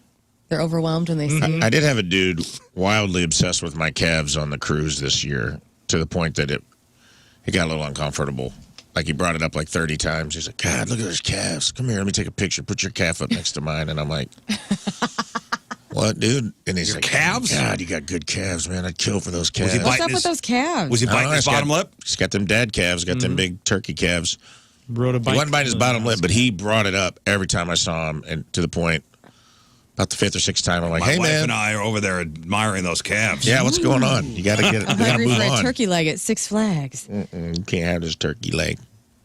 Next. In regards to today's Billy Joel email or Billy Joel conversation, looked it up after you guys played that video. Dude, that kid went on to some really major things. He co-wrote Flowers by Miley Cyrus. His name is Michael Pollack, so you were all correct. He did go on to do. Oh, if you missed it, and we posted it to the socials. Yeah, it's on Kid, I Twitter. think it was Vanderbilt. Billy Joel was doing a little thing, and it was from 2013. And this kid had the balls to say, "Hey, can I come up and play New York State of Mind on the piano?" And he did, and crushed it. Billy Joel puts on his sunglasses, starts singing with the kid, and this kid actually went on to great things. Look at that. He co-wrote Flowers with Miley Cyrus. Dang. Yeah. That Not kid, bad. That kid that went to Vandy, who said, "Can I Shot his play?" shot. Shot a shot, and is now very rich off just that one song. There we are. Good, man. That's awesome. Michael Pollack is his name. That's what it says. Guy crushed it. Really went off. Love it. Thanks for the follow-up. Michael Pollack. I'm going to look that up. Michael Pollack songs. See what else he's got. I think he's sitting on something else. Michael Pollack. Songs written by? There's a lot of stuff I don't know, but he's got quite a... He's starting out. That's A litany. great. He's got quite a litany of songs. A couple Miley Cyrus songs on here. All right, one more, Moon. Rafe, sorry. All right, here we go. Oh, I wrote something for Charlie X CX. Charlie X, yes. That's Nice. pretty big. He wrote a Justin Bieber song. Wow. Okay. Habib. I actually got this on. This came in during my number 2 show yesterday, but I bookmarked it because I thought it'd be a good, quick little round table for us. Someone wrote in, "Hey, when I was a kid, I thought quicksand would be a much bigger problem in life than it actually is. What's a funny thing you believed as a child that turned out to be completely wrong?" Best, Chris from Shrewsbury. Guess anything top of mind? I mean, I Thought that was a pretty compelling think first question. thing's the kidnappers in a van. Like, if you're just walking down the street, you're guaranteed to get kidnapped. That was kind of the thing. Yeah, that was a there's big deal. stranger danger around every corner. Yeah. Listen, just believing everything your parents told you.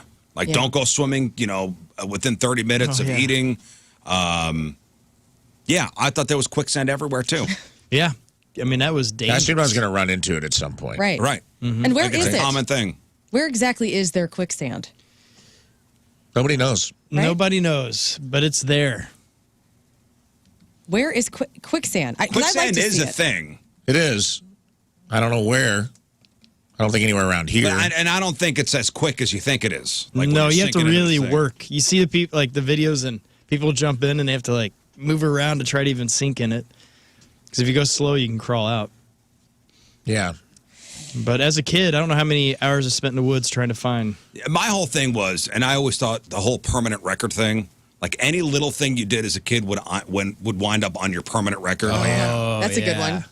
Is somebody keeping a record of some things I've done? Where is it? Where is this? If And it's who's permanent. keeping the record? It's good. I thought ninjas were going to be a thing. I've never met a ninja. In my whole childhood, every movie I watched, there was like ninjas creeping around everywhere. I was disappointed as an adult to find out that you meet very few ninjas in your life. Yeah. I guess maybe they're good. Maybe they are everywhere. I just don't see them. Yeah, Lern?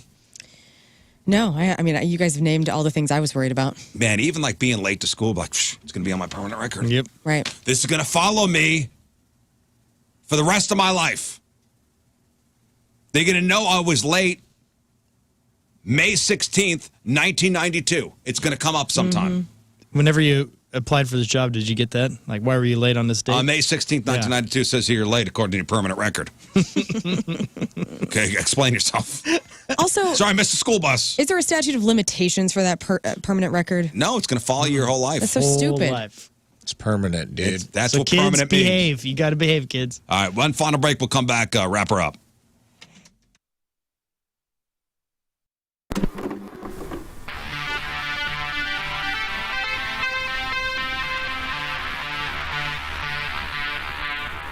Hey, it's Jeff backstage at Wayback Point Fest in freaking living color. Look at those guys. They're right there. Thank you guys for taking the time to do this. Much appreciated. Let's get this out of the way. I have an amazing story about, and I just told this on the show. I do the morning show. I'm part of the morning show on the Point. A million years ago when you guys were on a tour opening with Rolling Stones. Or for Rolling Stones, whatever. Are they closed for you guys is the way I look at it. Out Sunset Hills, a Subaru. It's summertime, baby. It's time to get a new whip. Why not get a dependable whip, a Subaru? You know what I'm saying? Go out to Sunset Hills Subaru because they are the #1 volume Subaru dealer in Missouri for 5 years straight and voted best new car dealer in St. Louis by STL today. And that's not an accident. Ryan and his crew treat you right. They're not pushy. They let you come in, have a good time. They got the best snack. Their lobby's amazing, dude. They got a Subaru with like a tent popped up on it. You can crawl up in the tent and check out the way the whole camping gear thing works out. It's so neat in there.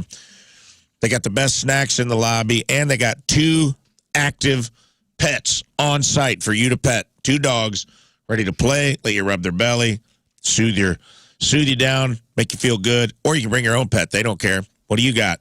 You got a gecko you like to take around? You got some kind of service ostrich? Bring it in. They don't care as long as you feel comfortable in the car buying process. But I think the best part is you're never charged over MSRP like some shady dealers charging thousands over sticker. They save you money compared to the competition, people, and I ain't talking about a couple $100. I'm talking about thousands of dollars. So shop online. If you don't want to come in, that's fine too. You'll get the same great service. They might even bring a dog for you to pet when they drop off your car. For more information and to check out their inventory, go to sunsethillssubaru.com. That's sunsethillssubaru.com.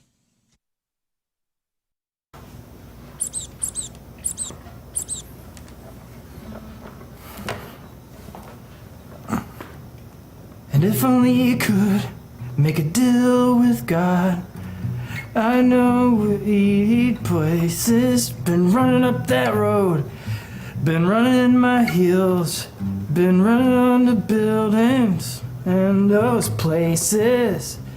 If only could. That was Kate W. Bush, Running Up the Hill.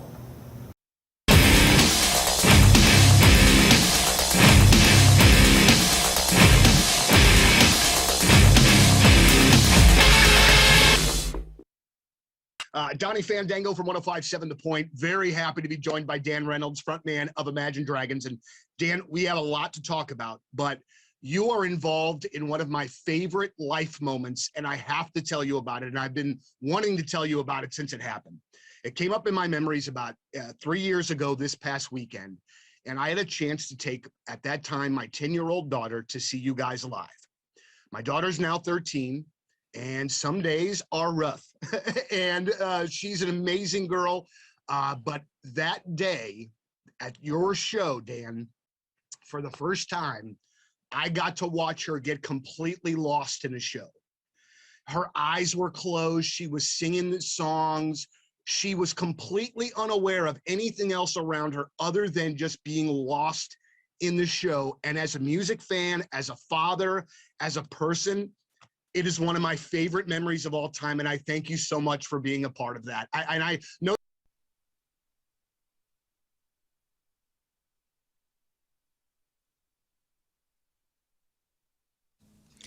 On Monday, we had the big blood drive out there in the parking lot of First Community Realty out there in Chesterfield. And if you're looking to get a new home, you've been peeking around the internet trying to find your new dream place, well, go to First Community right now and ask them about their home loans. They got incredible rates.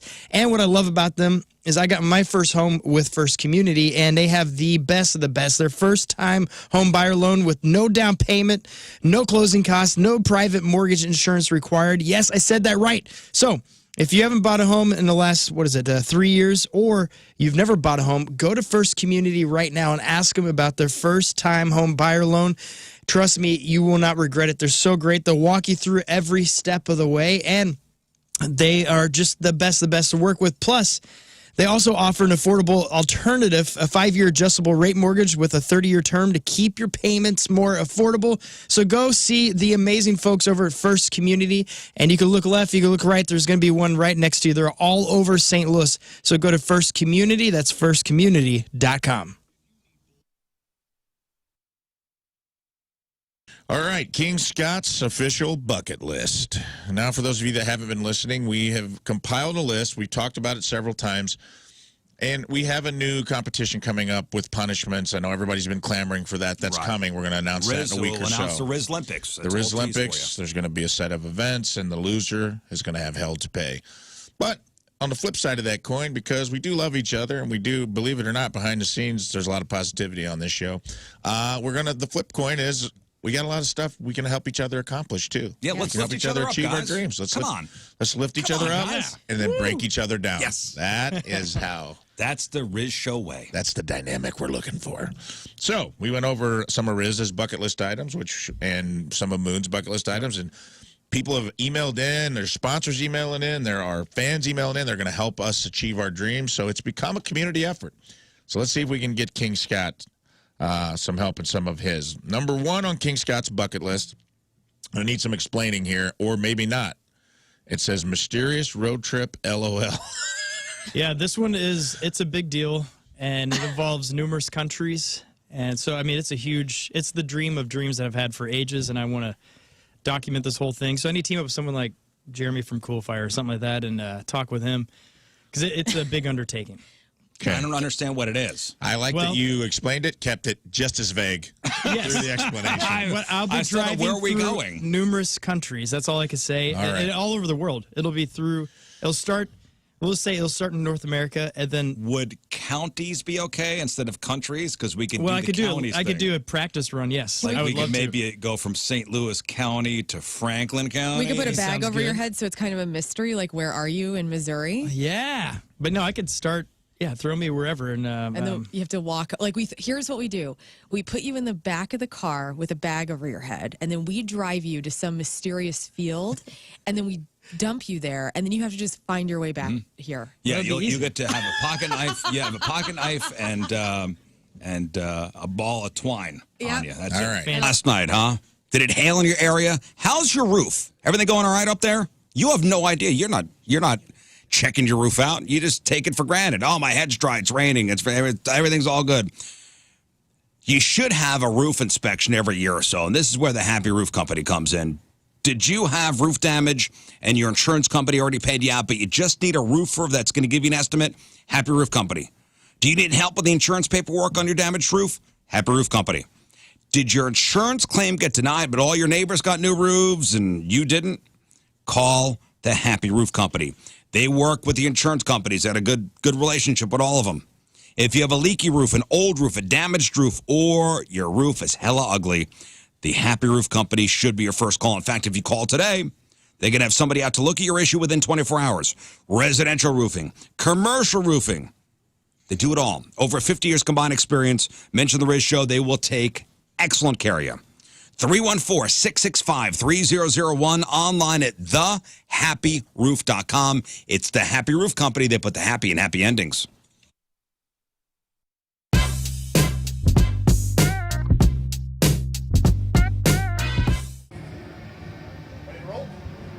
We are backstage at Point Fest with a St. Louis favorite, and the great part about this today is that they're actually going to get to play. Ladies and gentlemen, highly suspect backstage at Point Fest. What's going on?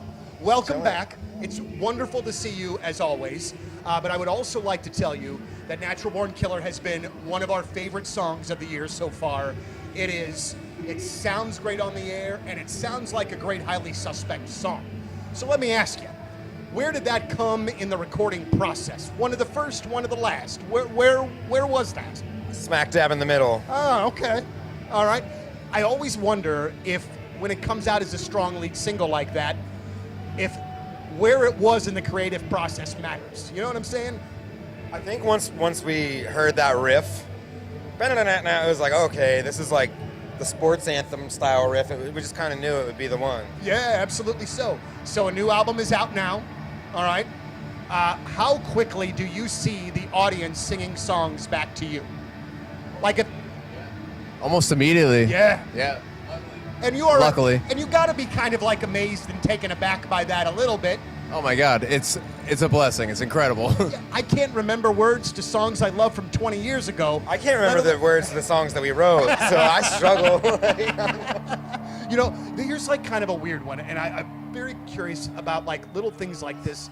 I was at a show the other night. Pearl Jam was here. They played Victory Men's Health. I'm finally on the mend and on the upswing, although I'm not 100%, but I do think I'm ready to go out to Victory Men's Health and get me one of those vitamin IV infusions and just like turn into Popeye when he eats his spinach. Because, man, I only went and did it a couple times with Lern and King Scott, and every time I've gone, man, I feel like $1 million afterwards. They put you in this anti-gravity chair. They lean you back. They put on a cool movie, and then they just pump you full of all the good stuff, baby. And that's just one of many treatments available at Victory Men's Health. They've got custom testosterone therapy. They've got peptides. They can help you with red light therapy and all sorts of weight loss issues, even men's sexual health. If you're having any kind of issue as a man, don't wait. Address it so you can feel better. Go to Victory Men's Health. They have 4 locations, one in each O'Fallon, one in Town and Country, and a brand spanking new facility down there in Sunset Hills.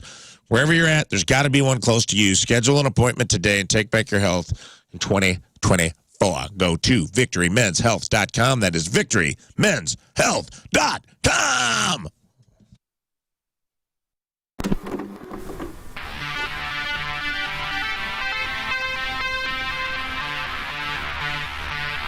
So let's start off with an easy one. Okay. You have this incredible career with Everclear. Right. Made all of these records. You've had, I would think, multiple opportunities to do like a solo record, but you're going to put out a solo record for seemingly the first time in your career. For not seemingly the first time. The first time in your career. Why now? Well, I mean, you know as well as I do that Everclear has been my baby from the beginning. Yeah. It's my thing. So as far as doing a rock band situation, I never felt really a need to do a solo record. I tried to do one once, and it turned into an Everclear record. And I wanted this to be different. I wanted this to be just me playing everything. Mm-hmm. So it's mostly acoustic guitar, acoustic bass, some keyboards, some drums, not drums on every song. I sing all the vocals. I play all the instruments. Co-produced it with a friend of mine who's a great engineer, producer. And, yeah, it's very raw. It sounds like it sounds like an Everclear meets Cat Stevens meets Crosby, Stills, Nash & Young. Oh, wow. But with some Elvis Costello in there. All right. I like it. I look forward to that. One of the reasons that I've always liked you and liked your band is because there was always this sort of punk sensibility on those and not only a punk sensibility in the music, but you as well sort of have a little bit of that punk rock swagger. Absolutely. I've always had that. I've always seen myself in the punk rock aesthetic. Well, but you're You know buddies what I with mean? like Jim Lindbergh from Pennywise and those guys, right? Yeah, well, yeah. I don't mean to name drop. No. We're all suburban dads, you know, Right. that live in Southern California that all grew up with a lot of the same music. You know, they went a lot more punk rock than I did. I'm older than those guys, so, you know, there's more of a sense of melody to it. As far as do you have deck envy? What is deck envy? Deck envy is you are crazy jealous of your neighbor because he's got a great deck. What about me? My deck sucks. Well, call Chesterfield Fence and Deck. Get a new deck. Get a Vecca deck like I did, the strongest deck on the market. They'll match the color perfectly to your house. Chesterfield Fence and Deck, locally owned and operated for 56 years. Same ownership since 1968. So you got the fences, Whether it be vinyl fence or aluminum fence, steel and chain link, the decks. You've got the custom sunrooms and the screen rooms, the pergolas, the patios, the retaining walls, and the windows. All products guaranteed by a 5-year labor warranty, A+ rating with the Better Business Bureau, and the accolades. I mean, Better Business Bureau Torch Award winner, SBA Family on Small Business of the Year. If you mention the Rizz Show this month, you'll get 20% off your next outdoor project with Chesterfield Fence and Deck. Online at chesterfieldfence.com. After all, who doesn't want a bigger deck?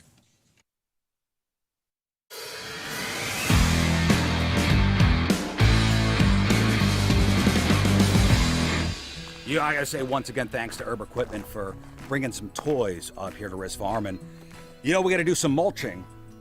So Mike and Chad here brought a tractor with them. And check this out. It says Captain Rizz on the side. All right, so we're gonna use this to get the mulch from and it's gonna go into the trailer. So I don't know how to use this thing.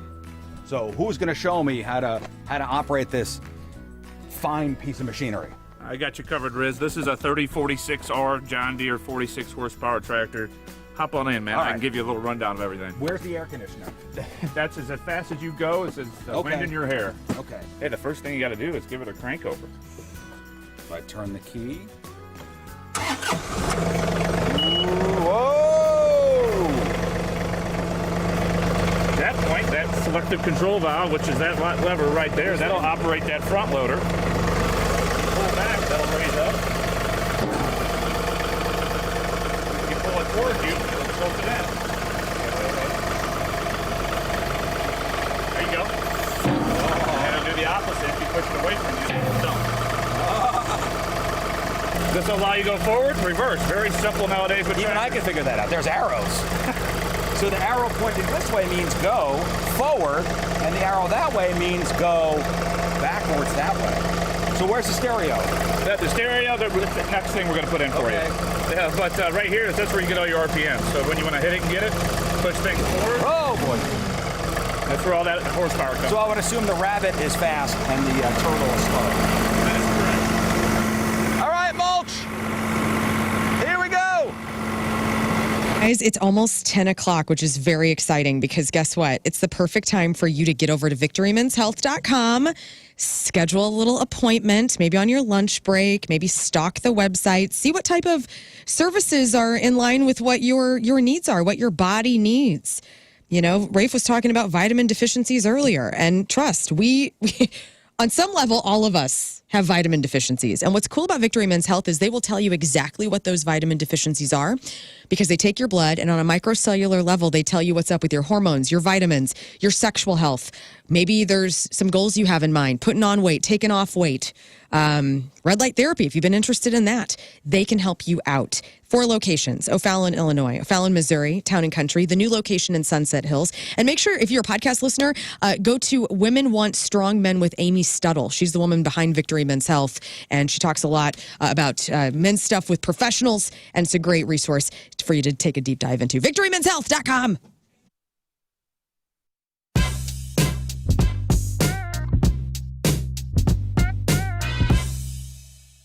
Tim, how are you, man? I'm good. How you doing? I'm doing very well, and I'm going to tell you that I did something today, and I shouldn't even bring it up that I'm doing it. Okay. I wore a shirt specifically to impress you because I was interviewing you, and, right. and normally I don't do that, right? But I did. But also too, and they can't see it, but I've got this awesome Masked Intruder shirt on, and I love it. Yeah, and I just figured that would be one of those bands that you would be, very cool, like. That we're a band that Rise Against played with somewhere along the way. You know what I mean? Yeah, I think we have a Masked Intruder. Correct me if I'm wrong. I think they're a Fat Records band. Yep. And I still consider us part of the Fat Records family. Like that's where we got our start.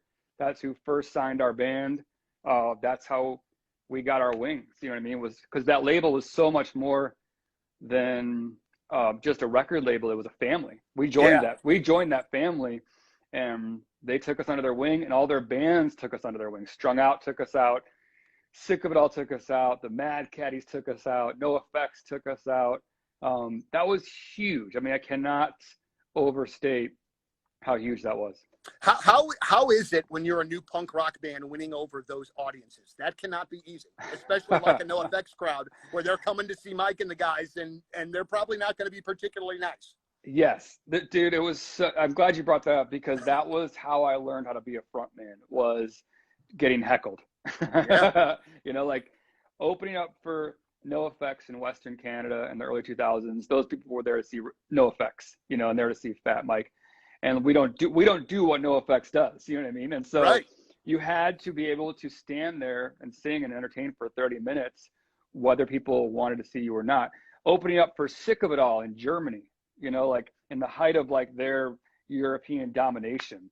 Though, like I got beers thrown at me, I got yelled at, you know, like all that stuff. And that was moments like that. And then you'd shift to like the Mad Caddies tour, and they're a ska band. And so now we're opening up for a ska band, and those people came to see them. So you had to like figure out like, what are we going to do here? And those were the moments where you realize this is where I put my tail between my legs and I go home and I say, this is it.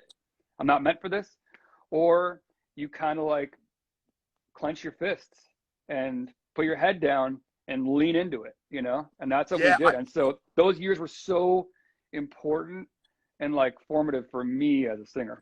I remember reading Henry Rollins' book about those Black Flag tours. And, you know, obviously I would assume that these shows were stepped down from these old Black Flag shows, but he talks about going back to flats and like literally washing out chunks of spit from people that were there not to see the guys. And I just find the intestinal fortitude, like you said, of being able to be like, all right, well, so this is how it's going to be tonight. We got to figure out how the heck we're going to get through it, but God dang it, we're going to get through it.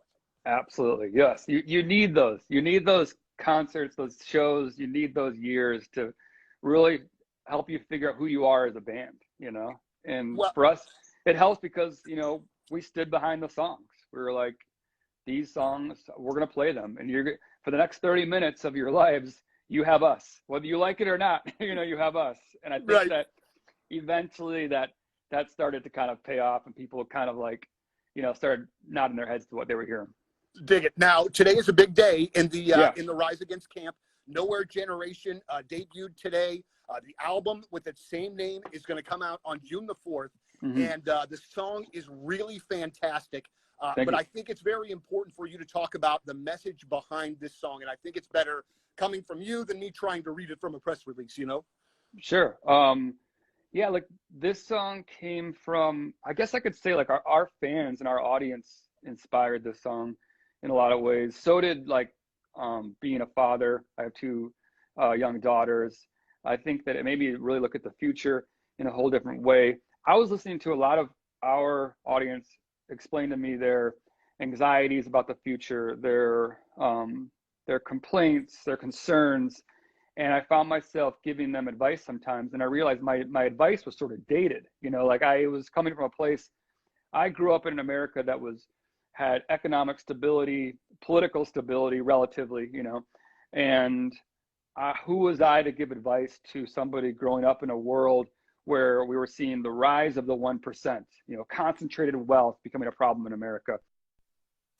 AntonsHVAC.com, ANTONSHVAC.com. These are the people that have really, truly saved me as the leader of my household, because I had a house that was, shall we say, inefficient. I had my son always complained that his room was too hot. My daughter's room was always too cold. It just was not an efficient household until I called Anton's HVAC. Anton's plumbing, heating, cooling, and energy experts. What do you ask is an energy expert? Well, Anton's is, because they did this energy audit and they really are focused on total home comfort, total indoor comfort, making sure that every aspect of my house is working in sync with one another, and all the efficiencies that I can get out of my household are lined up. And on that energy audit, the tech was in there for 5 minutes and already had some suggestions that A, saved us money, and B, made the home much more comfortable.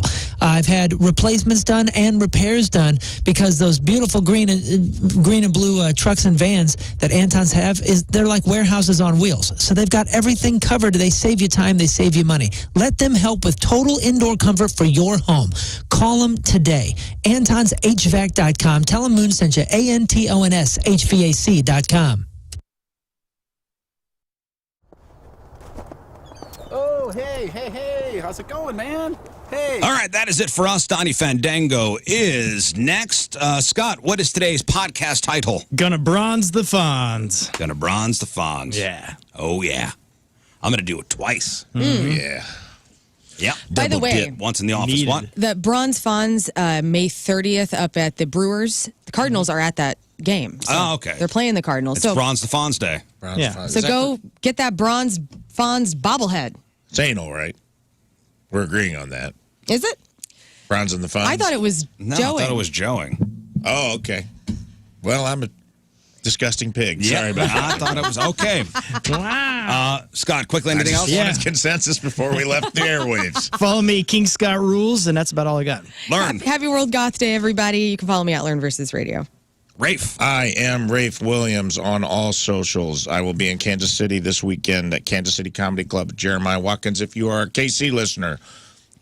Tina will be there as well, and we'll be hanging out all weekend. Shows Friday and Saturday, and the following weekend, please go buy tickets to Funny Bone St. Charles. I have some tickets left. They're selling well, but I would like to sell it out for my own ego. So if you can and you haven't seen me, or if you have seen me, we're going to do some fun stuff. I'm going to do some fun crowd work stuff in case you saw me before at the Westport location. So just come out, go to Funny Bone St. Charles, and buy tickets, or you're dead to me. So. Okay. Thank you, Rafe. We leave you with a selection from our Teamers Member of the Day brought to you by Hot Shots from Imperial, Missouri. Dusty Sellers is our Teamers Member of the Day. And he wants to hear anything by Seven Dust. Again, I cannot find that song. That's what we'll do. I will just pick this, and hopefully it's okay. Okay. All right, see you tomorrow. Done it next. Bye. Bye. The Rizzuto Show.